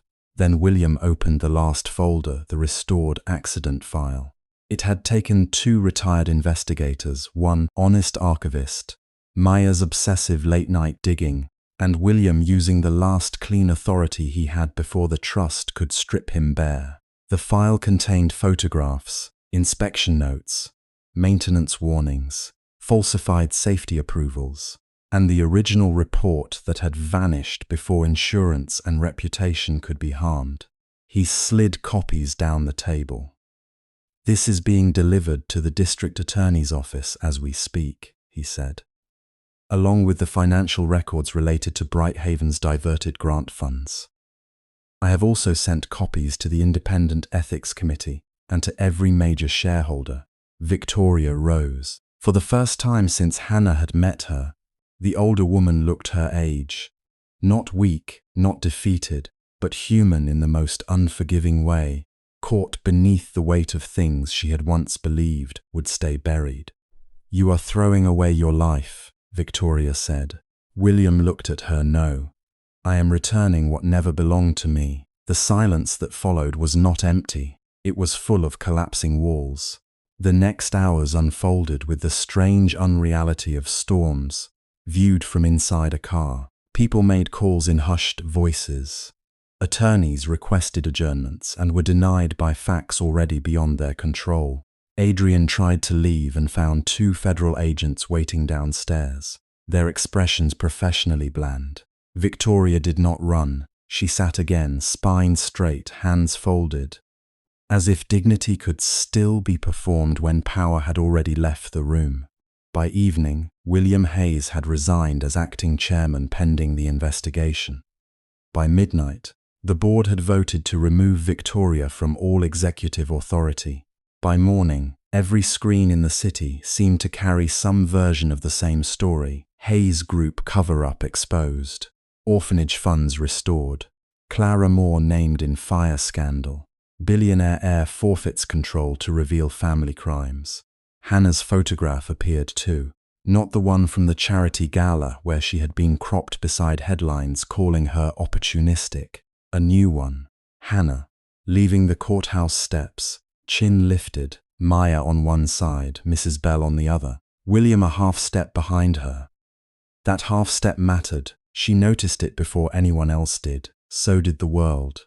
The settlement came faster than justice usually moved, because powerful people feared prolonged attention more than they feared guilt. Hayes Group, under interim independent control, agreed to repay Brighthaven 4 times the amount stolen through fraudulent channels, with penalties placed in a permanent endowment. A public apology was issued to the children, to Mrs. Bell, to Hannah, and to the memory of Clara Moore. Hannah read the apology once. Then she folded it and placed it between the pages of her mother's journal, not because it was enough, because her mother had deserved to see it exist. The foundation was announced on a clear, cold morning in front of Brighthaven, where the brick walls looked almost shy beneath the sudden attention of cameras and microphones. Children pressed their faces to upstairs woos, until Mrs. Bell gently shooed them back, though she was smiling too hard to be convincing. The Clara Moore Safety and Shelter Foundation would fund emergency housing repairs, fire safety upgrades, legal aid for whistleblowers, and long-term support for children aging out of care. Its first and permanent beneficiary would be Brighthaven. William stood at the podium and spoke briefly. He did not sound like the untouchable man from magazine covers.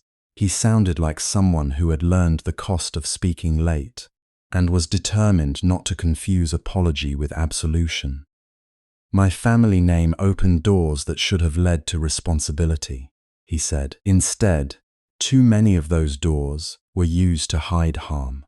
This foundation cannot undo what was done to Clara Moore or to others who were silenced.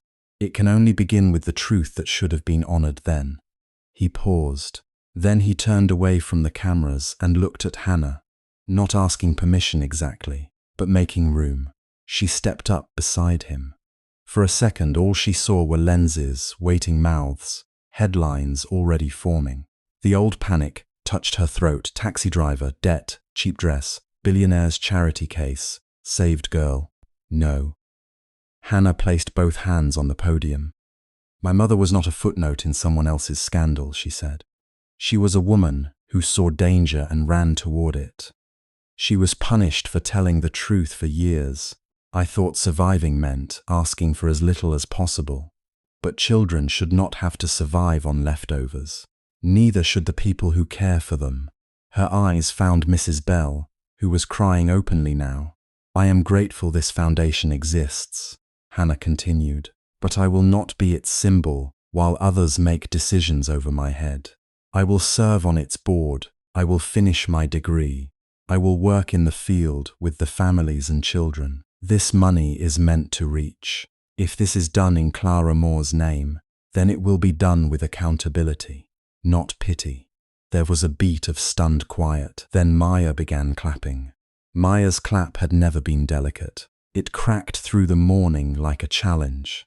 The children followed, banging palms against window glass. Mrs. Bell laughed through tears. Reporters joined because the moment had already outrun cynicism. William did not clap right away. He simply looked at Hannah with something deeper than pride. Respect, that was the word she had been afraid to want from him. Months passed, not gently but honestly. William lost the voting control his father's trust had promised him. The papers called it exile from his own empire, though he still had enough money to live 10 lifetimes without worry. But Hannah watched what loss did to him. It stripped away the machinery that had always moved before he had to ask. It forced him to stand in lines to answer questions, to build something without a family crest stamped at the top. Some evenings he looked tired in a way money could not fix. Some evenings he burned toast in Hannah's tiny kitchen above the laundromat and insisted the blackened edges were rustic. You own 7 buildings with professional kitchens, Hannah told him once. Scraping smoke from a pan. Owned, he corrected mildly. And none of them came with you threatening my breakfast with a butter knife.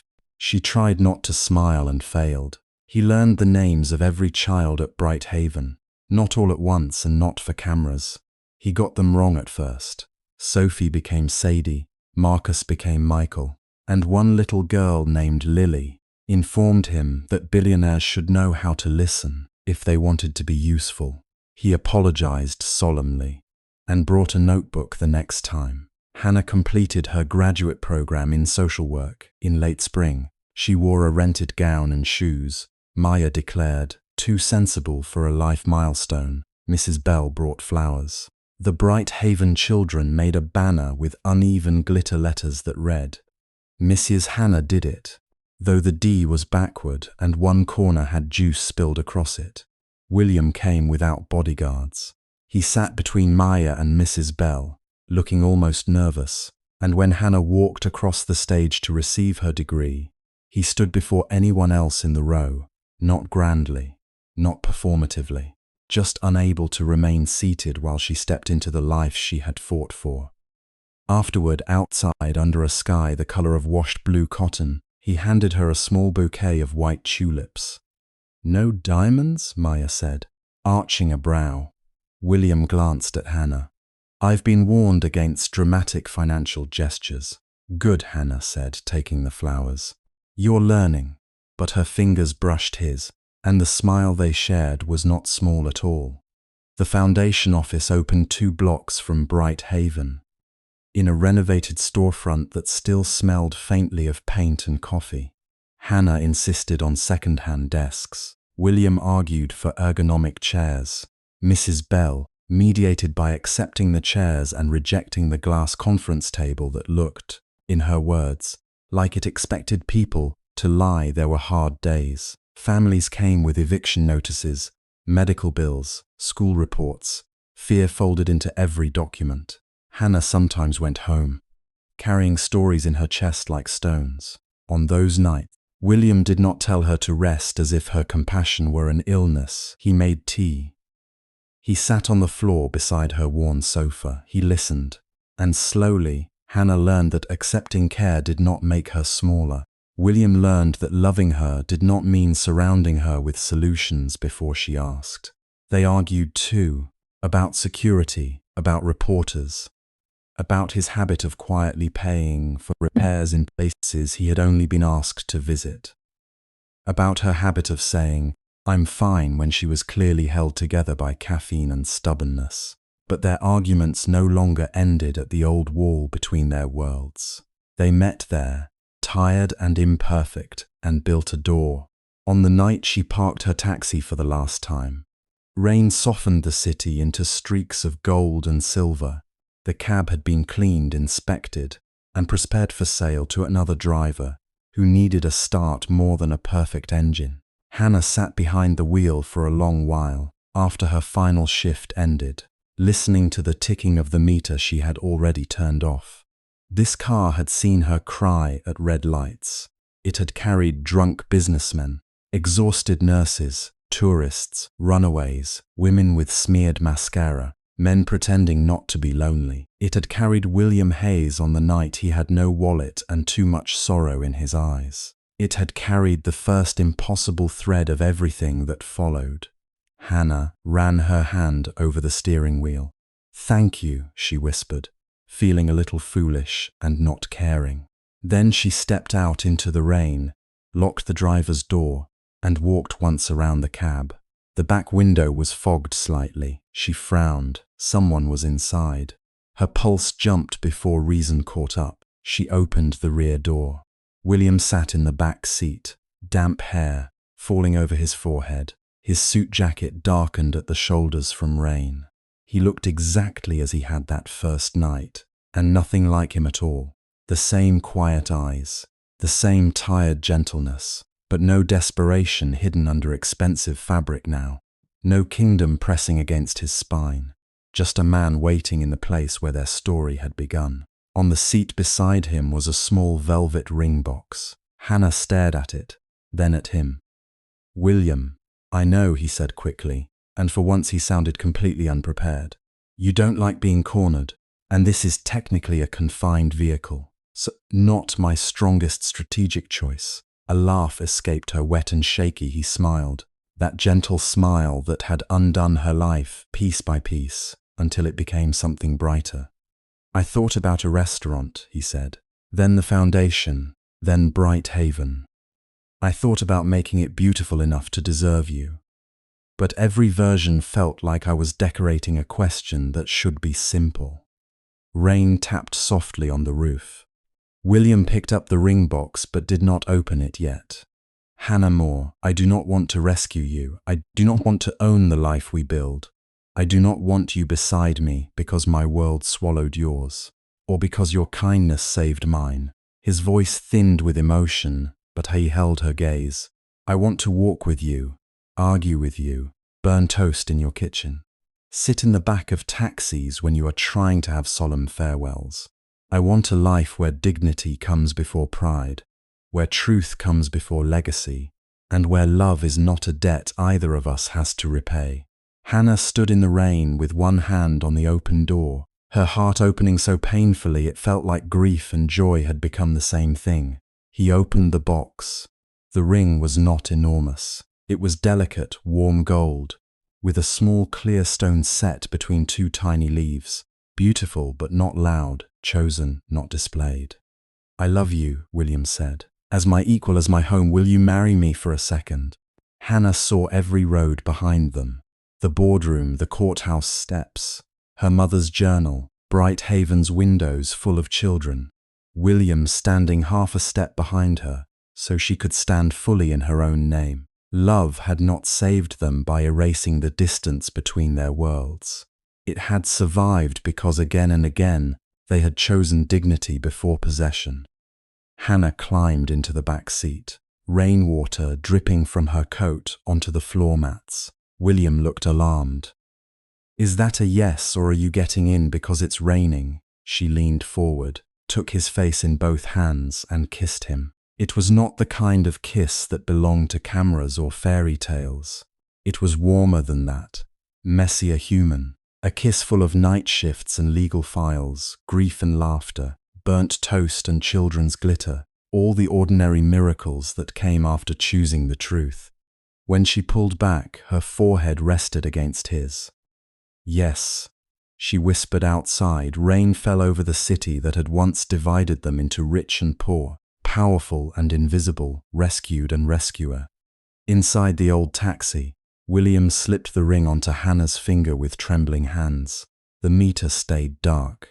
For the first time there was no fare to pay, no destination to prove, no distance left that love had to purchase, only the road ahead waiting.